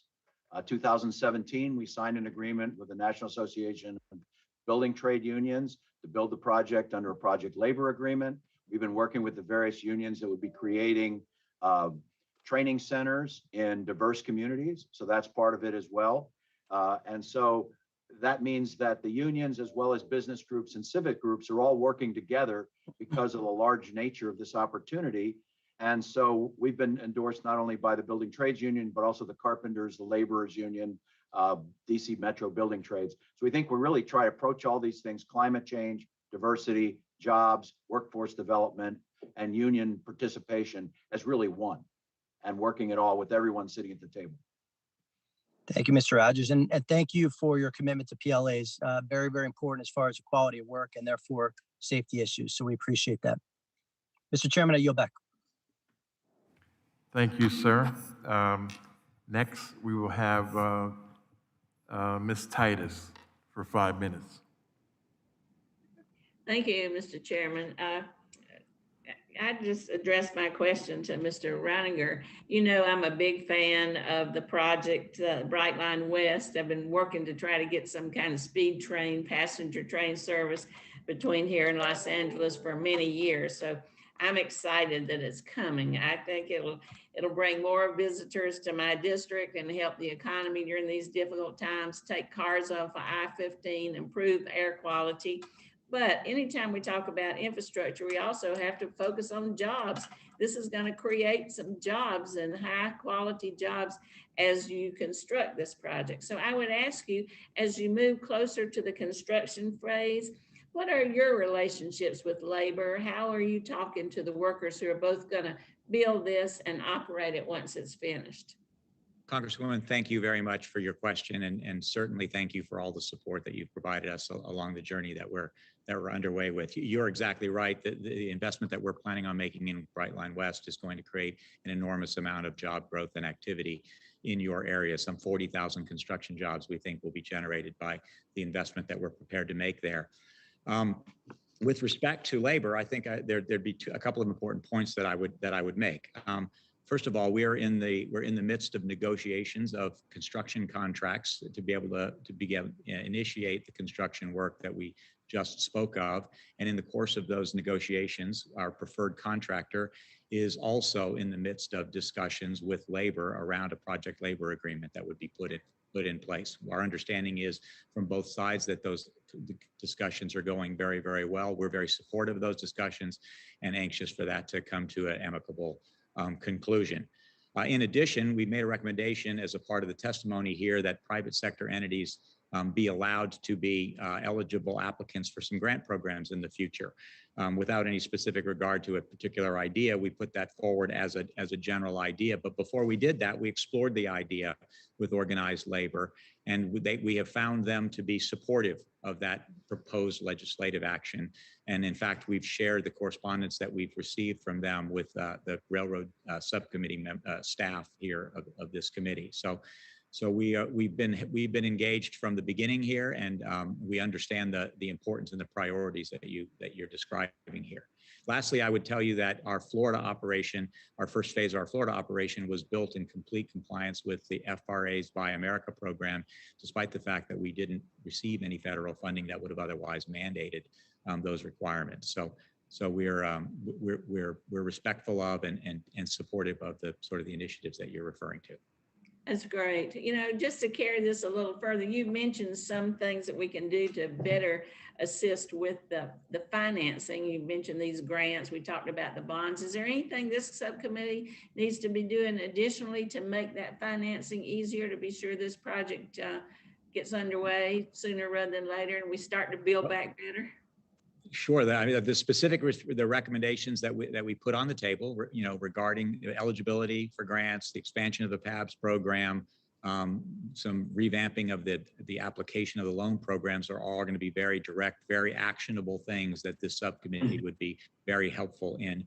Beyond that, we've spoken on the written testimony about curtailing some of the discretion that is applied to some of the approval processes in the regulatory framework that will help otherwise increase confidence in the processes that we undergo, and also reduce what was oftentimes unnecessary time delays, which translate into additional costs to the project. So we have provided a few what we think are very actionable, very practical things that this subcommittee can do to help us do what we think we are doing, which is breaking the inertia that has limited progress in this space over the last several decades. Well, I'm excited to hear that and work with you, Mr. Chairman, and the other members of this subcommittee. Representative Moulton, I know, is interested in this topic to try to get some of those things accomplished. I yield back. Thank you. Gentlelady yields back. Now we will have Mr. Westerman for 5 minutes. Thank you, Mr. Chairman and Ranking Member Crawford, and to all the witnesses. This is a very interesting testimony that I've listened to it and I've read your testimony, and probably a lot more questions than I can get in 5 minutes. But Mr. DeLeon, you testified that the development cost of Hyperloop is only $54 million per mile compared to $150 to $200 million per mile for other modes. Now, as a as an engineer serving in Congress, when I hear only $54 million a mile, that raises an eyebrow. And I even checked with my state Department of Transportation. They tell me they can build urban interstate for $9.7 million per mile, rural interstate for $7.5 million per mile, and interstate through the mountains for $11.45 million per mile. So would you clarify what you're talking about when you say only $54 million per mile, and what are the other modes that are 150 to 200 million? Yeah, well, in all the analysis that we have done and in the analysis that we did in Great Lakes, this was the cost, the average cost that we'd have, for developing all the infrastructure and all the system. Every time that we have done a comparison, we are looking at numbers that are around 30% to 40% less than high-speed rail. And that is because Hyperloop basically is a smaller infrastructure and much more simple infrastructure, okay? And, but of course, the cost of the high-speed rail depends also a lot in the country. In Spain was like 20 million per kilometer. In France was 32 million per kilometer. In California, they're talking about 150 million. So it depends on the country. So you cannot have a real clear cost, until you do a real feasibility study and you analyze the territory, the orography, and everything that is needed to develop. What we have seen in our Great Lakes feasibility study is that these numbers make a lot of sense, that you have a recap on the investment of around 25 years. So, Let me tell you. so you're saying it's, I'm going to have to keep moving on, but I wanted to, Mr. Reininger, what's your experience on cost for high-speed rail? How much per mile? So I can point to our two examples. Our real-world example in Florida, we've invested about $16 million a mile for the 235-mile system that we built there, and our Brightline West program is going to be executed for about $31 million a mile. Okay, so that still surprises me that it's that much per mile, but you've built them, so you know exactly what it costs. As we look at new technologies like Hyperloop, I do see a lot of advantages for that because it is a small footprint. The pods operating in a vacuum. I've had a chance to go out to Las Vegas and visit the test site, and I know that there's been a lot of great work that you guys are doing out there, Josh. I know you could probably build Hyperloop on the highway interstate median. You could put, it can go underground, it could go underwater, it could go above ground. You don't have any grade crossings. You don't have to worry about animals getting in the way. It's adverse to weather. But I also understand that the technology is not as proven. But outside of that, what would prohibit, I mean, if you're looking at high-speed rail, why aren't you, or mass transit, why wouldn't we be looking at Hyperloop as the first technology to look at, or the future technology?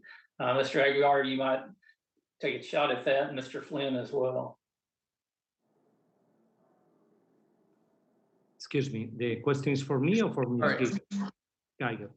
No, for me, I believe. I would start by saying, short-term needs need short-term solutions. And as I said in my testimony, our market here down in Texas is already congested, very congested, needs solutions to be offered. Our cost per mile, by the way, is about $62 million a mile for the civil infrastructure. But that is because we have built a system that has 50% of this on viaduct. And this is to address concerns to reduce impact on landowners and so on. But that's the main reason why. Mr. Flynn? Thank you, Congressman. Thank you, Congressman Westerman. From an Amtrak perspective, what we've talked about is investing really in both conventional and high-speed rail, which we have today on the Northeast Corridor. And we have the opportunity to expand higher speed conventional rail and high-speed rail in certain corridors in the U.S. Our corridors also serve commuter trains. And for example, if you look at our Northeast Corridor, there's 2,100 trains a day on that Northeast Corridor, and we're part of that. And that includes commuter rails as well, and in our Acela high-speed train. And there's also 60 freight trains a day on that Northeast corridor. So I think it's a very different, well, certainly a very different technology, and certainly very different application. And what we've talked about is the ability to enhance and expand and serve a greater part of America within the next decade on network that exists today that requires some upgrading, but certainly achievable in that time frame with the benefits of mobility benefits, and I would argue the environmental benefits as well. All right. Again, I knew I would have more questions than Tom. I yield back, Mr. Chairman. Thank you, gentlemen. Yields back. And I will now turn the gavel over to the Vice Chair of the subcommittee, the gentlelady from Washington, Ms. Strickland. You have the gavel. Thank you, Mr. Chair. We have 3 members who are scheduled to speak. So at this time, I would like to recognize Representative Garcia for 5 minutes. Thank you, Chairwoman Strickland. Mr. Flynn, in your testimony, you laid out 4 corridors in Amtrak's national network that received significant investments from the 2009 American Recovery and Reinvestment Act, several of which run right through Chicago. Can you share with the committee what kind of further improvements we can anticipate with the type of investment proposed in President Biden's American Jobs Plan? And would Amtrak consider additional improvement in corridors that run through the Chicagoland area? Thank you for your question, Chairman Garcia. Let me start with the last part of your question as to whether Amtrak would consider additional investment. The answer is absolutely yes. And our Amtrak Connects Us strategy, which talks about new corridor services and expanded corridor services, it addresses exactly that. And certainly Chicago is a key component, a key node in the Amtrak network. So that's about expanding services from Chicago into Madison and Milwaukee. We're talking about expanding, that's our Hiawatha service, expanding to multiple daily services through to Minneapolis, St. Paul. To Congressman Davis, we're talking about expansions from Chicago into St. Louis on those several lines, the ability to connect to Detroit, Michigan, and points in between. So Chicago is a very important part of our network, as you know, and certainly a key part of our vision of how we can expand more rail services on routes that we have today and new passenger routes that we have yet to serve. And you wrote at length in your written testimony about why the U.S. has fallen so far behind in high-speed rail connectivity. You also mentioned how existing funding programs like CRISI, the RAISE program, which we previously knew as the Tiger or BUILD, in your words, existing funding streams, quote, wouldn't even make a dent in the construction of a single high-speed rail line. What are some policy solutions the committee should consider to make sure an adequate source of funding exists to begin to build a framework for a high-speed rail network? And does intercity rail need its own dedicated funding stream? Well, the answer to your question, Congressman Garcia, is in your statement. At the beginning of our hearing today, before the first panel spoke, Chairman DeFazio talked about funding, talked about the need for transportation infrastructure. One of the other witnesses, former Deputy Secretary Porcari, talked about funding and talked about the need for a trust fund structure or a trust fund-like structure so that we can have dedicated, predictable funding for these kinds of projects that are going to occur over a very long period of time. When we think about NEPA and the other permitting processes that take place, and then ultimately into construction, on many major projects, we're talking a decade or more. So without the visibility and the predictability and the certainty of funding, these projects are all affected. They ultimately become more high cost, and they take longer than they should. So if I were to recommend one policy action, creating a trust fund or trust fund-like structure for intercity passenger rail would be key. Thank you. And finally, before our time runs out, you discussed the reduction in greenhouse gases when the Northeast corridor was largely electrified. Are there other corridors in the country that would be strong candidates for electrification? What kind of market and policy obstacles remain in further electrification of our intercity passenger rail network? Yeah, there certainly are other corridors that would lend themselves to electrification. There'll be requirements for density of service and key population centers. I talked earlier about our new intercity train sets that we have. We're placing an order for, finalizing that order. Those intercity train sets are dual mode, so the locomotive can go from electric to diesel, and a much more fuel efficient diesel in terms of greenhouse gas emissions that are created per passenger mile by those diesels. So there are interim steps that advance us along the president's goal to that 50% reduction in greenhouse gases. And passenger rail certainly is one of those vehicles to provide the mobility the country needs, but to do it in the most environmentally sustainable way. Thank you, sir. Thank you so much. I yield back, Madam Chair. Thank you. Thank you. I would now like to recognize Representative LaMalfa for 5 minutes.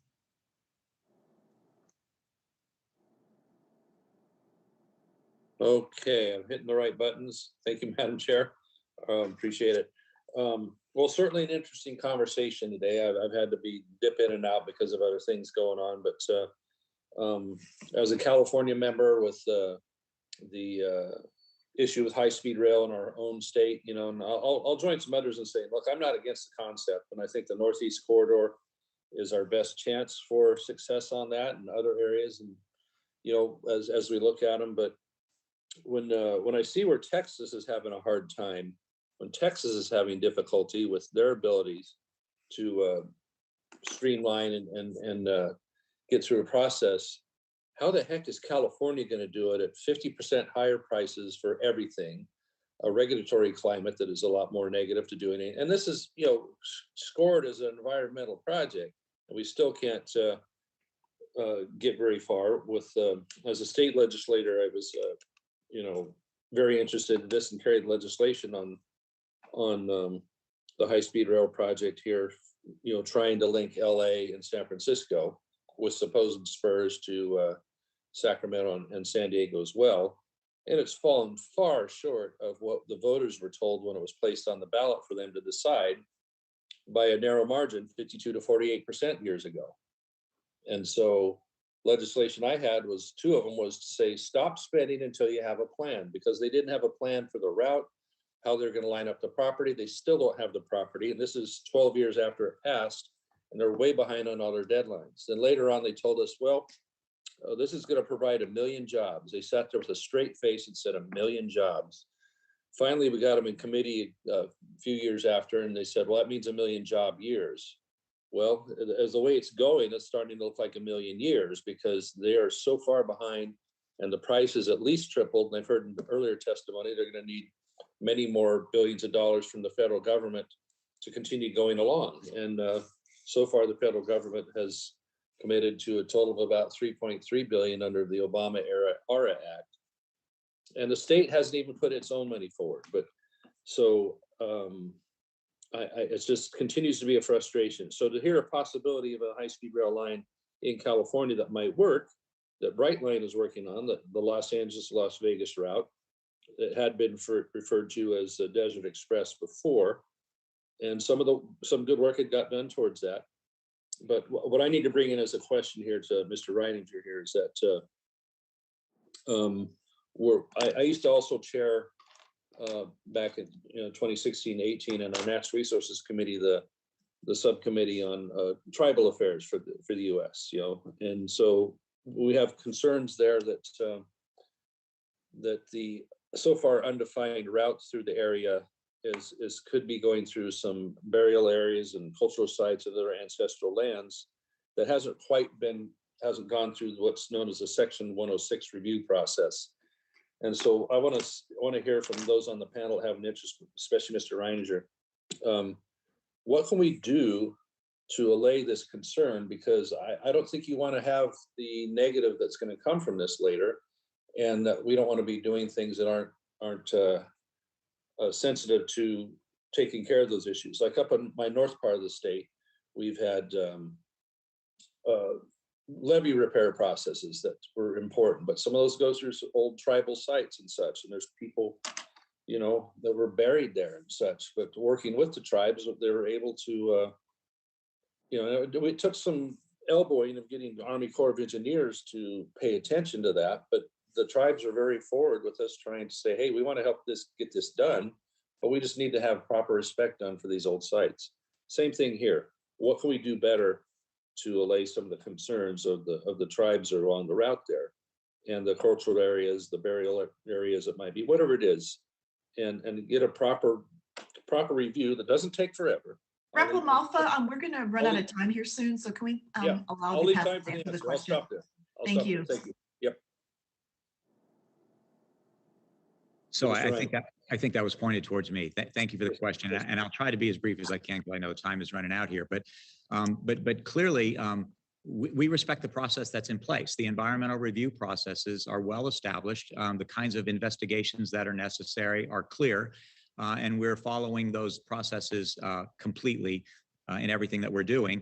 The tribes involved here are definitely a stakeholder that would have a voice in the process, and we encourage the continued engagement with them to execute the process under the guidelines that are in place by the regulatory frameworks.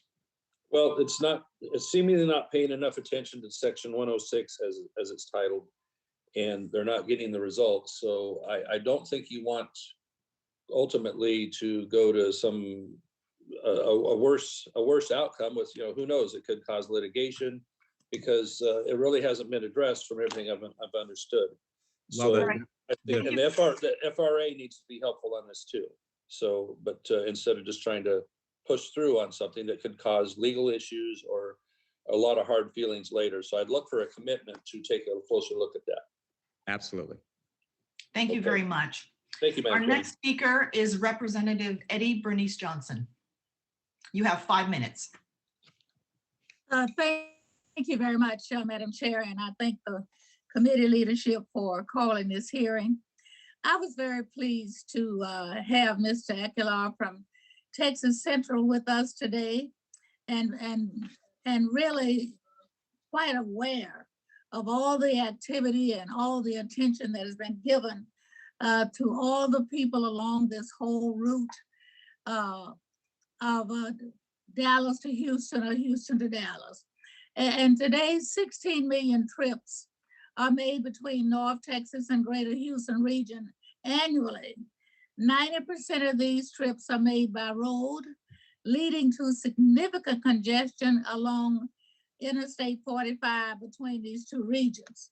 Travel time along this corridor can exceed 5 hours and are expected to exceed 6.5 hours by 2035. With the economy of Greater Houston and North Texas expected to grow at 1.5% per year until 2050, almost twice the national average.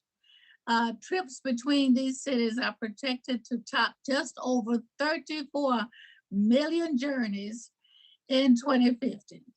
This growth will undermine mobility in the area, degrading our air quality, impacting roadway safety, and stifling economic growth.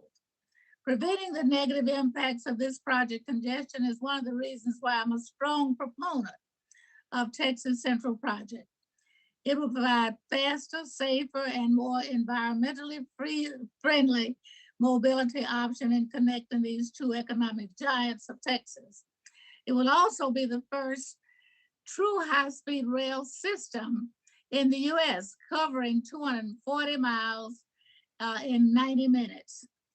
So this project will not only create a large number of jobs for constituents, but also provide a new 21st century mobility option between the nation's largest metropolitan areas, Dallas and Houston.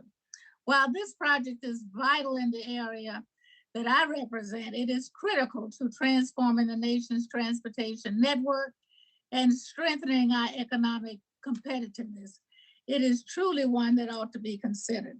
And I'm delighted that Mr. Aguilar, the president, is here today And I know that we've heard a lot of testimony from him. I've been a witness that they have worked this entire route from Dallas to Houston or Houston to Dallas, dealing with individuals, property owners, and all the like. Now, what I'd like to ask Mr. Aguilar is whether or not they are really committed and taken any kind of steps to be sure that it will be also inclusive. We know that this is going to be rural, lots of minorities and women along the way, and it will take a lot of workplace training. So I'd like him to comment on some of the things that have been planned for this route as we begin to take this extraordinary step to improve travel and the environment. Thank you, Congresswoman. And yes, absolutely, you have my commitment and our company's commitment to that. And as I said, we started working with both the City of Dallas and the City of Houston on establishing the goals and set the targets for inclusiveness. That we also added rural businesses as part of the definition of inclusion. And that was intentional. Ensure that we have a broad impact along the whole route.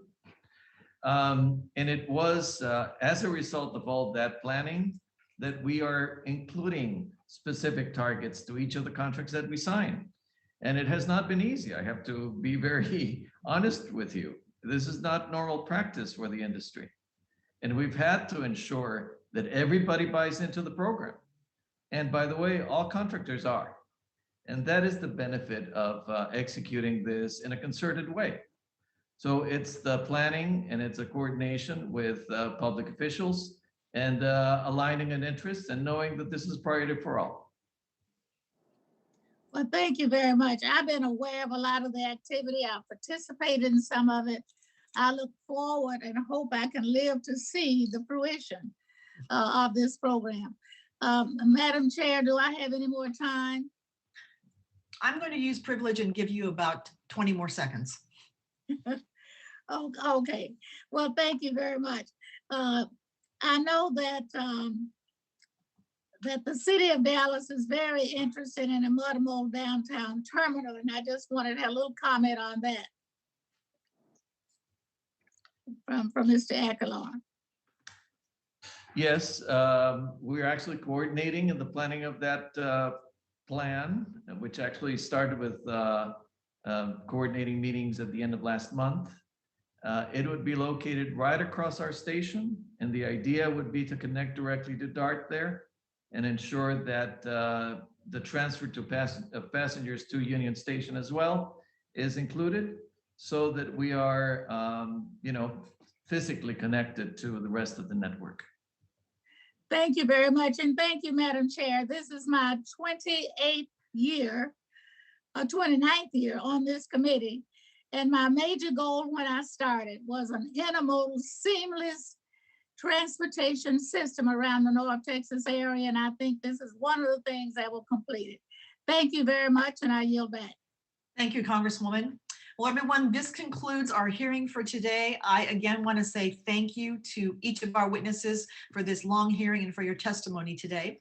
I'm going to ask for unanimous consent on 2 items. Number 1, that the hearing record of today's hearing remain open until such time as our witnesses have provided answers to any questions that may be submitted to them in writing.